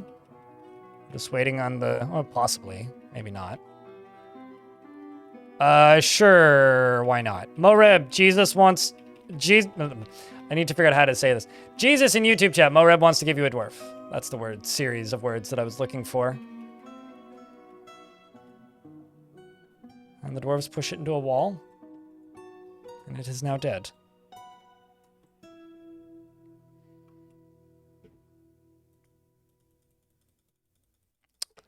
So, Jesus, what kind of dwarf would you like? I don't actually have any religious leaders that I could give you.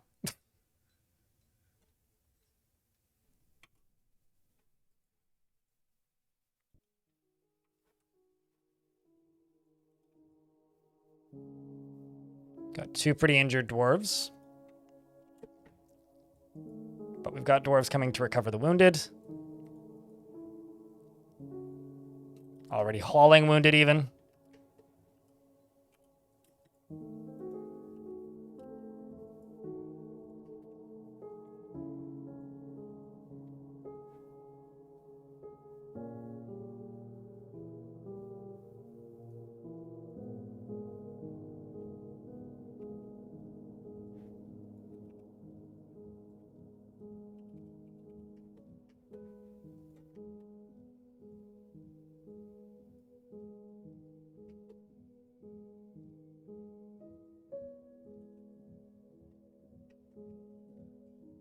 Also making more of these.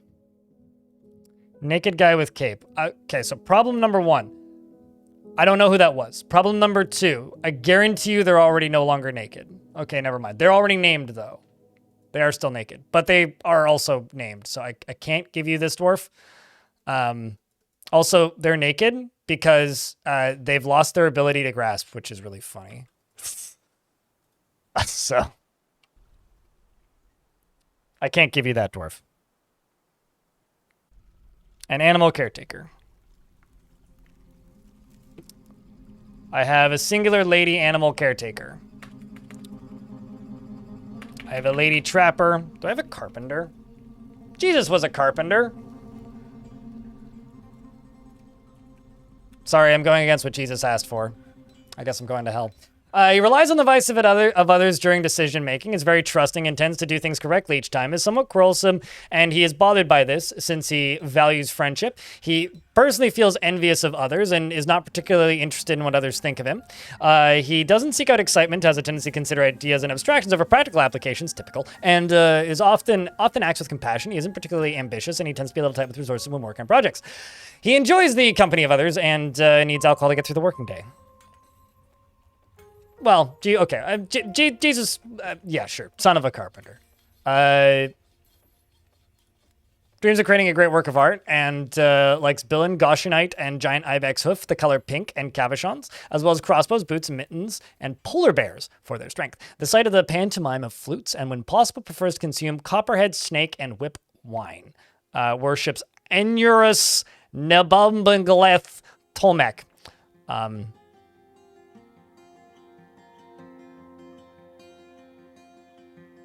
There you go.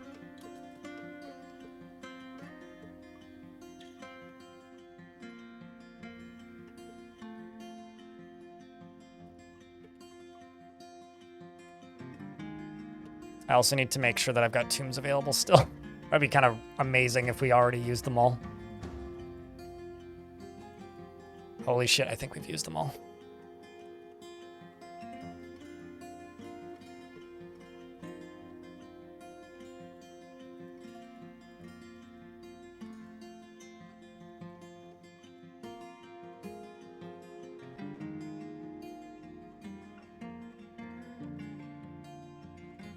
Well, time to make another 100 coffins.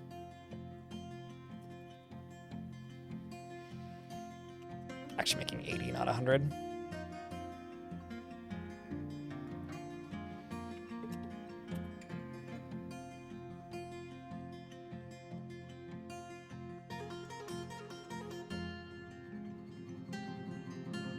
Maybe I was wrong. Yeah, maybe I was wrong. Regardless, we've got a bunch of extras now, so I guess that's good.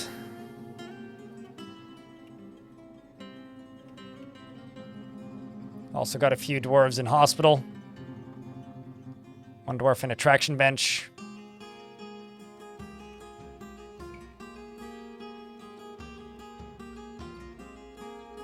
Just gonna jump over here, and we're gonna send out 2 squads to go fight something.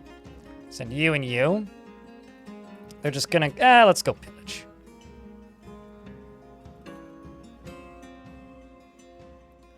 Best of luck, dwarves. How many dwarves want a bedroom yet? I've been doing a real bad job keeping track, but there was a few and they all died in a siege. So currently, like, 1 has a bedroom. But my Baron doesn't have a bedroom, so I should probably do that.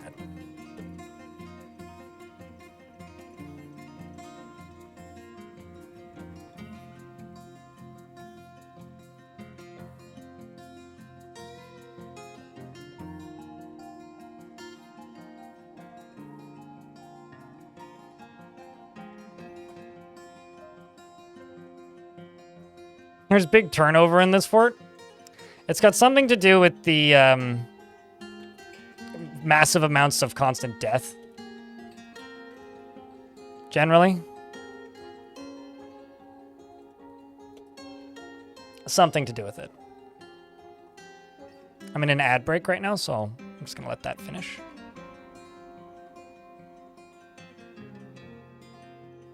There's a statue of my mayor in here too, which is kind of funny.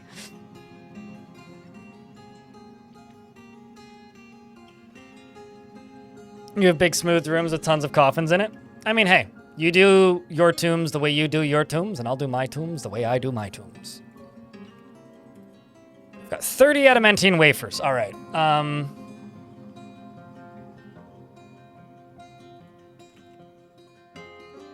Trash Mac, thanks for the raid. What's up?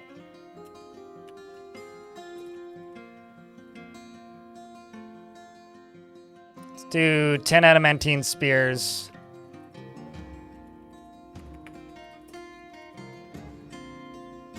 And 10 adamantine breastplates. It'll take a little bit for them to get them done, but I'm sure they're working on them. Yes, they are.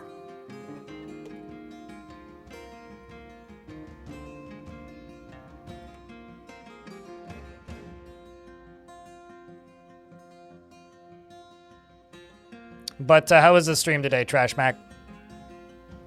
I hope it was good.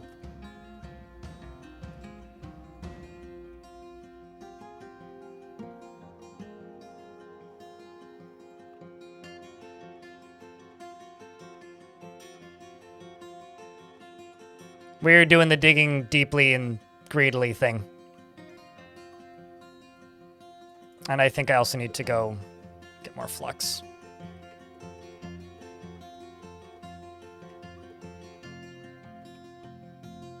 Oh, things are pretty good. Space Potates. If you guys don't know Trash Mac, by the way, you should go give them a follow.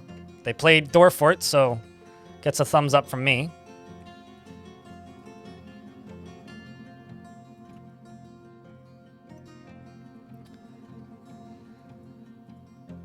And we're going to dig through all this.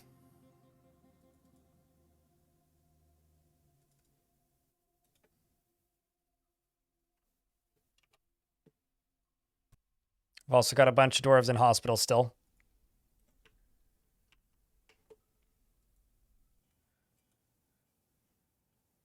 Thankfully, not too many, though.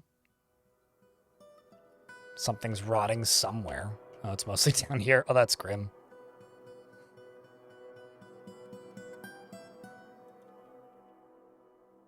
Orange zest is good? Really?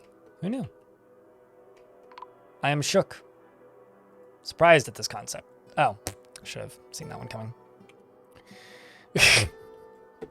I should have seen that one coming.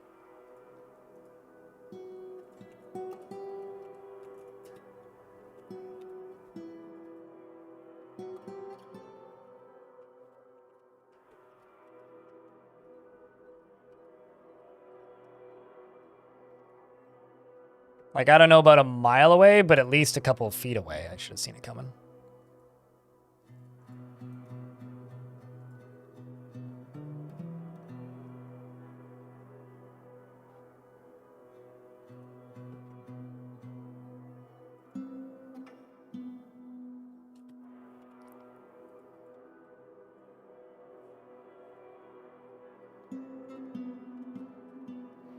Please go dig, dwarves.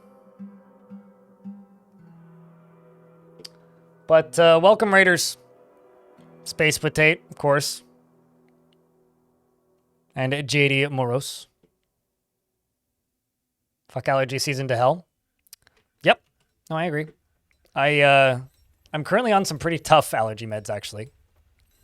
Something kind of adorable that I want to show you guys. This is a Forgotten Beast who's sleeping. And I have to name it Sleeping Beauty because Chad asked me to, and then I forgot.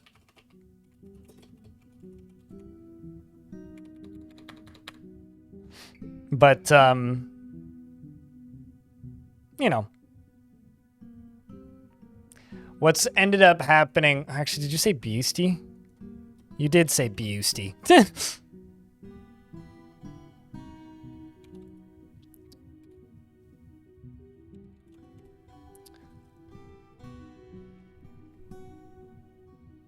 And Lanix would like me to dwarf Trash Mac.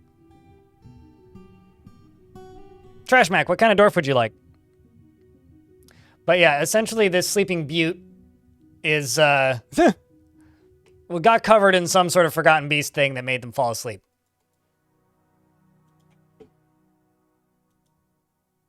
It cannot be awoken. So if this were to happen to a dwarf, they would just go into a coma, basically. It's one of the worst syndromes you can get. It just makes them go to sleep a little bit later, and then they never wake up. It's pretty grim, actually, when you think about it.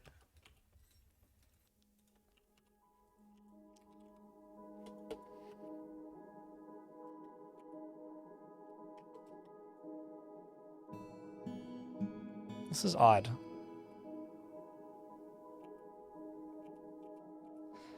I'm a little perplexed by this, so I'm just gonna...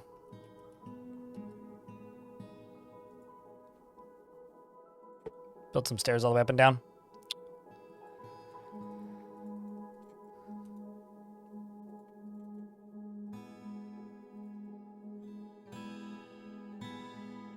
Also, some more migrants have arrived, despite the danger.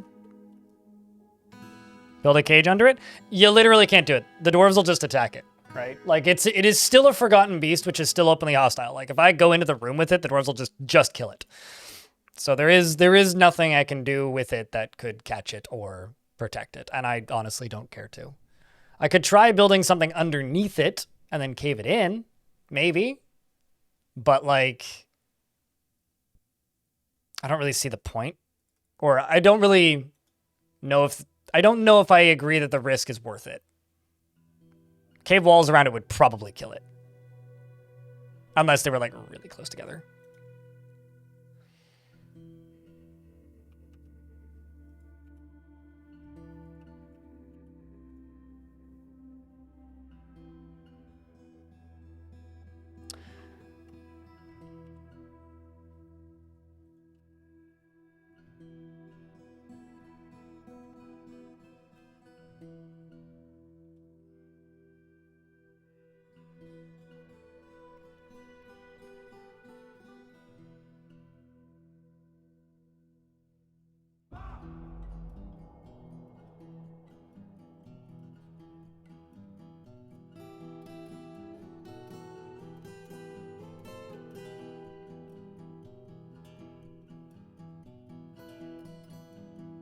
Just trying to think how I would have to do this.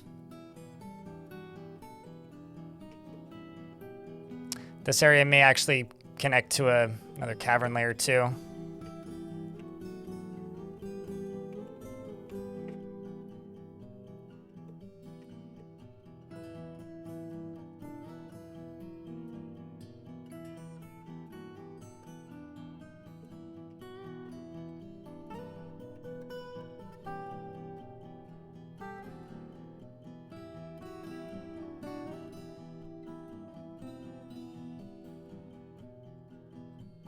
Yui.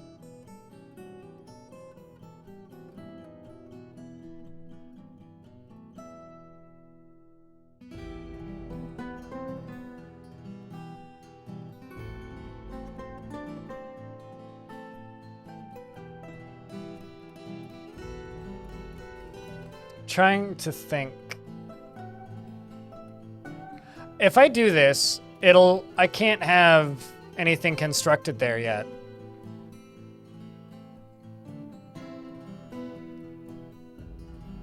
So this would have to be a multi-step process. I'd have to basically carve this out underneath it, put a trap directly beneath it, and then go up to here and cave it in. But he's right next to this friggin' wall. So I'd have to basically cave in all of this from up here. So then I'd have to go... Also, it's not all on one... Nah, this is too much of a pain in the ass. I ain't gonna fucking do this. I'd have to, like, cave in the layer above. If it was a flat ceiling, I would do it. It's not a flat ceiling. That is too many steps for no real purpose. Enjoy your lurks, trash. I'm not calling you trash, you called you trash. YouTube chat is saying let the beast rest, and I tend to agree. We've got candy that needs mining.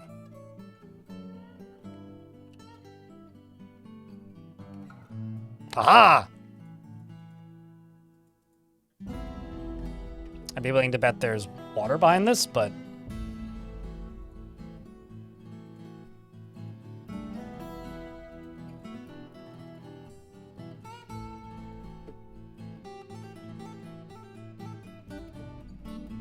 What happens if you pasture your animals around it? The dwarves will kill it, the animals will run away in fear. It's a hostile entity, right? So if they're not in squads, they'll run away in fear. If they're in a squad, they'll kill it. If they're an animal that has any form of aggression stat, it'll kill it. Like, as far as I can tell, without cheating and using DF hack to make it part of my faction, there is literally nothing I can do with it. So I'm just going to leave it at that. There's nothing I can do with it aside from maybe caving it into a cage trap, but I'm not willing to do that because of the shape of the ceiling. So there is nothing I can do with it.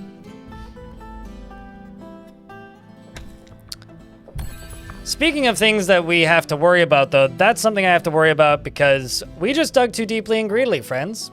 I'm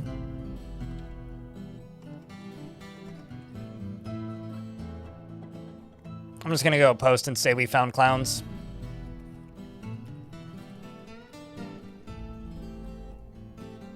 Also, a ghost has appeared. You have discovered an eerie cavern. The air above the dark stone floor is alive with vortices of purple light, boiling clouds, and seemingly bottomless pits mark the surface. Horrifying screams come from the darkness below.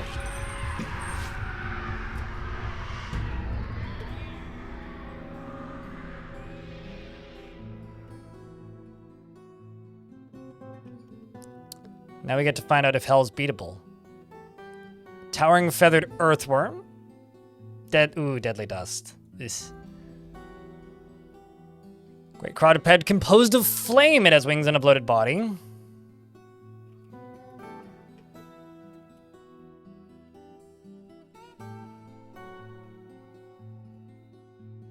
Demon of brine. 110 dwarves versus all that. Well, it's actually closer to 120 dwarves.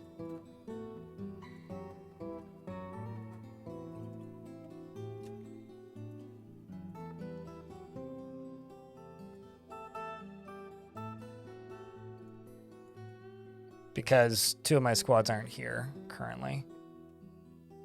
Yeah, the deadly dust makes things very tricky. What I could do is we could build a method of fighting it. That's what I could do.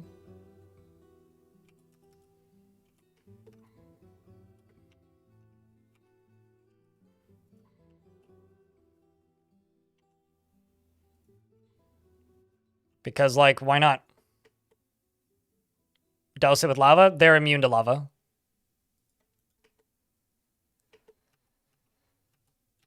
So it won't hurt them. I mean, I could actually just pump lava into here. The good news is now that we know where this is, I can dig around it.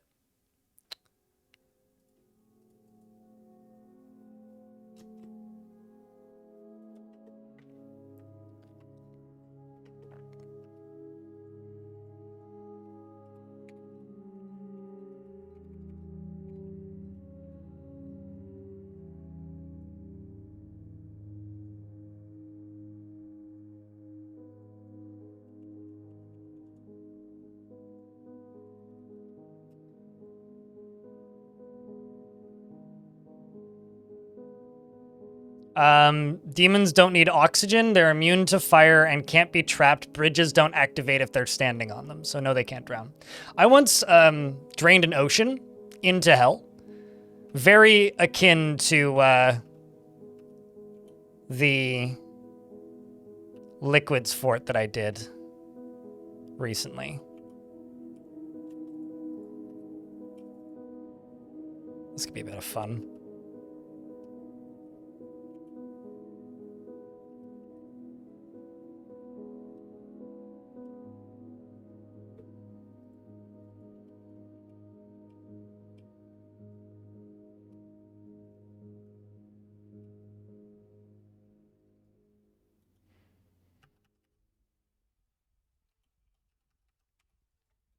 This could be a bit of fun.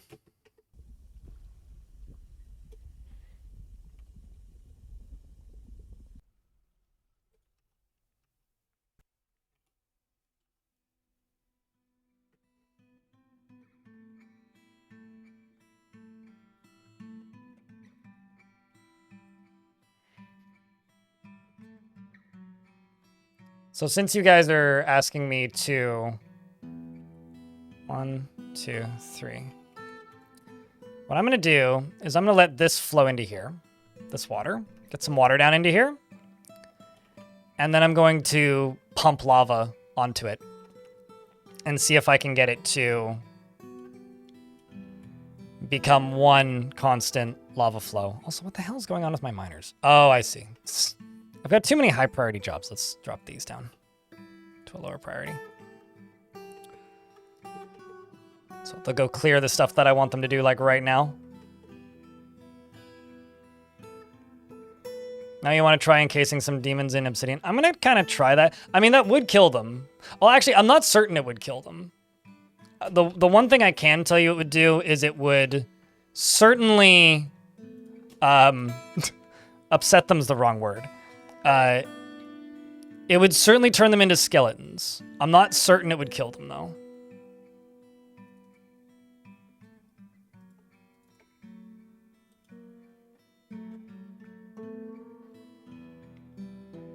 It would make them not a now problem? Sure, yeah.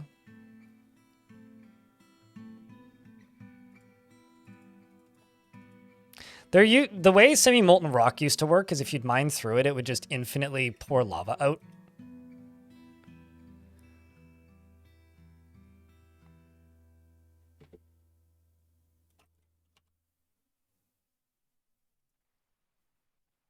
What?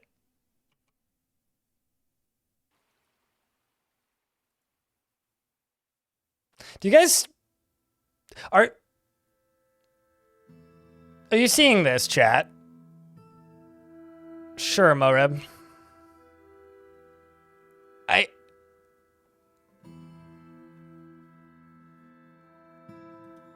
This is a dwarf that's not on the map right now. Is that a bug?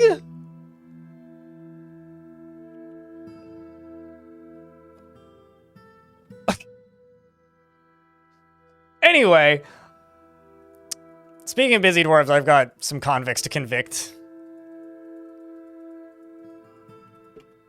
But, like... By the way, I can't find my zombie. Unfortunately, your zombie died, and then you died, and then you became a ghost, and then I memorialized you. So, it's now, like, 15 steps deep into irony now.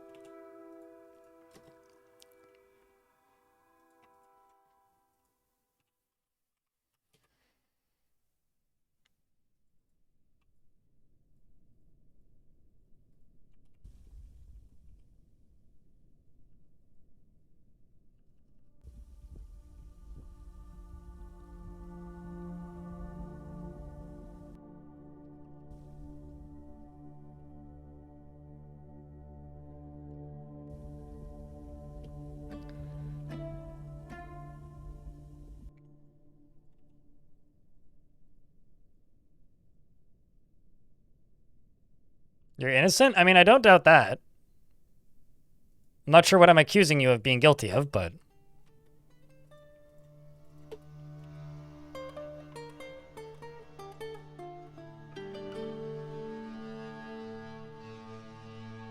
Let's do you, and you. Do ghosts of zombies feel emotions, or are they just like zombies? Ghosts... Okay, so... I don't know what you mean by ghosts of zombies. Ghosts are just ghosts.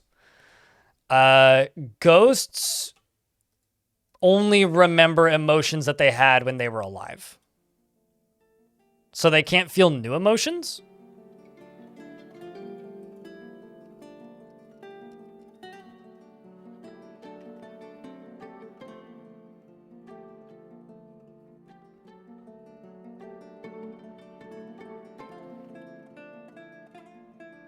So because they can't feel new emotions, it's kind of, you know, Kind of a bit moot, I suppose.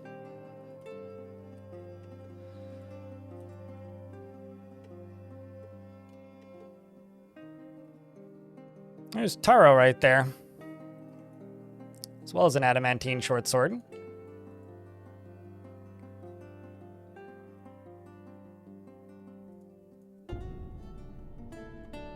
Let's update a bunch of equipment here.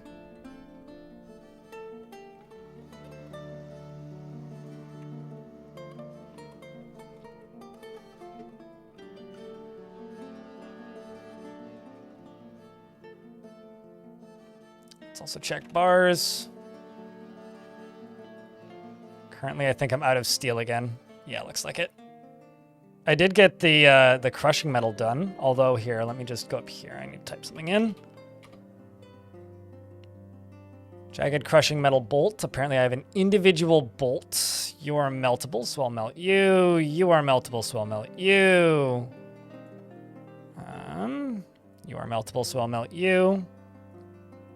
And you are meltable, so I will melt you.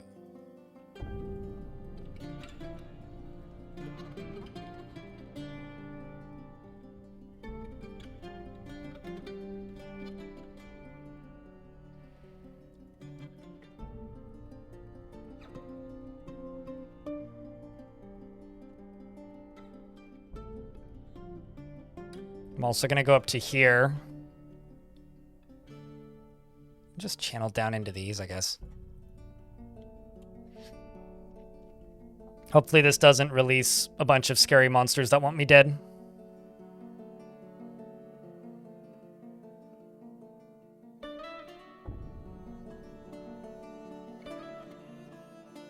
I don't know what crimes you committed, so I'm not sure what rights we are stealing from you, because I'm not sure what crimes your dwarf committed in the first place. But good to know that your dwarf is innocent. The question is, you may know your dwarf's rights, but do you know your dwarf's wrongs?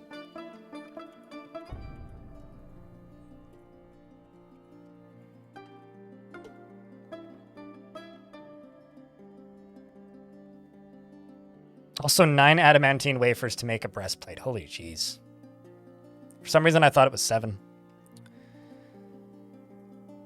I'm just going to cancel those because I don't want to use that many wafers on breastplates.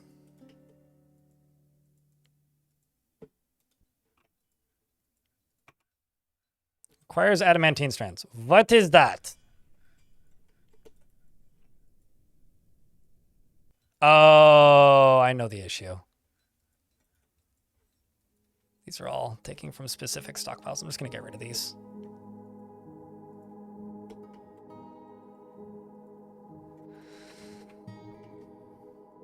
I'd like this to get done a little quicker.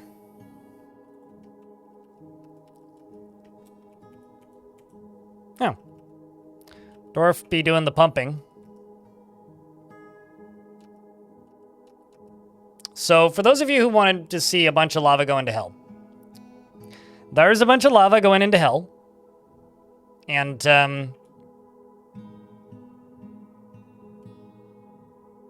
that is all. So now what I'm going to do is I'm going to go up to the top here and tell you to stop pumping.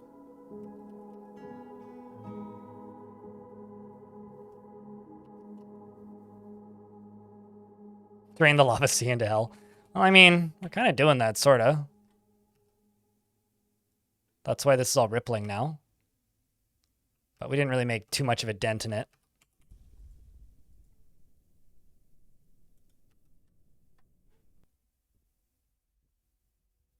Oh no! Sleeping Beauty is dead. Sleeping Beauty was killed by a bunch of Ruthrers. Oh, no, not killed. Is now awake. Was awoken by Ruthrers. And killed them, I presume. So they've broken the curse on Sleeping Beauty.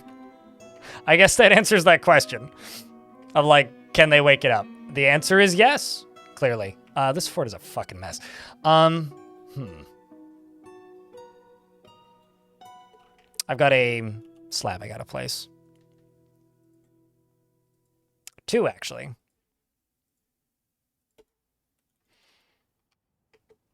Awake beauty. Now it's just beauty. There's no longer sleep. It's just beauty.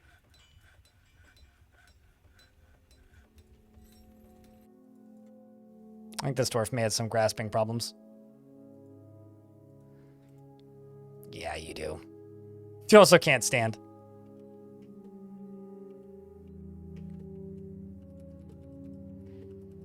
So now that this has flowed all the way down into here, I guess what I really need is I need a second pump that pumps water from somewhere. And the easy way to do this would just be to go from up here. So this is what I have access to.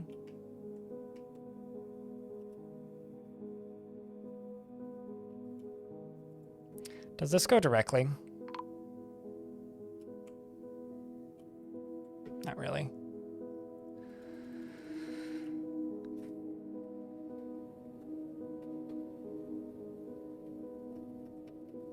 Okay, so where's the nearest water to this? Right here. It's right here.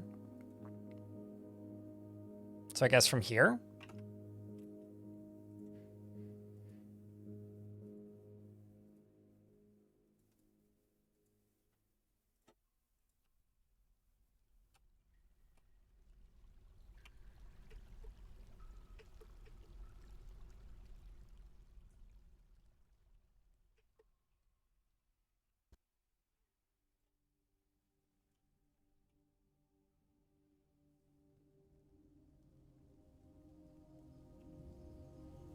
We're doing this. We're gonna obsidian hell, or I'm gonna try to obsidian hell.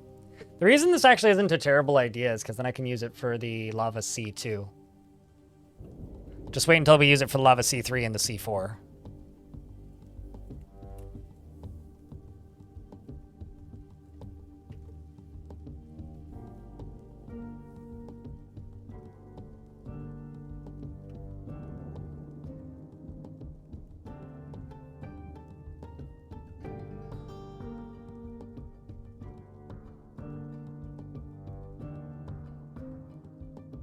Is it still covered in goop and will it fall asleep again? I'm not sure if it will sleep again. It is not currently sleeping. Remind me to check in on it later. Although actually, I should do this one level higher.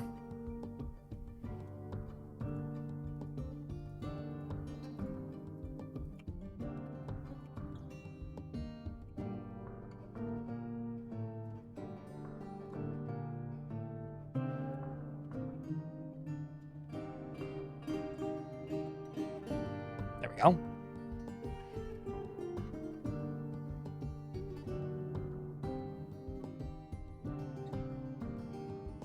Because of course it's C4 and some folks, yeah.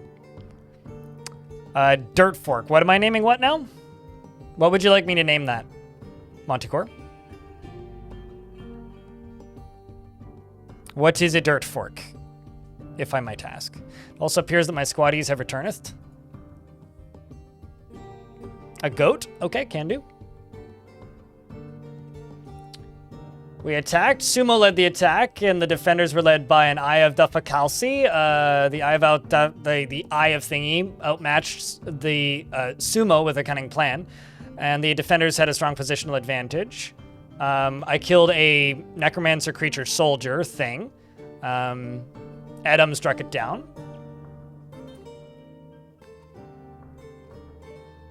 Well, I'm doing okay so far. Is this the squad with the weird unit? No. I'm not sending that squad out. Also, most of them have died, by the way. Generally, like, either in random sieges or, like, in unfortunate happenings. Squad led by Fizban Zifnab clashed with a single something or another's Anthonambis soldier and slayed it.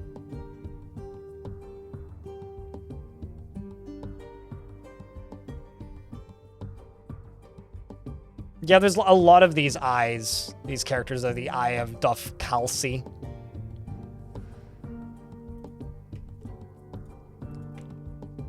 Give these squads a chance to get better gear.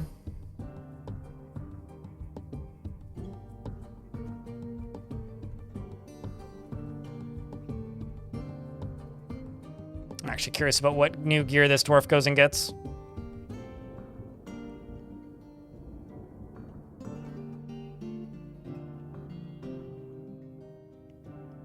I didn't even see what you grabbed.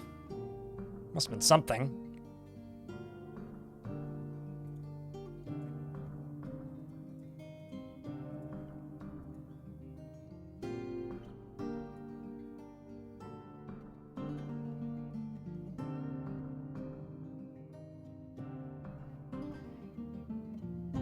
We're also in an ad break, so I will pause the game until the ads are done. Hello, Jangles.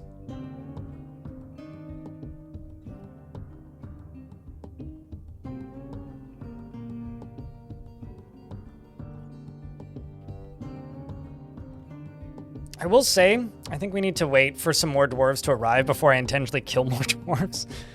We've lost so many, especially as of late.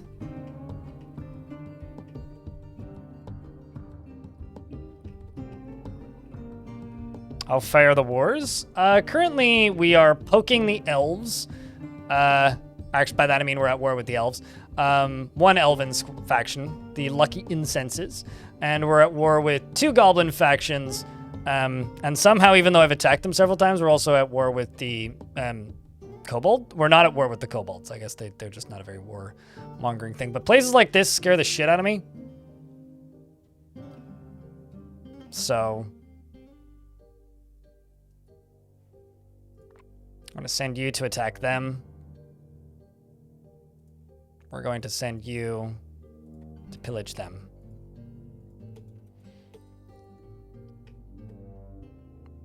The elves did bring a dwarven maid artifact here, yes. That is why we decided to go to war with the elves. And we've dug too deep, so I can see hell right here. And I'm going to try and put a bunch of obsidian in hell.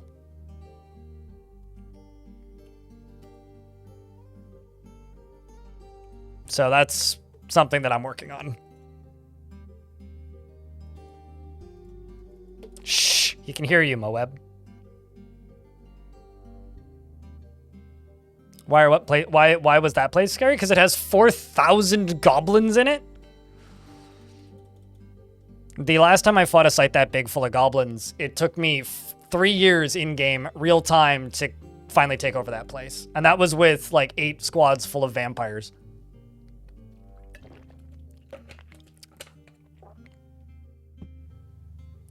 Yeah, there's a little bit of an underworld situation going on here. I'm not gonna lie, the Banshees of Fire though have me pretty. You know what okay, so you know what I should do? I should actually just dig right to here if I can. Fortify this and then just park my Mark Dwarves right here. Like, just make fortifications all the way around the edge and then just be like, fire! Get him! This could also go horribly wrong. A bunch of stuff could come out of it and kill me, but... Oh, instead I've just discovered a treasure, and we are getting apocalypsed. Hey, chat. Wish us luck. There is a monster of Lancer sneaks here, which is kind of terrifying. This creature is a Grandmaster Observer of something or another and other things.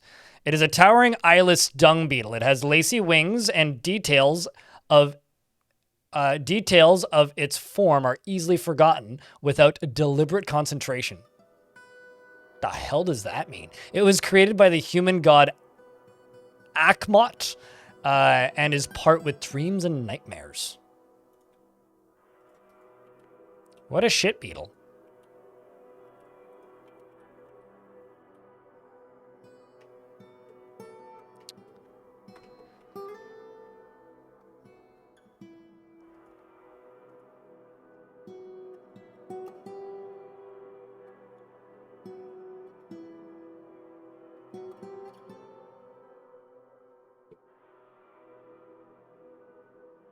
Well.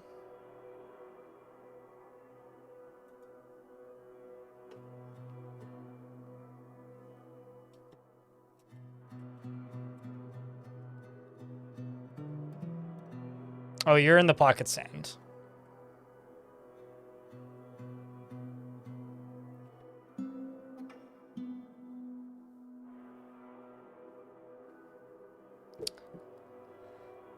I'm going to move you actually out of this squad.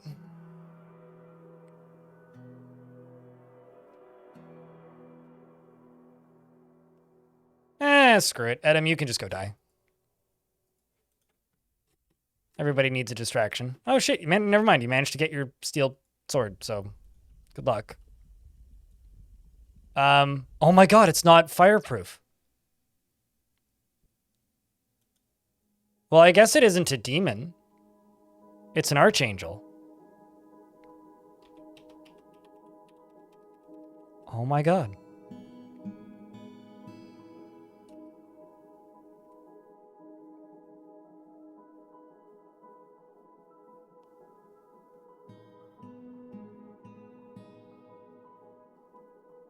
Holy shit. That's kind of nuts, actually.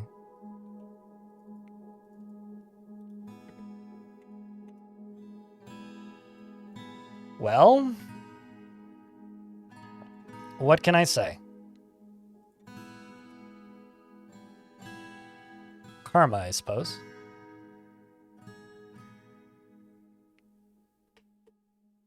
Luckiest apocalypse ever? It's certainly up there. And then down here, I've got this, which is a slick metal scepter. All craftsmanship is of the highest quality. A slick metal amulet. Again, all craftsmanship is of the highest quality.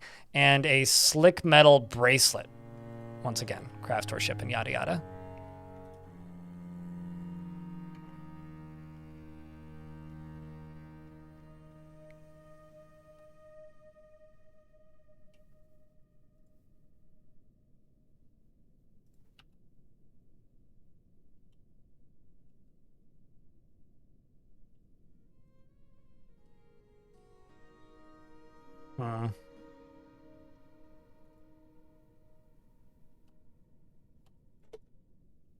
We'll just do this.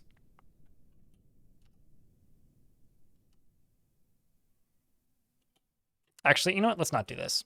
Let's do it this way. Channel down through this. Channel down through this.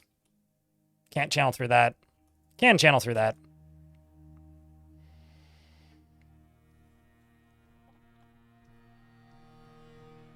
And then I'll just go one layer up. Just dig through this. Which I'll do afterwards, but we'll just let this flow down from up here and into here and seal these off, and we'll just dig down and deal with it that way.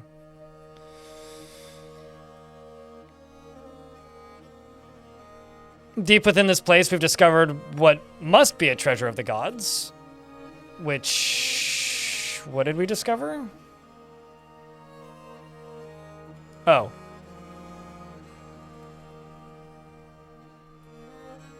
I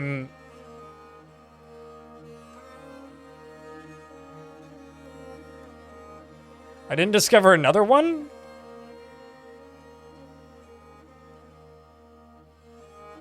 Oh, this thing. It's a jagged, shining metal spear. Ah. Well, that's kind of cool. Also very expensive.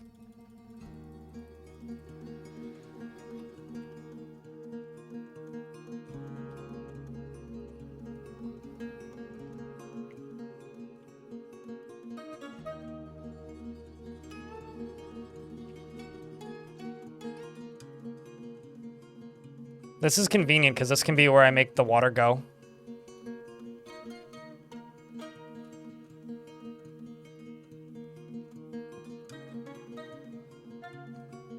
Because I can just go through here. You thought we dug a hole through the defenses? No.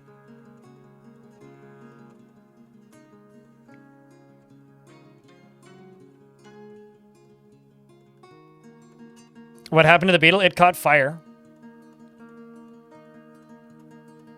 Chris in YouTube chat.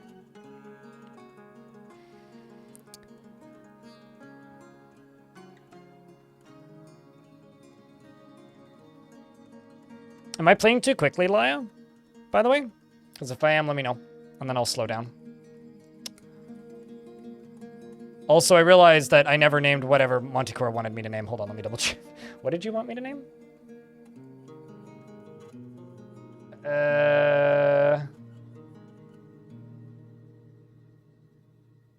You want me to name a goat? Right, okay.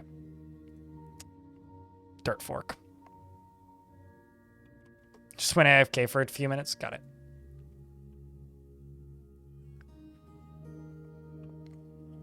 Feel free to yell at me if I forget for like 10 minutes. There's kind of a lot going on in this fort, you know? Constantly people dying. Ghosts need memorializing. Sieges is happening. The dwarves are not that happy, so tantrums are a threat. And, you know, there's kind of a, like, portal to hell in the basement. So, you know, it's a bit of an all-encompassing thing currently.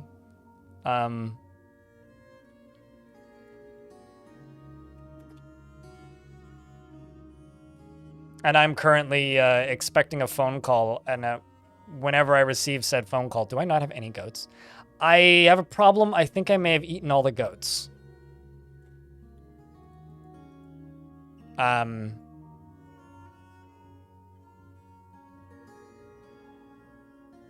you have a second choice? Does, next available livestock. How about a horse? Who survived a fight with a, you want a dirt fork?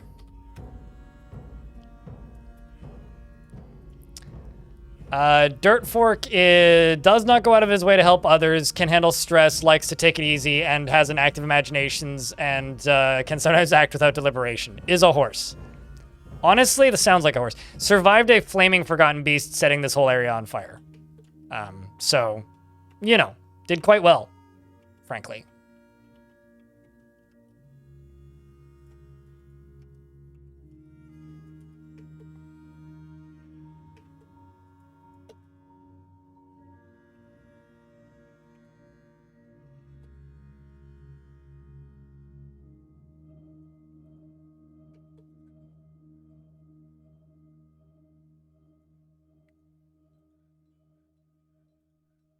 Looks like we is making a bunch of wafers. How are we doing for wafers now? Just 2, because whenever stuff becomes available, they get made into spears, it looks like. And I'm receiving a phone call, which immediately hung up on me. I am actually waiting on a phone call, so let's hope that they call back. If it's the one that I'm actually waiting on. They're calling back. Hold on.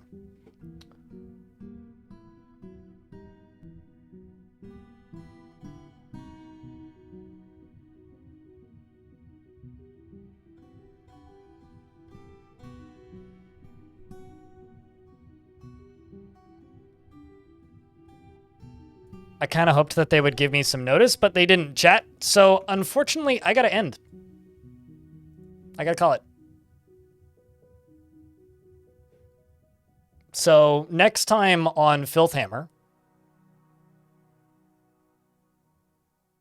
we will finish this fort. YouTube folks, I'm shutting you down now. Sorry for the sudden end. But I was kind of expecting them to give me a 20-minute heads up like they did last time, but they didn't this time. So I have to go let somebody in, and then there's going to be somebody doing work in my apartment for the next 30 minutes. So we're calling it. So this is going to be a speed raid. I'm not going to do my normal raid. So, laters, YouTube. We'll see you on Tuesday when the streams return.